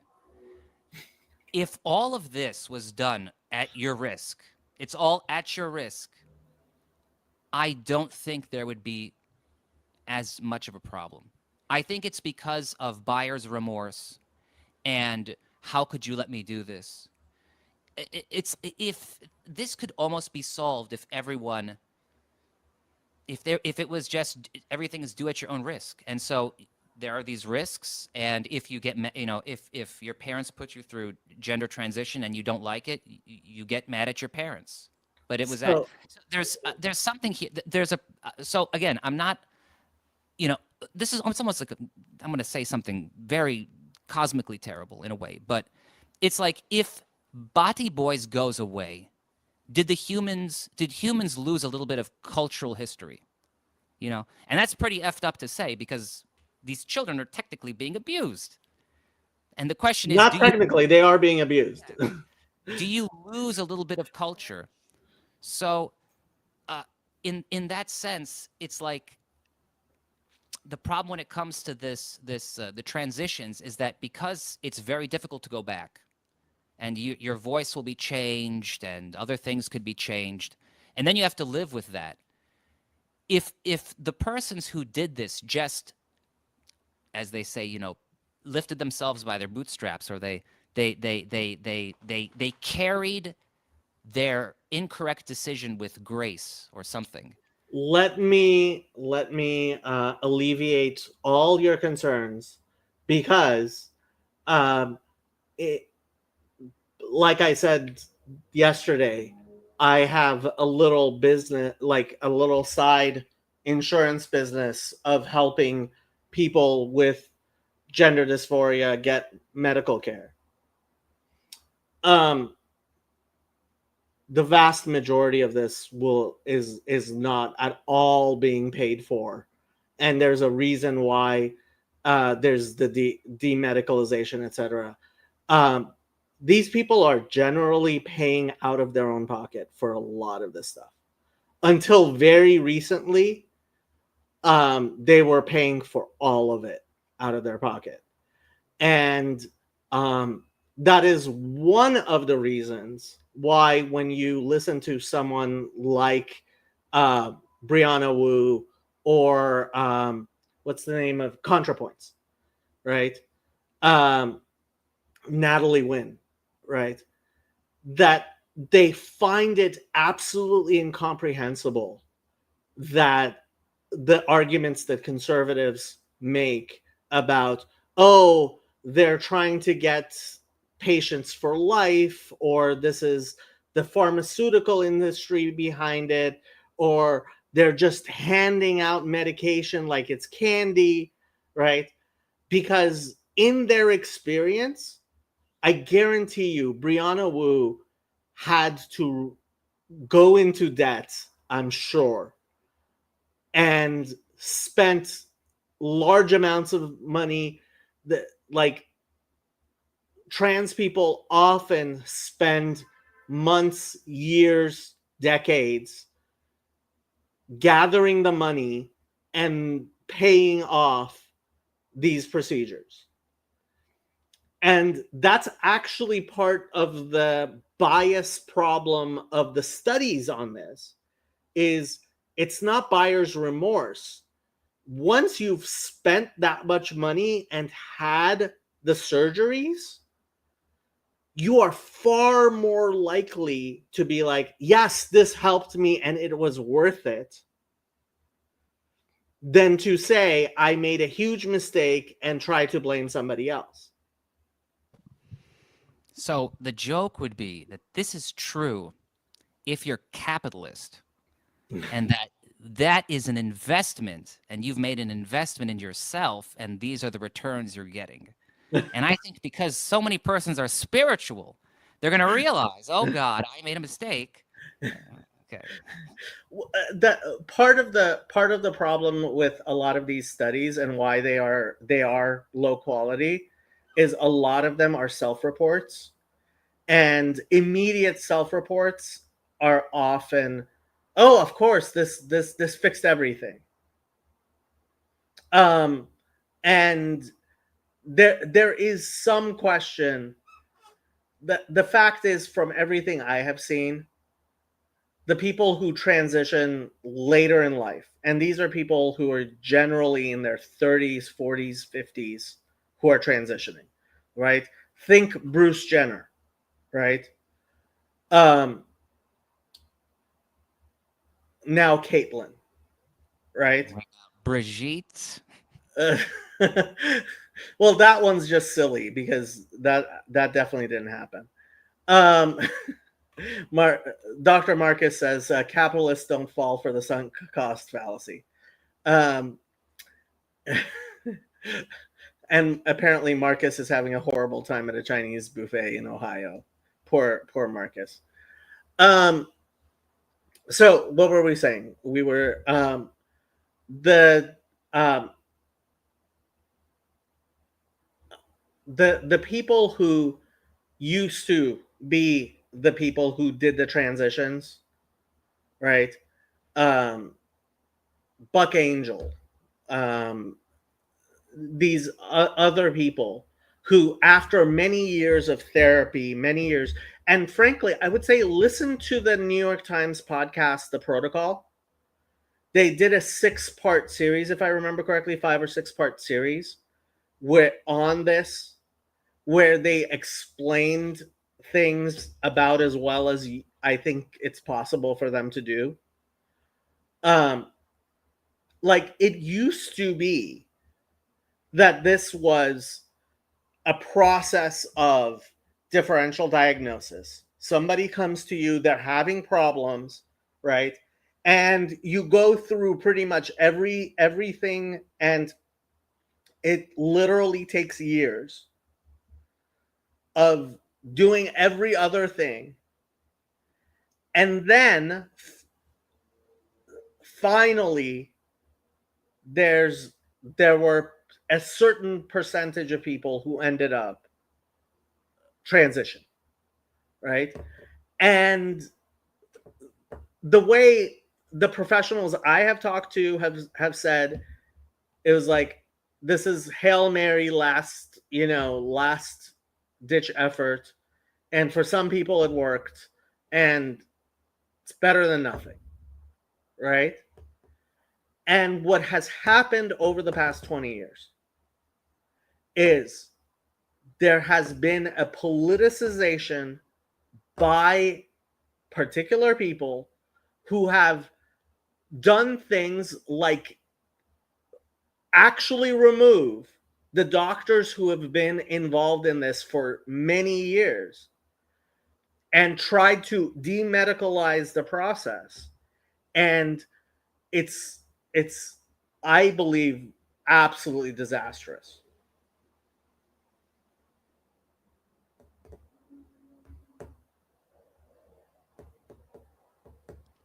Do you so as a Jew, in a sentence,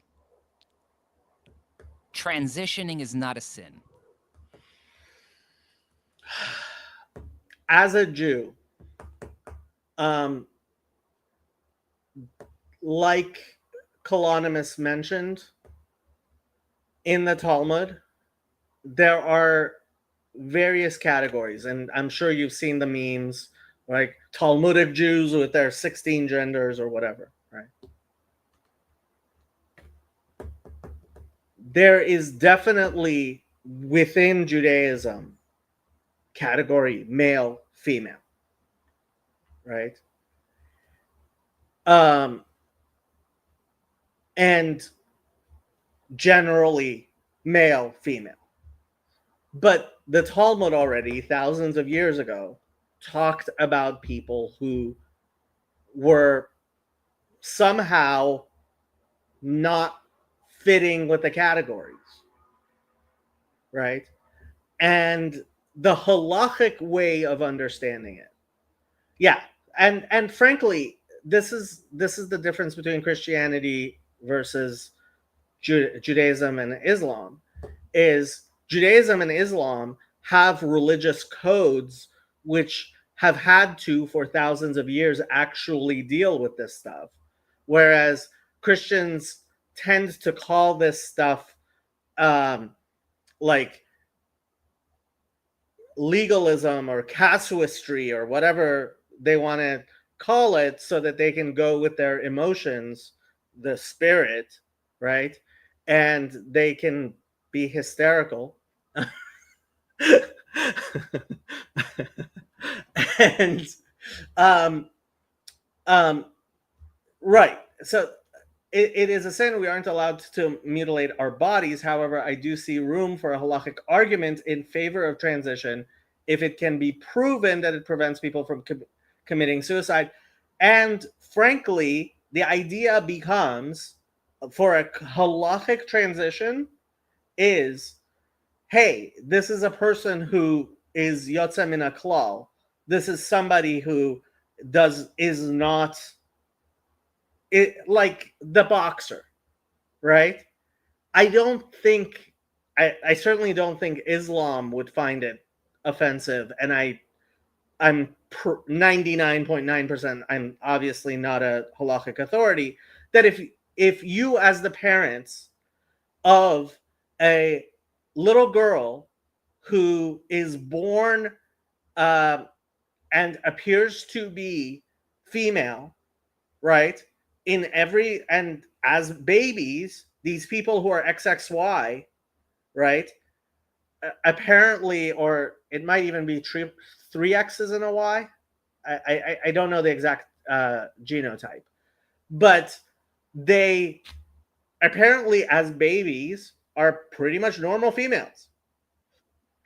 And then they start going through puberty and produce much larger amounts of testosterone than most females, because they actually have, rather than ovaries, internal testicles.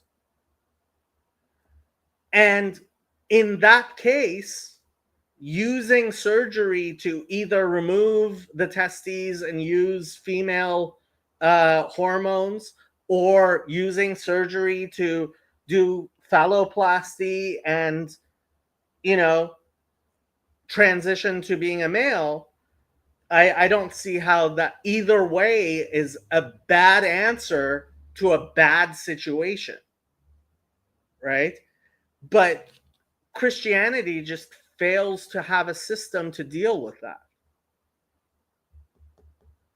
I mean, the Eastern Orthodox, I'm sure, will tell us economia and bishops and whatever, but ultimately they lack a system to deal with that. Just almost a joke, but isn't it? Well, the joke would be, isn't this transition stuff a little bit pagan? I mean, feel it in your heart. Isn't it a little bit pagan? Can't you feel? In fact, it is the opposite of pagan. It is polytheistic to imagine that there isn't a broader plan. This is so, like, it's funny. I've been having this discussion on Twitter with someone where I set out what I think is not a straw man at all, and he seems to think is a straw man, which is that the defining characteristic of Christianity is a polytheistic perversion of Judaism. And he thinks that's a bad definition of Christianity. I don't know why. And part of that is this idea that God didn't create Satan. Somehow, evil came into the world without God being involved. And that is the polytheism of Christianity, which is revealing itself in the types of arguments you're making, right? Because when you have a little baby in front of you, and that baby, like, look, imagine you have a neighbor, and you, for the past 10 years, they've had a normal little girl, and you are best friends with their parents, and her father comes to you, Yon God, and says, "You are a very smart man. I don't know what to do. My daughter is starting to grow hair all over her body, and her body parts are starting to grow in weird ways. And I went to a doctor, and the doctor told me all of these things about extra chromosomes I don't understand. Yon God, what should I do for my daughter?" And Yon God, is your answer going to be, well, let her walk around naturally as half male, half female, because it's natural and that's the way she was born? Or are you going to say, well, there is the possibility of either removing her testicles, yes, I said her testicles, and doing some plastic surgery and some hormone therapy, and she'll grow up to look pretty much like a normal female, or the opposite, doing some plastic surgery and other hormone therapy, and she'll grow up and she'll look like a normal male? Or should she look like neither because it's natural? What are you going to tell that person, Yon God? I mean, the joke would have been, pray the hair away. You just pray. No. Yes, that is precisely what an evangelical pastor would tell her. These are excellent counterfactuals. I mean, one thing I'm thinking about, I think about this also in terms of fairness, whether that's makes sense or not. And it's kind of like burn victims. And imagine you're a burn victim and you lose your face, and you can't get your face back. And there's something here where I understand the dilemma. I understand the peer pressure, because ultimately this has to do with how others judge you and your feelings relative to of them judging you. That's what this is.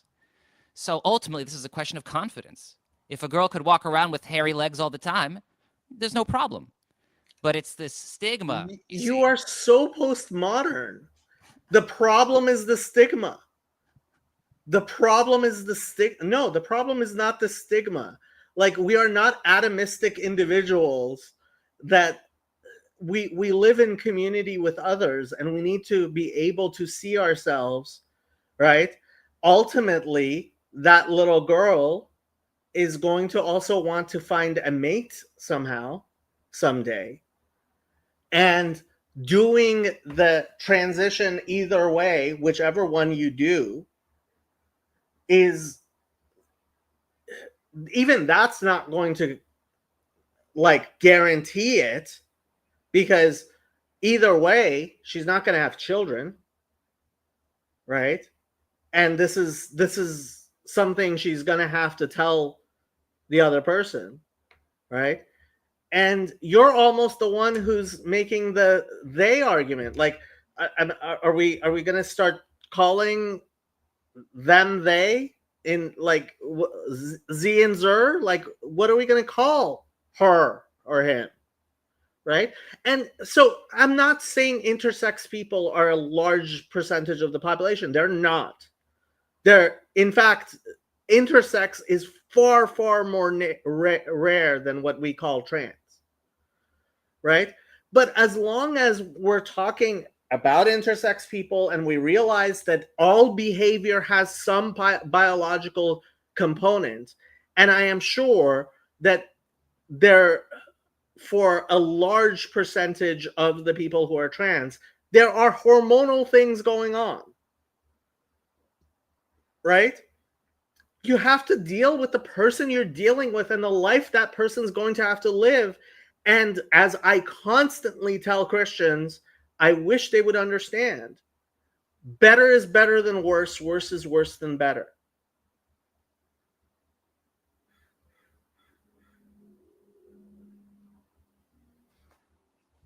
You have great speeches, Jacob. Why, thank you. I work hard on them.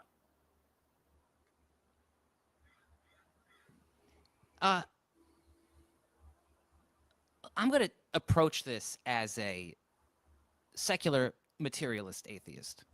God have mercy on your soul. Ultimate devil's advocate stuff. If a child looks at themselves in the mirror and thinks that their face is ugly, oh yeah, that's right. One of the most common plastic surgeries that is accepted amongst children is pinning ears back. Really? Like a dog. Right. I think I remember that. I think as plastic surgery among children is incredibly uncommon. Although I have to say, plastic surgery among Jewish girls, rhinoplasty, is incredibly common. Like, I knew girls in high school who got nose jobs. Also, depends what you mean by plastic surgery.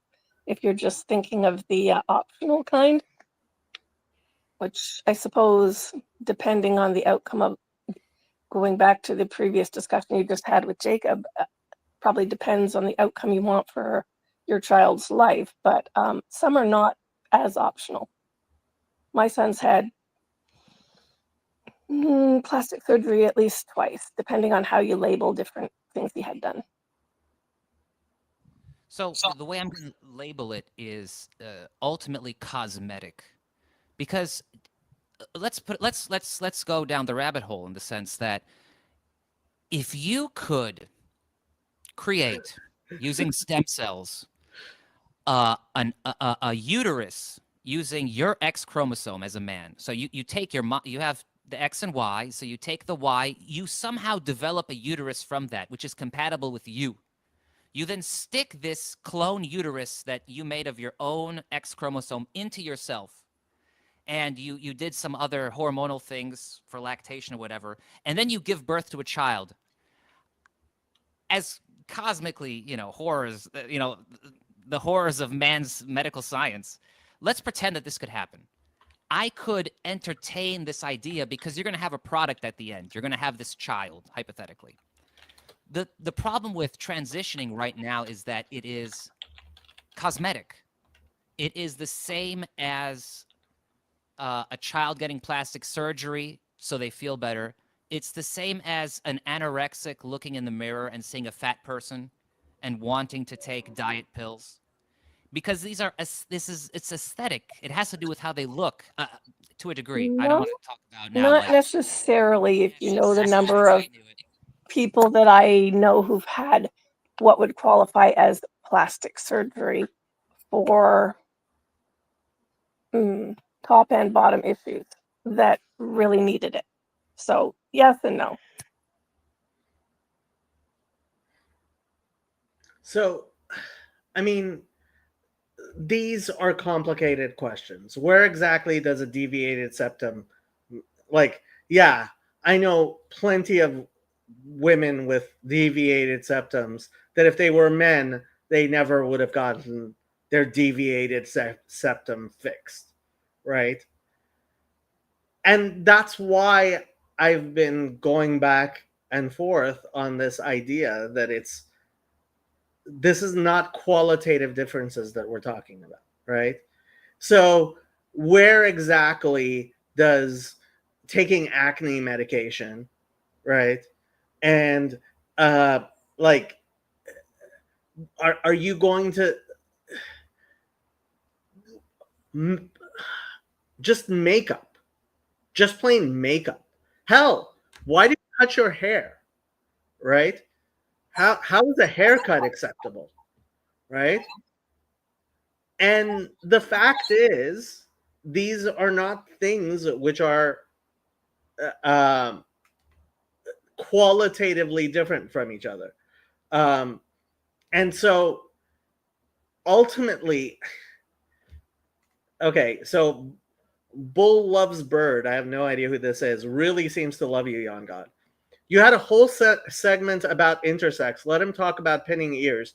Grok is searching for numbers as we speak to see what percentage, how many children get their ears pierced back.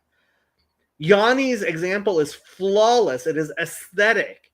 Now you can argue to the value of that. okay, hold on. I have to snitch now.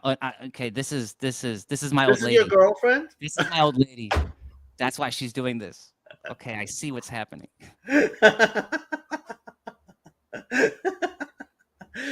So we actually got your fiance.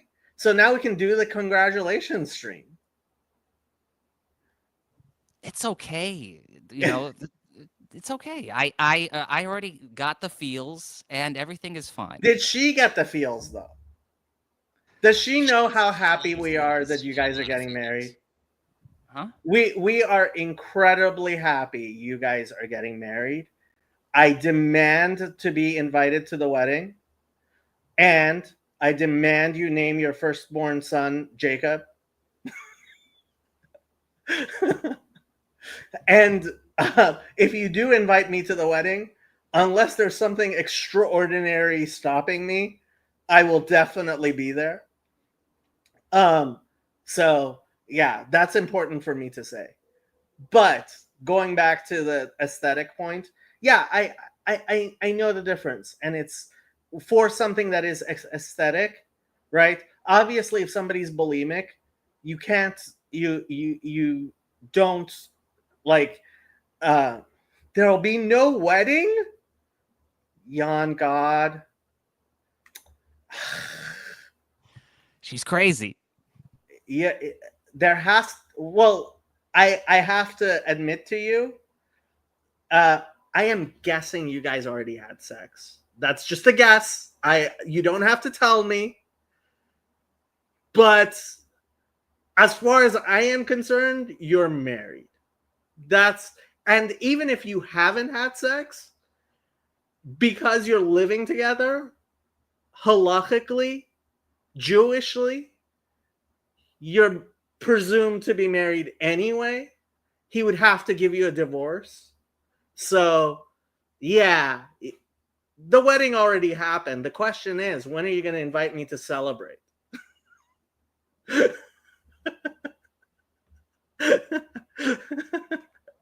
I do not believe Jan God is a sinner. The only Chazaka baby, the only sin I am guessing he is participating in is birth control, because it is a sin for Jan God not to have children. Like, this is true. I mean, think what the world is missing out on with Jan God having children.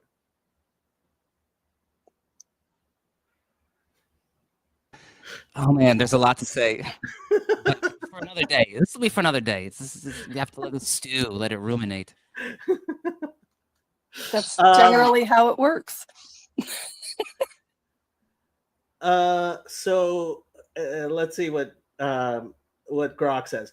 Pinning ears back, medically known as autoplasty, is a cosmetic surgical procedure to correct prominent or protruding ears. It is one of the most frequently performed cosmetic surgeries on children, typically between the ages of 4 and 14, as this is when ears have nearly reached adult size and children may begin experiencing social or emotional challenges related to their appearance. Prominent ears, the primary reason for autoplasty in children, affect approximately 5% of the population, including children. This is considered a common minor ear abnormality that can lead to psychosocial issues like bullying or low self-esteem if unaddressed. Autoplasty is the only type of plastic surgery performed more often on children than adults, with the majority of cases occurring in those aged 4 to 14. However, not all children with prominent ears undergo surgery. Decisions often depend on family preference, severity, and access to care. Recent statistics provide insight into its commonality. In 2023, according to the Aesthetic Society, a professional organization tracking aesthetic procedures, there were 37,441 otoplasty procedures performed in the United States overall. Of those, 8,915, 23.8%, were on children under 17 years old. So we're talking less than 10,000 children in a year who are getting this surgery. And frankly, I don't see any problem with a child who has protruding ears getting it pinned back. It seems like fine to me.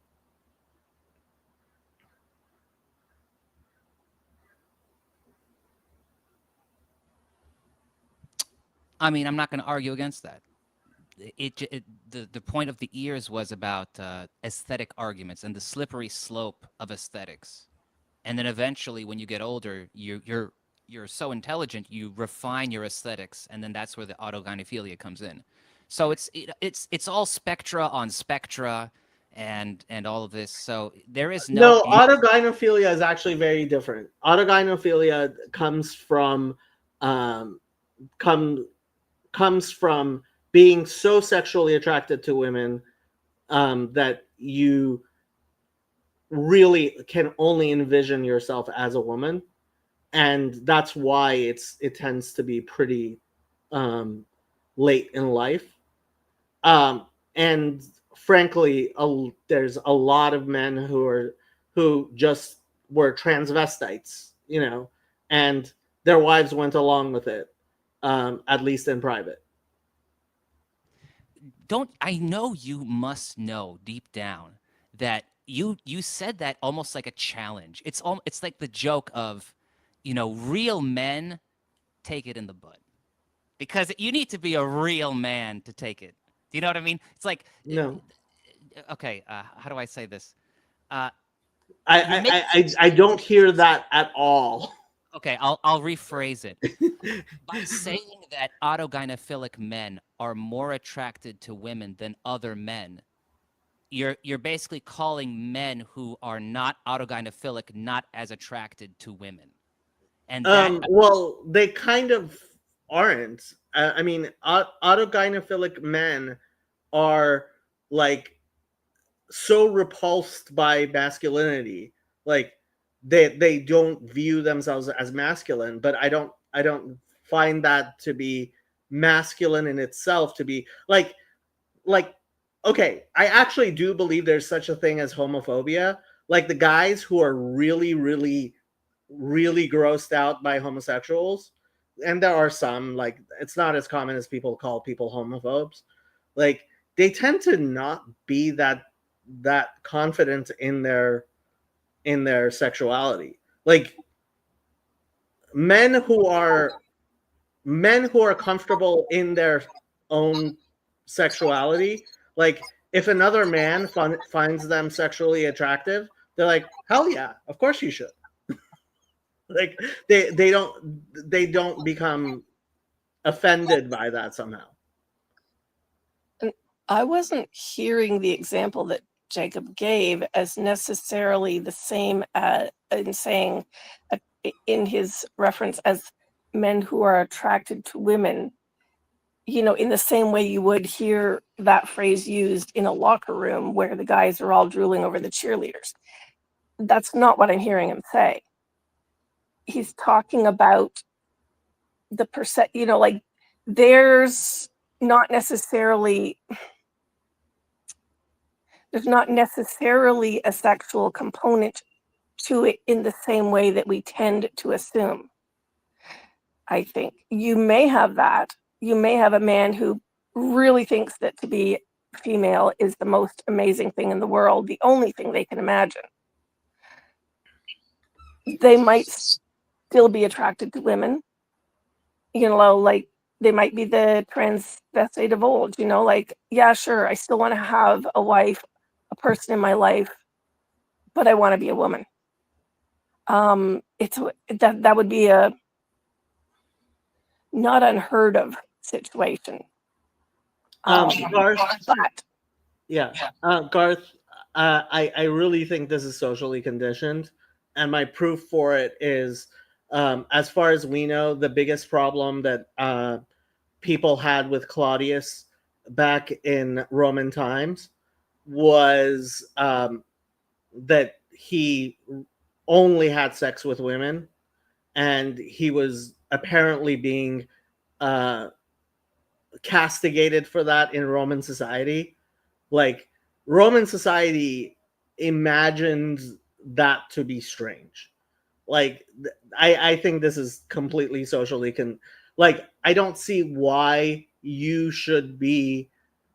And the funny thing is, somehow socially it's completely acceptable for straight men to watch two women kissing. Like that's considered, oh well, of course, right? And I think it is very socially constructed. But yeah, in Orthodox Jewish culture, like public kissing of anyone is considered a no-go.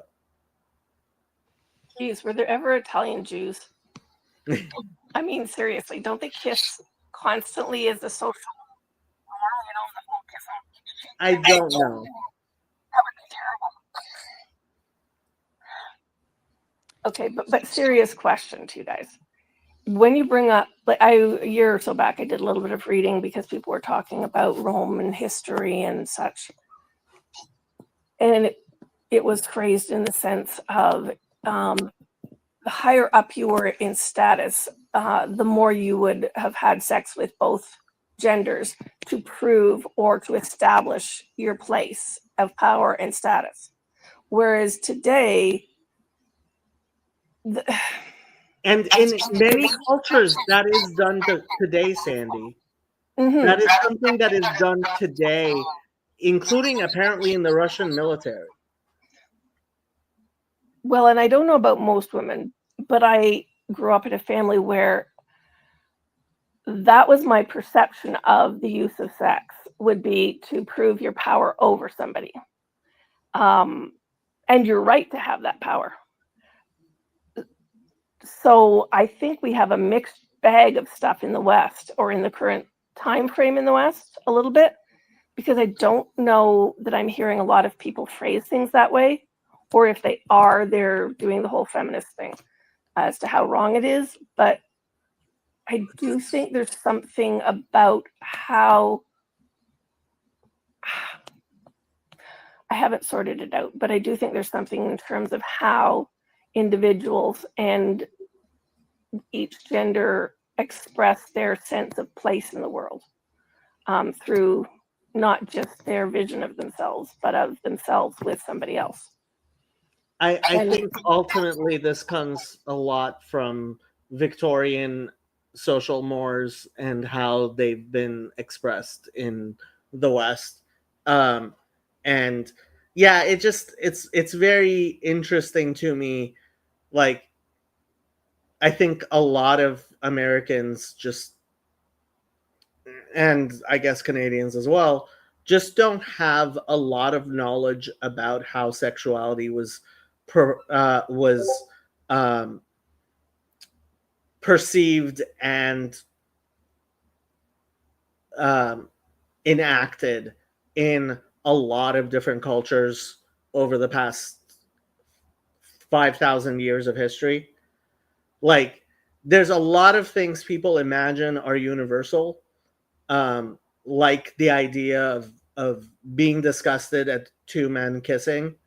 Although I do have to wonder how much kissing was involved in ancient Greek pederasty, and frankly, I don't want to know. But it's, yeah, things are a lot more complex than the vast majority of people seem to think, and that bothers them. And that's normal because we have a conception of the world and we get bothered when things do not match our conception of the world. Well, and this will be some, I'll say this, but it's for another probably time and topic. But when you were pointing out to Jan God halachically that he's married, yeah, I obviously believe that basically, yeah, like halakhically married is, I think, the main definition in my worldview. But it's also the common law fact. I mean, you guys have been living with each other for long enough that given any legal system, you are technically legally married. Right. So you can pretend, well, fiance all you want, but that's not how it works. Yeah, and if weddings are too expensive, just have Jacob over for a beer or something. But for another discussion point, I honestly think if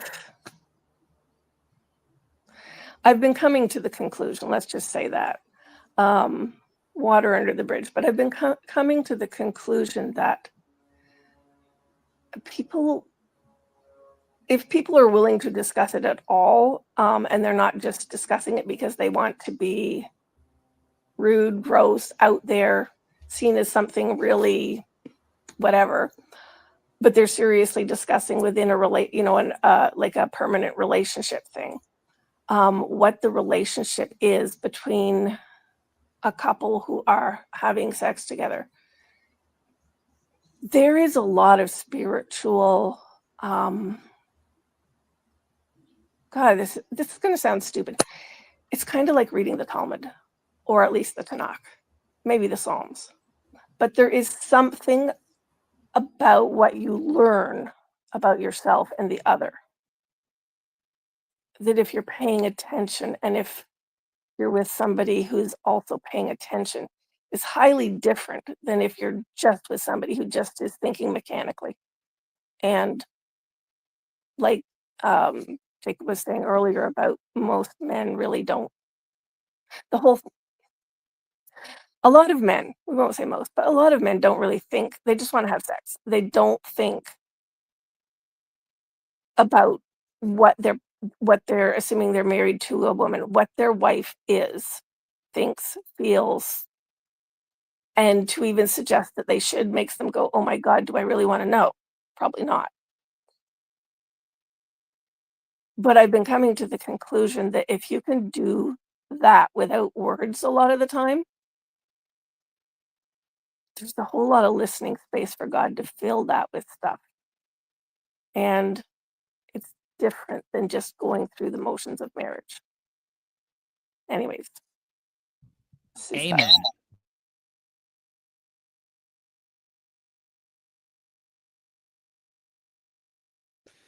Jacob, I'm still thinking about the trans stuff. It's like, I mean, there are a few things that I could talk about. Autogynephilia and how it ties into drag culture. Because my girl watches a lot of drag stuff for some reason. So it's almost like, why, if you want to entertain the idea of transitioning, why not just transition via drag, and then only as an adult, once you're able to achieve the age of bodybuilding status, then you build your body the way you want.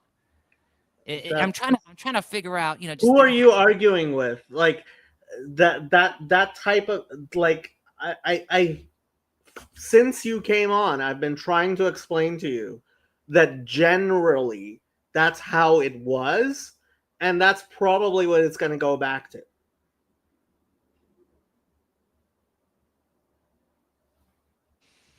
I like your optimism. You might want to actually listen to that New York Times podcast. Yeah. Are you sure? Because what if I watch it and I find problems with it? Then I'm going to have to come back on and explain them, and you're going to slick talk your way. There were definitely problems with it. There definitely were problems with it. I had many problems with it. But I think you may be a little bit over informed by internet information.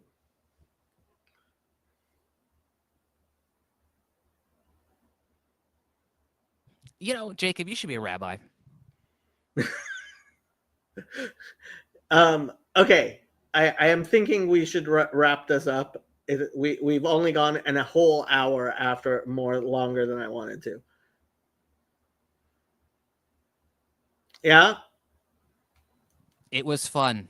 Thanks for tolerating my existence. And end of stream.